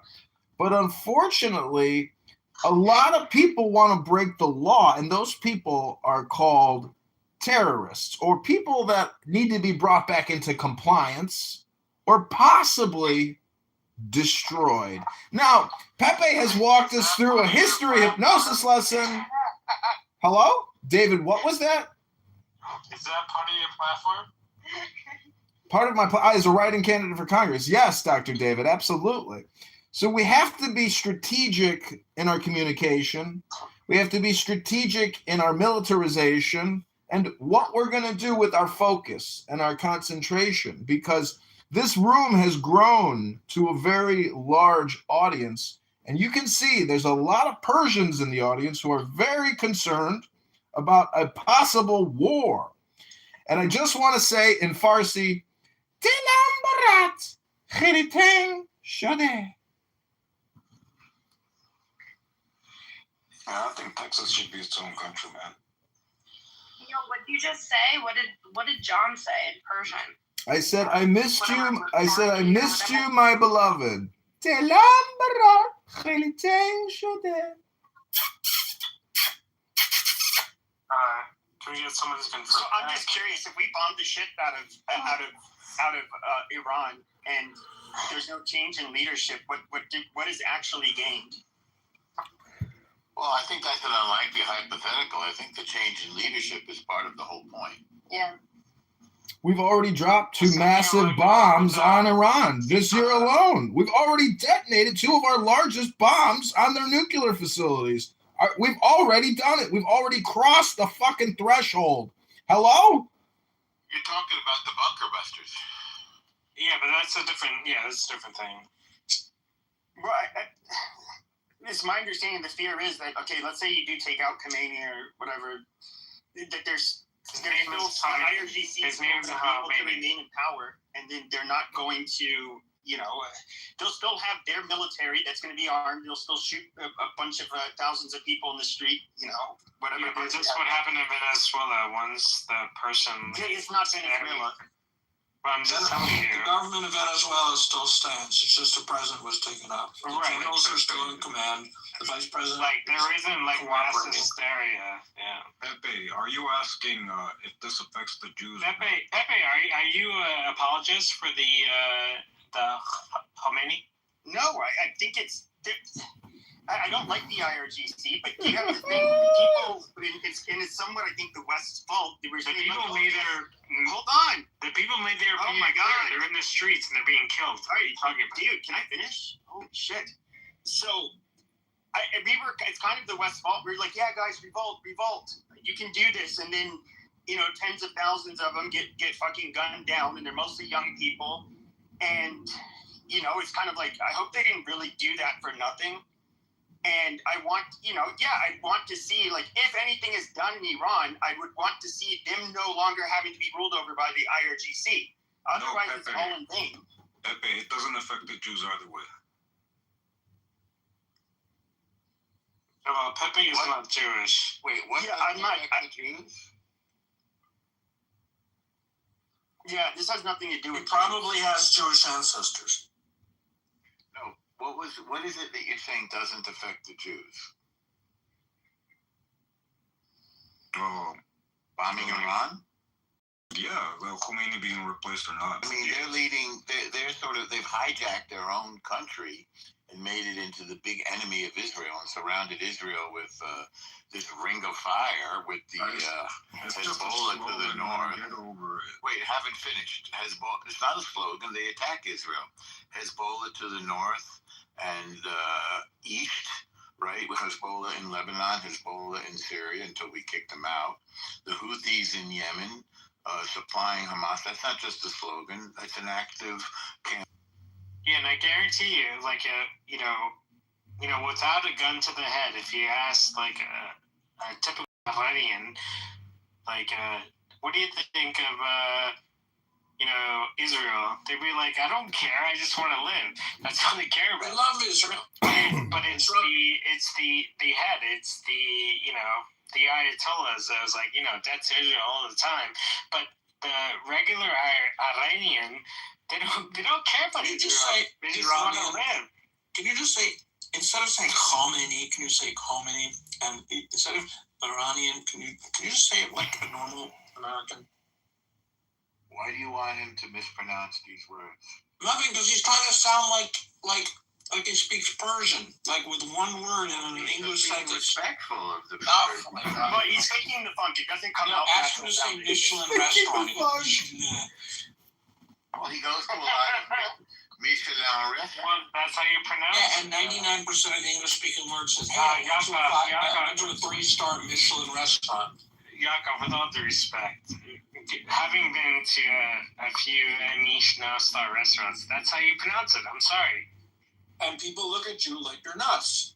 Yeah, actually, my brother did say that he tried, like, pronouncing, like, one of the things, like, they say where they actually, it's not so-called being the loud obnoxious American, but it is the people who try to be fancy, smancy, and act like they're an expert on French culture and say their fucking words and butcher them, and that is, like, I guess, like, more irritating to them. Okay, I'm not gonna apologize, but my friends who go to these restaurants, we all pronounce it the same way, so I'm used to, like, if you're hanging out with, okay, fine. Okay, Yaakov, if you come into my group of friends, then you hang out with douchebags, David. That's not nice. I didn't say that, David. Okay, finish with Khomeini.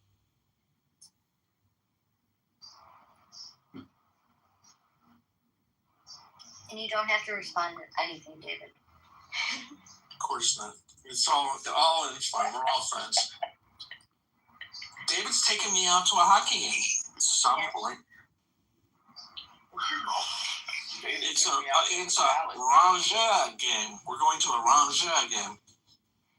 I don't know. See, David also hung out with Rabbi Nick Dickerson, known as Randy. So, I mean... Docs! Yeah. Dude, Well, you obviously said it because I don't think Anne has an intelligence network. You self-doxed. Why? Is that because she's a woman that she doesn't have intelligence? Yeah. No, I'm just thinking. I'm guessing. I'm just guessing. Is that they're out there gathering information, and I think everyone here would agree that everyone is out there gathering information. That's typical human behavior. We're all addicted to information, and we love it, and we gather it because it's valuable, and that's where we get the valuable information. But that doesn't mean women aren't intelligent. What is a woman? Ask Supreme Court Justice Ketanji Brown Jackson. She's the worst example you could have brought up. I'll be honest. Not to be confused with Jackson Brown. Women are not. Not to be confused with Jesse Jackson got arrested. Hello, Or I'm a woman. Brexit, so. David's a woman, no. No, women are not good drivers, figuratively and literally. I never said that. I said that because that's the truth. Like women are good at some things, and men are good at A woman might be a fool and stupid, but she still could have better intuition than a man. Yes. What does that mean? Yes. And as we know, a fool and their money are soon parted. Wait, who said that? That sounds famous. It does sound famous. That's cute.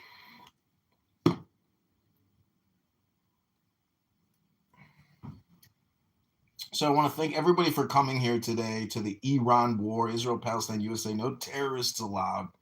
Because in other rooms right now, there are chronic complainers, people that have a beef with the J word, with the I word, with the Z word, with the K word, with all types of words, and they want to argue with you till the moon appears and the sun sets 24 hours a day about what words mean what. And all I can say is none of these people are intelligent because they are not part of any type of meditation, any type of concentration, any type of focus on love or intelligence. All they do is complain. Hello? And in the words of Lenny Kravitz, let love rule. Wait, is it a famous? Is it a famous thing? Okay, I have an answer to a fool and his money are soon parted. Was most commonly attributed to Thomas Tusser in his 1573 book, 500 Points of Good Husbandry.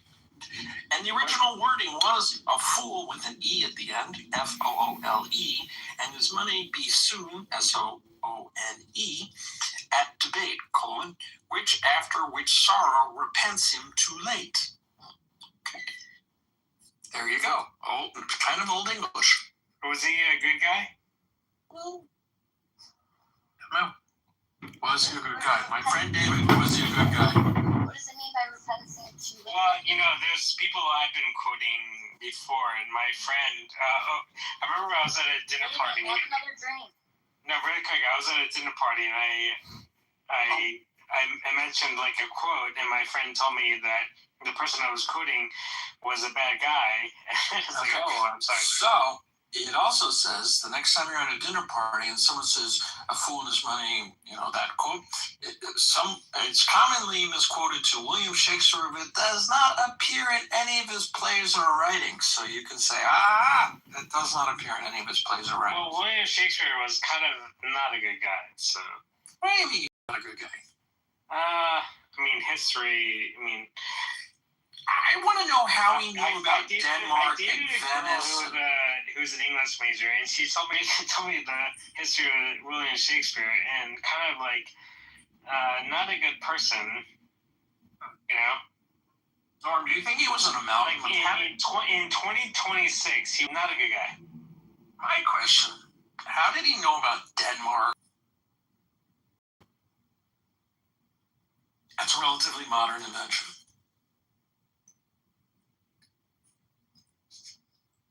Hello, everyone. Can I speak? I'm an Iranian person. And I saw the title of this room, and I just came to. Actually, I'm curious to know what I consider you guys to be mostly Americans. So I just want to know what's your idea about whether the United States should attack the regime in Iran, or you do not support. Well, the IRGC has been a problem for many decades, and I think the world agreed long ago that at minimum they should not be allowed to have nuclear weapons, and at maximum they should not be allowed to threaten the rest of the world. And diplomacy has been tried repeatedly without much success, and now we're trying diplomacy by other means, namely war. As a Sunni Muslim, yeah, the U.S. should dismantle, Iran. Well, hopefully they see, all the stuff we're doing in the water, and they say, okay, we give up on a very simple terms. But yeah, it's I think it's very simple. Just making a joke, but yeah, like all the what we're doing in the Gulf with bringing all our aircraft carriers and our battleships and shit like that. You would think they would be like, okay, let's make a deal. But I don't know. We'll see. You said okay, make a deal about what? The nuclear program or what? Well, yeah, that was there was admissions or what? They went to a negotiation, and America said, like, 100% give up a nuclear program, and they said no, right? Norm, is that what the stipulation that they decided to say no to, right? Well, there's three asks: nuclear program, terrorism, and slaughtering their own people. And they don't seem to be willing to move on any of those. Ballistic missiles are up there as well. I mean, you would think, so guns to the head, they would say, okay, we won't do Hezbollah, we won't do, the only sticking point I would think of, if I was them, would be the nuclear thing, but, I mean, I'm assuming that's what the sticking point is now, right? In your opinion. Iranian person know that the nuclear program has always been cut off for their main deterrence policy, which is the ballistic missile. The main thing is actually the ballistic missile, not the nuclear program, but they never negotiate over it. And the ballistic missile has the power to infiltrate from all the air defense system of Israel and also European countries, just like at 12-day war. They can have a ballistic missile. I think the initial question was, do you think the United States should come in and evaporate the IRGC? Wasn't that your question? Hello? Velvet? Was that your question? Yes, I answered. There should be any deals negotiated. I think they crossed the line when they started murdering people, and then they threatened constantly on a daily basis to want to murder Israeli citizens. And as well, the President of the United States, they want to murder him, and they want to cause harm to the USA and Israel. I think there is no negotiation. They say that they don't want to make weapons today, tomorrow. I think they're going too far. That's negotiating them with a pedophile, David. What is the resolution? Death.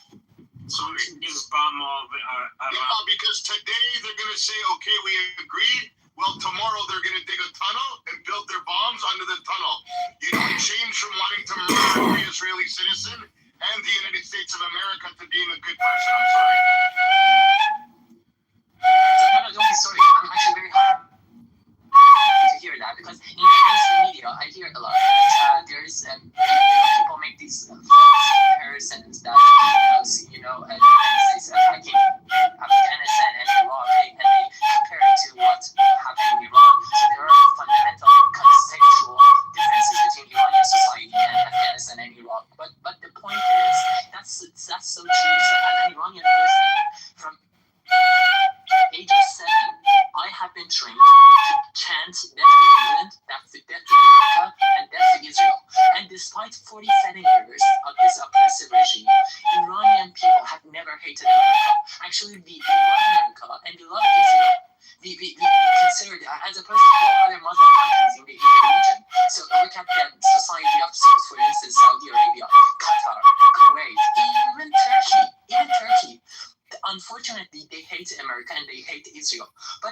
people don't, because we have to share same values. During the past 26 years, from 1999, for 6 times, we have been fighting with this regime for what? For what? For democracy, for freedom of speech, freedom of thinking, equality between men and women, because the Islamic regime is a gender apartheid regime, and the separation of religion from power. All the values that the Western countries, including the United States, are meant to defend and hold dear. So the point is, I'm so happy and I'm so relieved that I hear individual voices, although you might not be, represented in the mainstream media, such as CNN or other networks. But I'm so happy that I hear that not only you see the real fact that there's nothing you can change about the desire of this regime to destroy your world. And second, when I hear you, let me see, what is your name? Blessed. When I hear that Blessed was saying that they slaughtered their own people, that gives me such a, you have no idea how relieved I am that you also care about, Iranian freedom-loving fighters that have been fighting with their bare hands with this regime for so long. And the fact that you're concerned about the massacre that this regime has made. And again, let me remind you, this was not their first time. This was their sixth time. I mean, just look at 2022 during the Women Life Freedom Movement. They literally blinded. I'm not making the numbers. Just look at the, the United Nations substantiated statistic. More than 500 protesters during the 2022 movement, Women Life Freedom Movement, got blinded. We did comparison. So, for instance, 2 people in Minnesota. I'm not going to downplay what happened in Minnesota. I know it is triggering. Even every single person counts, and every single casualty, even if it is one individual, it's a lot. But when we are speaking about tens of thousands of people being massacred by this regime, you cannot make that comparison. Or the fact that just during 2022, and then look at the United Nations substantiated statistic, you should start to care about the human rights abuses by this regime. And by the way, those people who got blinded and got killed by this regime were not people who were fighting for Islamism, extremism, terrorism, all those things. We happen to have the same values as you. So yes, we should care about our safety and our human rights, because at the end of the day, we will be your biggest ally in that region alongside Israel. Just as that was the case under Shah regime, Iran was, even if you might not know that, but as an Iranian person, I know that 47 years ago, up to 47 years ago, Israel was not your biggest ally in the region. Iran was, right? But after the Islamic Revolution, you had to, turn to Saudi Arabia, Qatar, the countries that are literally funding terrorism, Islamic terrorism.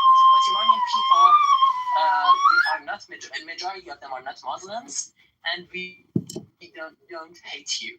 So yeah, I'm so relieved that I hear those remarks. Thank you.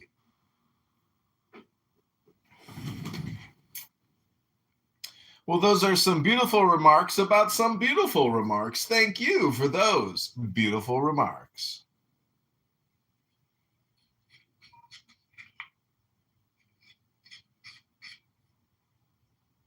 Well, we have so many auspicious and interesting people in the audience. Oh, our good friend Stanley Roper is here, straight out of Yerushalayim. Still hasn't paid his brother back the money he owes him, but Rabbono Shalom Hashem is going to make it all come, because it's almost Shavua Tov.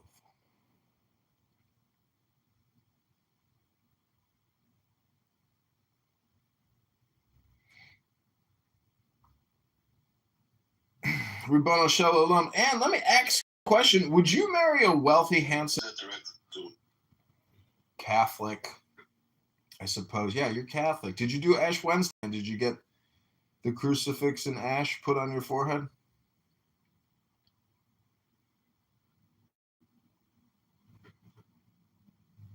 You shouldn't ask that question. Did you get the ashes put on your forehead, David? I'm not going to ask that question. I didn't. Well, everybody, you're in the Iran war. This is the Israel-Palestine-USA conflict, but no terrorists allowed room. If you want to hear terrorists, just go to Amir's room in the World Affairs Forum or in Amir's house, or you can go to Prince's room. There's a whole litany of rooms you can find, I'm sure. But in this room, no. No terrorists allowed.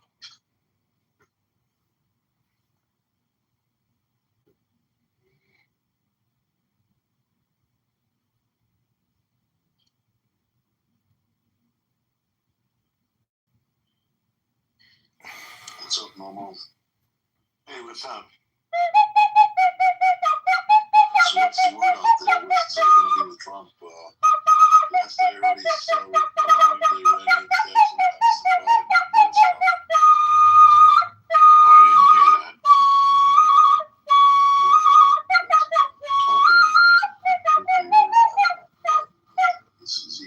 He wants to let them save face? Huh?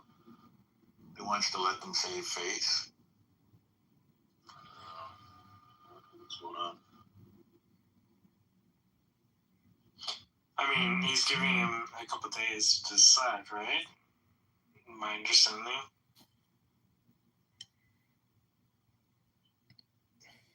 I mean, it's better than what Obama did, which is give him a bunch of money. I mean, that's. Did he give them money, or did they return the money that was frozen?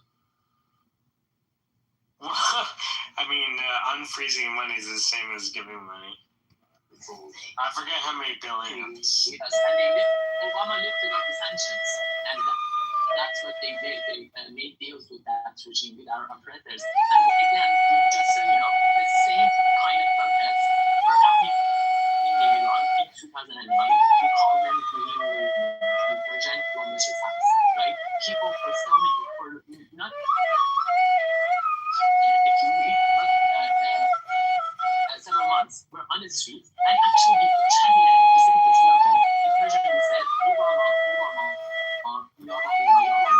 which meant Obama, either with us or with the Islamic regime, or with them, right? The point is, Obama chose to turn a blind eye on us and our operation.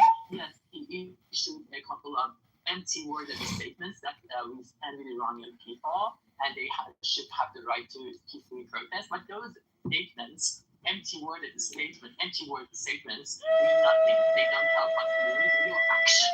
Because we are empty-handed. So Obama came forward and lifted up the sanctions, and the regime simply massacred the Iranians, and not just in the streets, but also in the prisons. Specifically, a horrific prison that you might have not heard about it. The name was Khakis and being tortured. So yeah, hopefully the United States will not do this again. Because at the end of the day, Donald Trump, if Iran shoots the protesters as they always do, we will start shooting as well. He made those remarks, and yesterday Donald Trump already acknowledged that 32,000 Iranians over a short period of time during this round of protests were massacred by this regime. So he made a promise, and he has the responsibility. But even if he didn't make that promise, still we would have considered United States as a leader of the free world to come to our rescue, because with power comes responsibility. Because at the end of the day, first of all, we are all human beings. So if you see someone that is fighting for the values that you also share, democracy, women's rights, LGBTQ rights, all those values that the progressive society of Iranians stand for, you should help them, right? But even if you don't want to, you don't care about other people around the world, you just care about the United States, still you should be wise enough just to understand that this regime wants to destroy your country. Not just this regime, by the way, not just this regime, Islam itself, and political Islam specifically. Velvet, you need to feel good about something. We're 3 branches of government, and our other branch of government, especially our Senate, has been steadfast in trying to support the people in Iran and to end this regime. And you need to look at their Senate Foreign Relations Committee. You need to look at the leadership there, the statements that they've been making.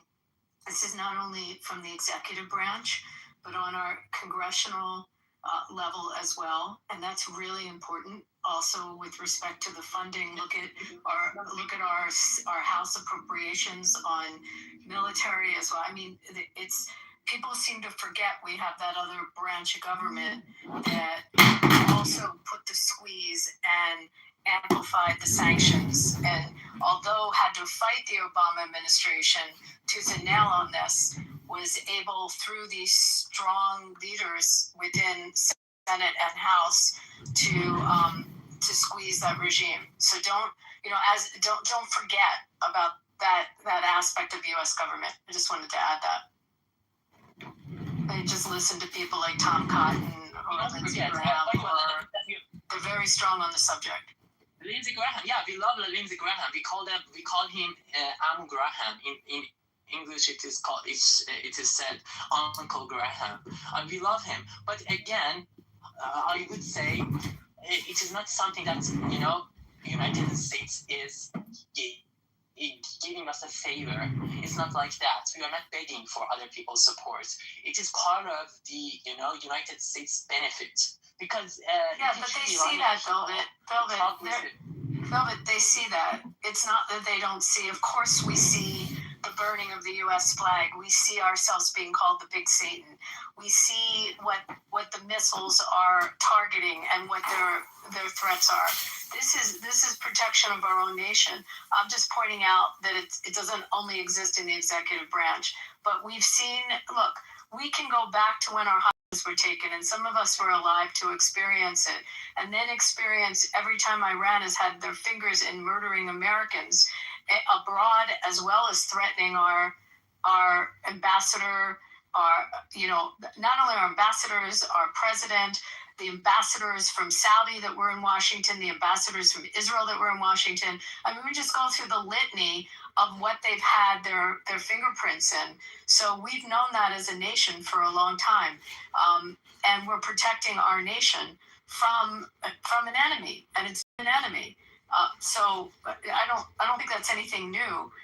But again, my point was just it's also in our legislative branch a very strong awareness of it.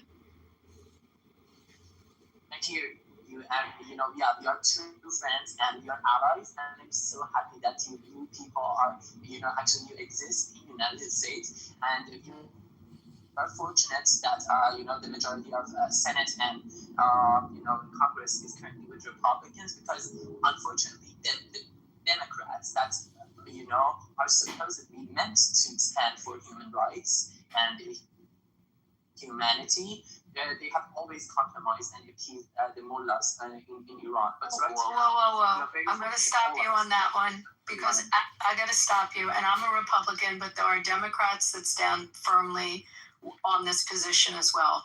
I'm not going to say it does cross over party lines. There are some very strong Democrats that have been they were against the Iran deal. They went up against Obama on it. Not all of them, but there were some. And there are Democrats that are very loud and vocal on this. So it does cross over, and I'm not going to get political on it, because I would look at members of Congress like Josh Gottheimer and Jared Moskowitz, and I mean, go through the list. Richie Torres, Susie Lee, they're strong about this. So let's not take that away from some of our better members of Congress. Also, my own senator, who is a Democrat, is absolutely strong on this, Jackie Rosen. So just you need to be fair on that one. Sorry, I had to jump in on that. But what do you mean by being strong? I know that they're they sponsor legislation, they support the sanctions. No, look at the records, their voting records, and there's support of stronger sanctions, and there's support. No. I know. Do they support a war? Do they support a war against the regime? because Has a war on the regime been brought actually in front of Congress? Have we had a vote on that yet? I mean, what we've had a vote on, they've supported. I'll post some voting records if you want to see. Yeah, I would like that, but I don't want to bother you. But the point is, even in the verbal stances, it doesn't mean if they just condemn the regime. Action, real action. Sanctions is additional squeezing and sanctions something that shows support. Sanctions help. Yes, sanctions help, but how it is going to make a difference if you leave the Iranian protesters to their own. I mean, what will sanction do? It will make the regime's hands, the regime's work harder. So it helps us, the Iranians. But and we are empty-handed. We don't have any weapon, and they simply massacre Iranians. So the final answer, the ultimate solution, is military intervention. And if the Democrats, I know that there are individual voices, so I don't know his name, but there's sorry, just he's old, right? He doesn't have hair on his head. I don't know what his name is, but yes, he has been very vocal in supporting Israel and supporting the Trump administration. But most of Democrats are anti-war, unfortunately, and so their support almost means nothing. Actually, Velvet, you don't understand all of the dynamics in Congress, and no, not all Democrats. The good majority of them that are voting bloc have voted for the sanctions. Again, I just found the statement from the senator with respect. So, I mean, again, I'm not going to bash the other party when they, excuse me. I'm not going to bash the other party when they have actually, some of them have stood up and voted on this. John Fetterman is a good example of it. Listen to Fetterman's comments. Right. I mean, here's the thing, though, that, like, Iran has to be destroyed so Israel can be safe. No, Iran has to not have nuclear power. Okay? You understand? Israel can take care of itself. Iran has to not have a nuclear weapon. That's the bottom line. It can't have a nuclear weapon. I agree. They can take care of themselves. They have taken care of themselves. Yeah, I agree. This isn't about Israel. This is about the U.S., guys. It's about us. It's just milking the U.S. right now, and then milking the U.S. Who's milking the U.S.? Iran is milking the U.S. Edom has to be destroyed. It has to happen right now, Normo. I don't know what you're talking about. I would urge everyone to differentiate between a country. Guys, someone, please be quiet for a moment. You should, in verbal speaking, you should be careful when you say Iran should be destroyed. Iran is our homeland, is my homeland, my country. You cannot say Iran should be destroyed. But the terrorist bunch of groups that are occupying our country, the Islamic regime, yes, that regime should be destroyed, but Iranian people and Iran as a country should be preserved, and we should always respect a country no matter what is its name. So you should speak respectfully about Iran. And to the point that Adi was saying, about the points, Adi, again, I would need to know you to know sanctions help. They are much better than making deals with this regime, just as was the case under Obama administration and Biden administration. But at the end of the day, it is not the ultimate solution. The ultimate solution is military intervention. Because at the end of the day, Iranian people are empty-handed. We don't have any weapons. And whenever we take to the streets, we take courage to take to the streets. Okay, let's make room for more speakers. When I hear repetition or redundancy, I'm going to mute you. We're moving on. This is the Iran war. Israel, Palestine, USA. No terrorists allowed. In the Issa Watermelon Fan Club house, everybody. Shavua Tov. Velvet, you're Iranian? Yes. You're Iranian or no? Okay. Yeah. Someone. And John, you don't have a chat, so I can't post the voting records. This is but anyone can look them up. I really just want to be Jewish because they're so good at making people hate their own people. It's like it's overpowered war tactics. Just propaganda. Monte une question. I'm Iranian. Vas-y. All right, remove them from the room because no terrorists are allowed here. And if you're going to lie and besmirch the good Jewish people, you're going to get kicked in the tuchus, either to the goo or to the hallway. Shavuotov. J'ai rigolé faire là. Il dit quoi? Mon frère? Also, noise trolls who are working in their bathtubs or kitchens will also be kicked to the goo.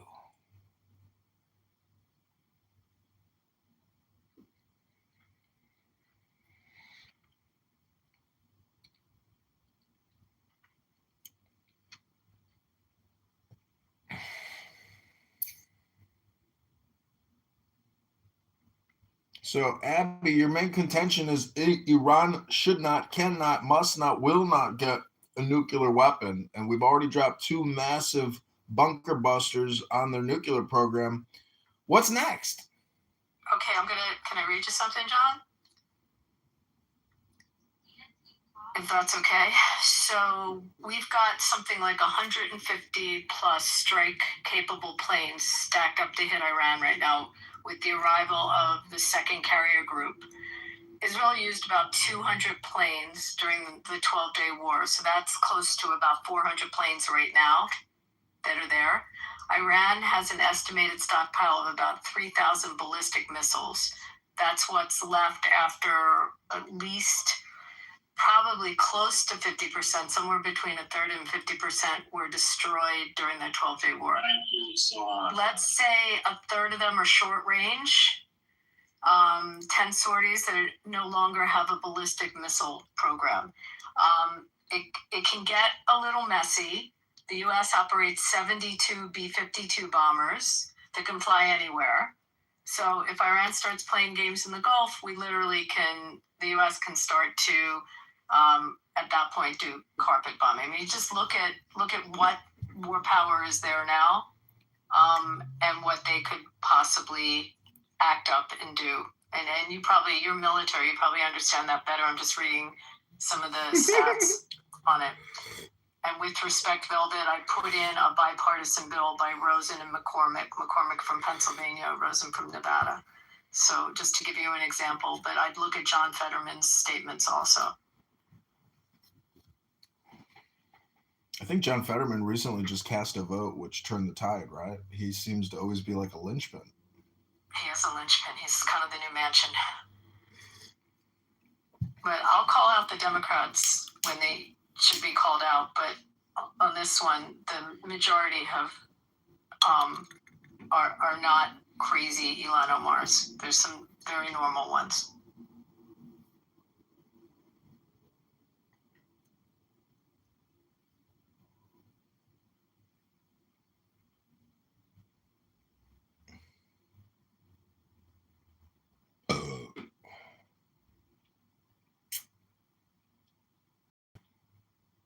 You think there's a 50 dies? He's old.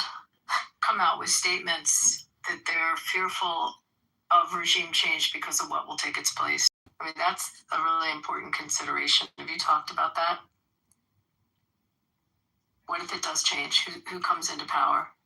I mean, doesn't he have heir apparent, like his sons or something? And then, I might have a better perspective on this. That's what will happen if the United States attacks the regime. So one little thing I would urge everyone: when you say Gulf, the Gulf is a term that Arab countries use to refer to that ocean. We call it Persian Gulf. It is its historical name. So please refer to that as its the real name, Persian Gulf. But anyway, the point is, if the regime changes, so the majority or a significant part of the opposition support the Crown Prince Reza Pahlavi to be their king. But even myself, I, as a person who opposes the Islamic regime, I'm not necessarily a monarchist. But I am united behind Reza Pahlavi for now. But in voting, in a ballot box that will happen after the revolution, after the regime change, I would probably vote for a republic. And my leader is, Nafsi Halinejad. She's one of the opposition figures. But for now, the majority of the opposition are behind Reza Pahlavi. So Reza Pahlavi will emerge after the regime change. But I would urge you to know that it's also what Reza Pahlavi's path is. He's not saying keep me in and keep a monarch. He's saying let's do a just election, and then you can pick if you want to have a monarchy or you want to have our not monarchy. So I think that's why people want Reza Pahlavi in place, so he can create a clear path to a better future for the Iranian people, right? He's not necessarily saying, I want to be in power and it's only me. He's saying, listen, I want to be able to help, and I have a portfolio put together on how I can help with the conversion to make it an easy transition to make it better for the Iranian people. So it's not like what happened in Iraq. And even if it is a monarchy, the result of the ballot box, it will be a democratic monarchy, just as most of the European countries, just as United Kingdom, that the king has just a constitutional stance, but the real power is in prime minister's hand. So in any way, Iranian people are fighting for democracy. We want democracy, but it could happen in a republic form, or just as United States, or in a monarchy form like United Kingdom.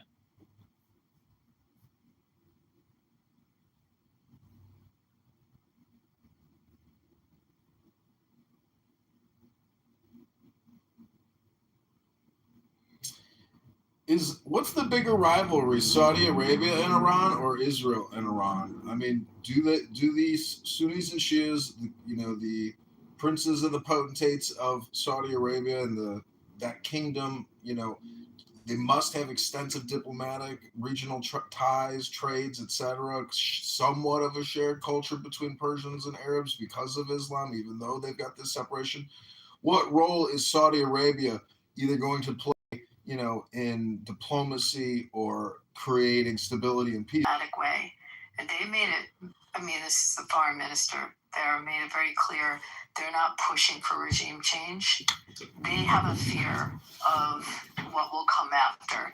But they're also extremely clear, and they don't hold back on this, that the Muslim Brotherhood is their enemy, and that the enemy has attacked their soil via their proxies. They've taken fire from the Muslim Brotherhood, and they're not supporters of it. They'd like to see the Brotherhood gone. So they take a pretty strong position about that. But that they were very clear to say that they're not advocating regime change. So it's interesting how they position themselves on that. I think they see themselves as a economic force in the Gulf region, as they have been. And, I'd also look at some of the squabbles they have with the UAE right now and how that's playing into it.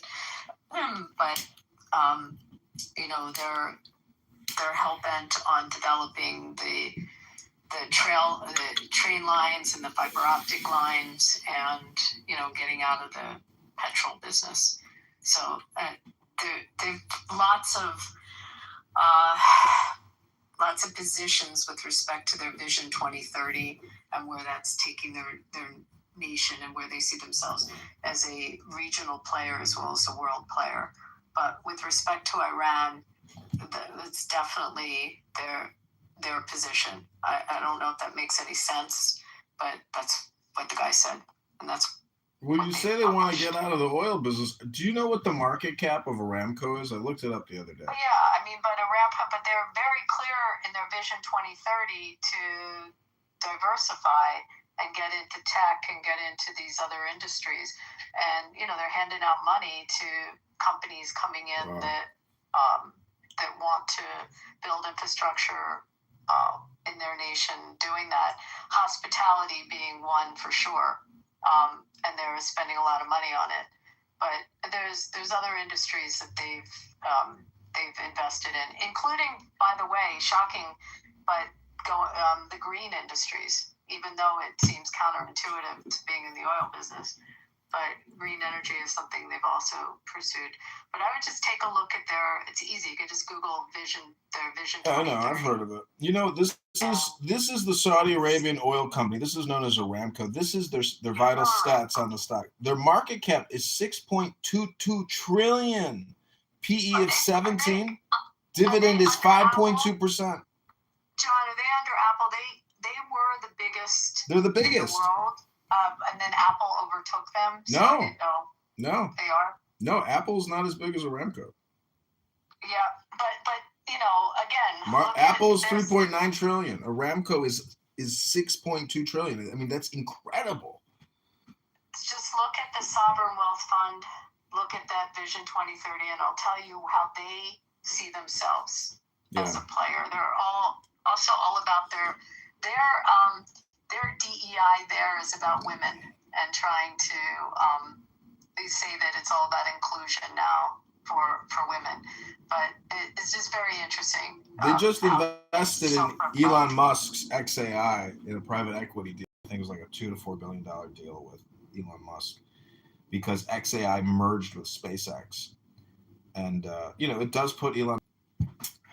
But I think historically, wars and debts, and all this chaos is really. I mean, I'm more worried that there's going to be a war because it's going to shift the attention. Chatter that, I'm pretty concerned, and the buildup is basically potential energy, and so what's the flow going to be?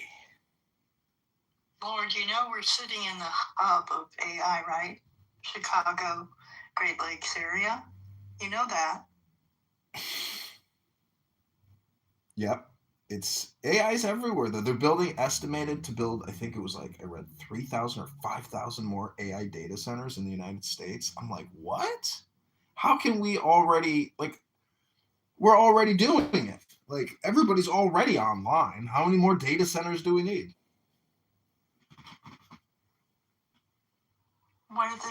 They're being built to crash and burn what's out there, what's threatening us.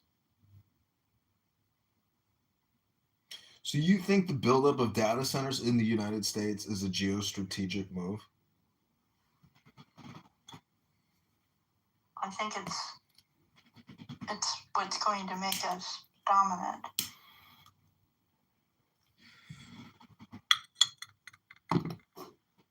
Yeah, but how so? In what ways? Oh, we're going to be over-equipped in comparison. I mean, they can talk a bunch of crap, excuse my French, but delivery is going to be what counts.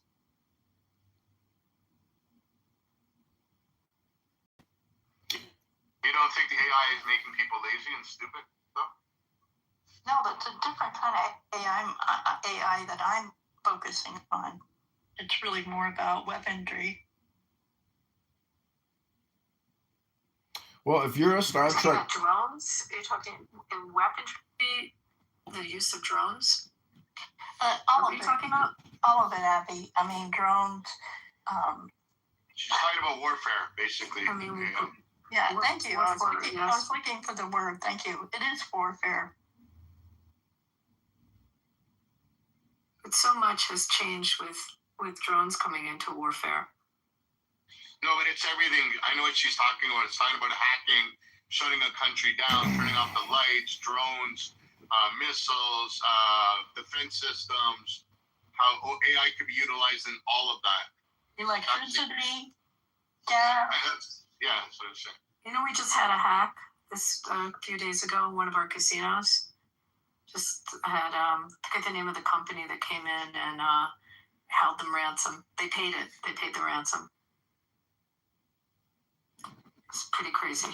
What systems You know did they hack? They paid $1.5 million. What did they hack though? Into the whole system of the casino and all the data. Like they did ransomware. Yeah. Let me tell you the name of the company. Hold on.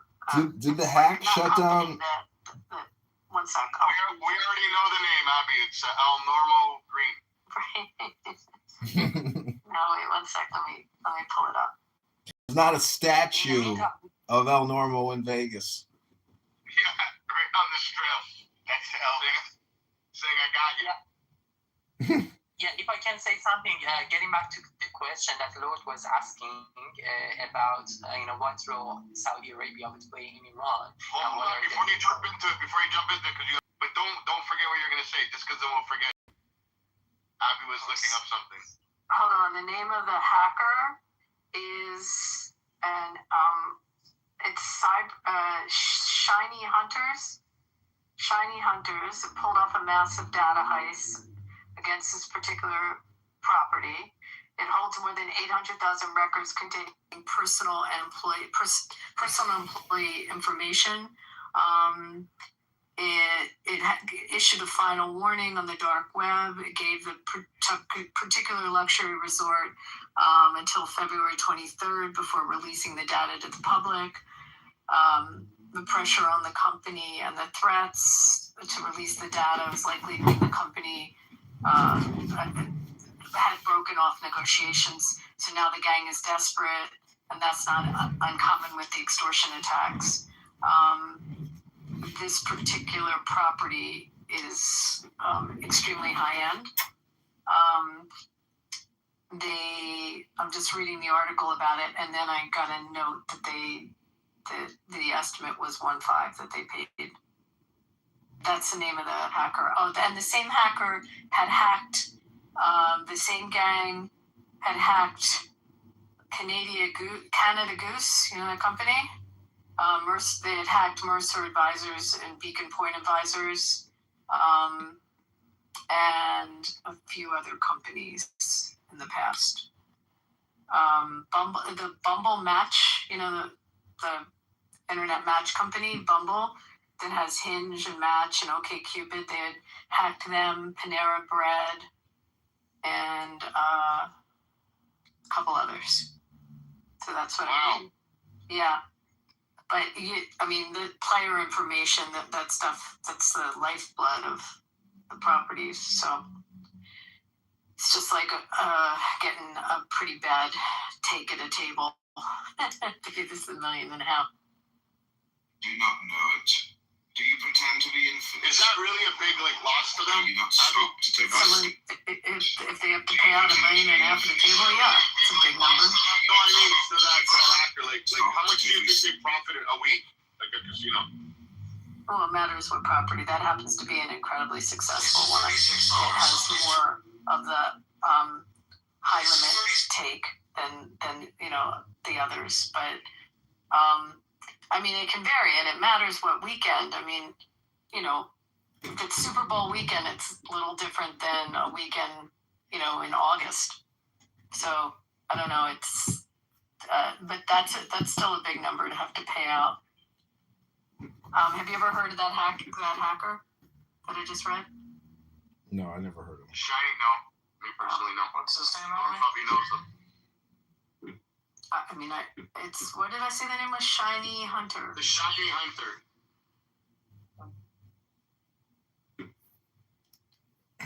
Sorry, you can go back to Iran. Yeah, sorry, Velvet. Go ahead, buddy. Well, I think the good. Can I just say that the good news about Clubhouse and the Iranian agents here, like etc., is if that's the best they got, I don't think there's that much to maybe worry about.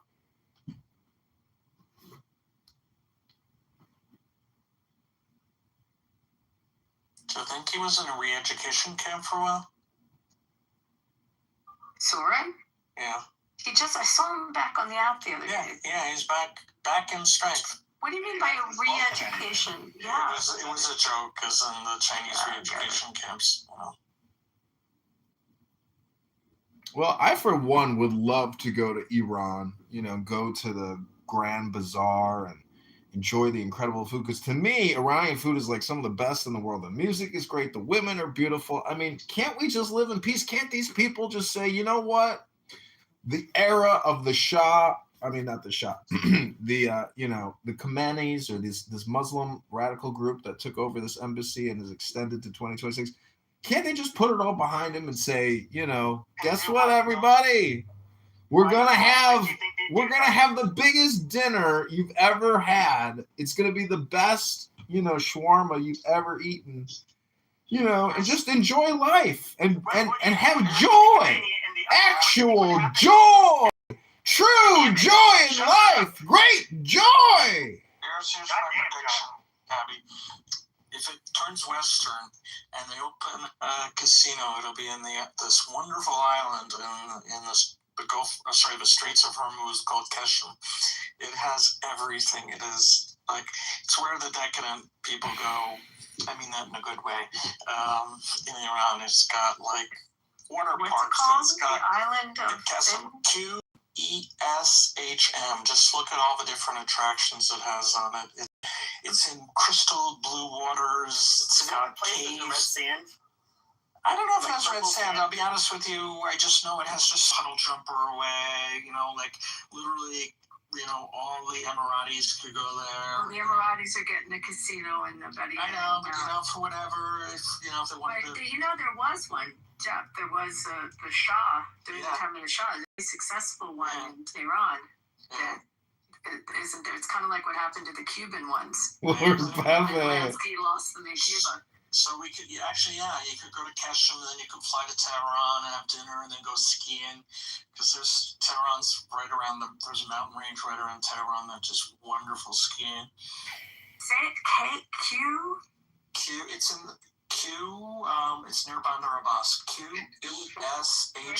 It was sort of considered like a free zone. The way there are Hong Kong was a little bit different than China, but they kidnapped the guy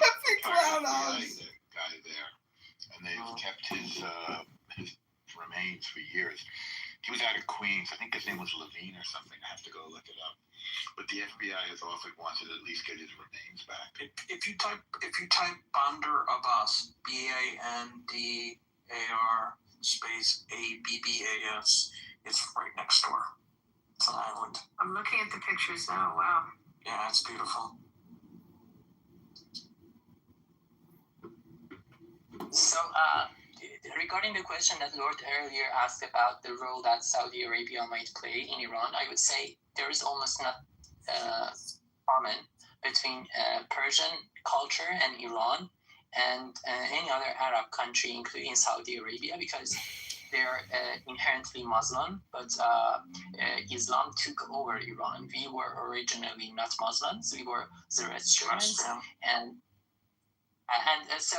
also we don't have the same language. We speak in Farsi, Persian, but they speak in Arab, and our cultures are quite different. And they have nothing. I would just ask everyone when you refer to the quote unquote. That Gulf has a name. Arab countries call that Gulf, but the historical name of that body of water is Persian Gulf. So please name it as such. But Velvet, you speak eloquently, but Americans are sick of dying to free other people from their oppressive regimes. We're willing to fight a war. Please let me finish. Don't interrupt.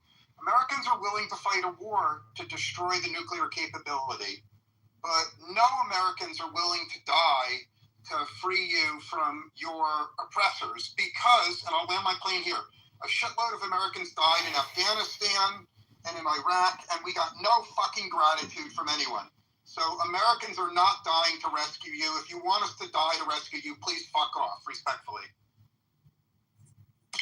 First of all, you are a very rude person because there's no need for you to language and speak respectfully to each other. So what we demand from not just the United States but the whole international community is not boots on the ground. People will overthrow the regime if there is an equalizing factor. in place. So all you need to do, not just for the benefit of Iranians, but for your own benefit. He wants your country, whether you like it or not, whether you accept it or not. If you don't act now, in sometime in the future, in a few years, they will talk in either nuclear language or ballistic language. You cannot just ignore that fact. This, from age of 7, they teach us every single day to school, in new schools, to chant death to England, death to America, and death to Israel. It's part of their ideology to destroy your country. And about the comparison that you are making, and I'm actually sick of hearing it in the propaganda and mainstream media, that people are making false comparisons between Afghanistan and Iraq and Iran. There is a contextual difference. In Afghanistan, people were not against Taliban. The United States attacked Afghanistan. In Iraq, people were not against Saddam Hussein when the United States attacked Iraq. Even now, Iraqi people are speaking highly about Saddam Hussein. But Iran's society, as I keep repeating it, Iran's society is a progressive, freedom-loving people. We want democracy, women's rights, LGBTQ rights, separation of religion from power, all those progressive values. So you cannot make that comparison. And for 26 years, you have been fighting with our hands with this regime. But we do not beg your support in any way, demand, and not just yours, the whole international community, because first of all, it is a humanitarian issue, and second, it is for the benefit of the global safety and security, because this regime is an extreme terrorist funding regime which are using our wealth, our oil, to fund terrorist organizations such as Hezbollah, Hamas, Hashd al-Sha'bi, Fatemiyun, Zainabiyun, Houthis in the Yemen. All those terrorist organizations are not only being funded by this regime, but also are being weaponized by this regime, and you cannot ignore that. And please, again, don't use that language to me, because if you repeat it, I will use the same language as you. It is in your own benefit to fight this regime and take the Iranian people's side, because Iranian people are the true friends of America. We don't hate America. Just as Iran. Nobody gives a fuck about This is the biggest I've ever heard. You're saying you want to bomb Iran to free the Iranian people, where masses of Iranis don't want to be bombed or have regime change. This is the same Bahawist and Israeli rhetoric you hear on Clubhouse for the last when Masa Amini happened. It's been happening forever. So the only thing that's changed is now, after multiple CIA attempts to overthrow the regime, and it still had support from the people, and then what's going to happen is proxies and militias like the Kurds and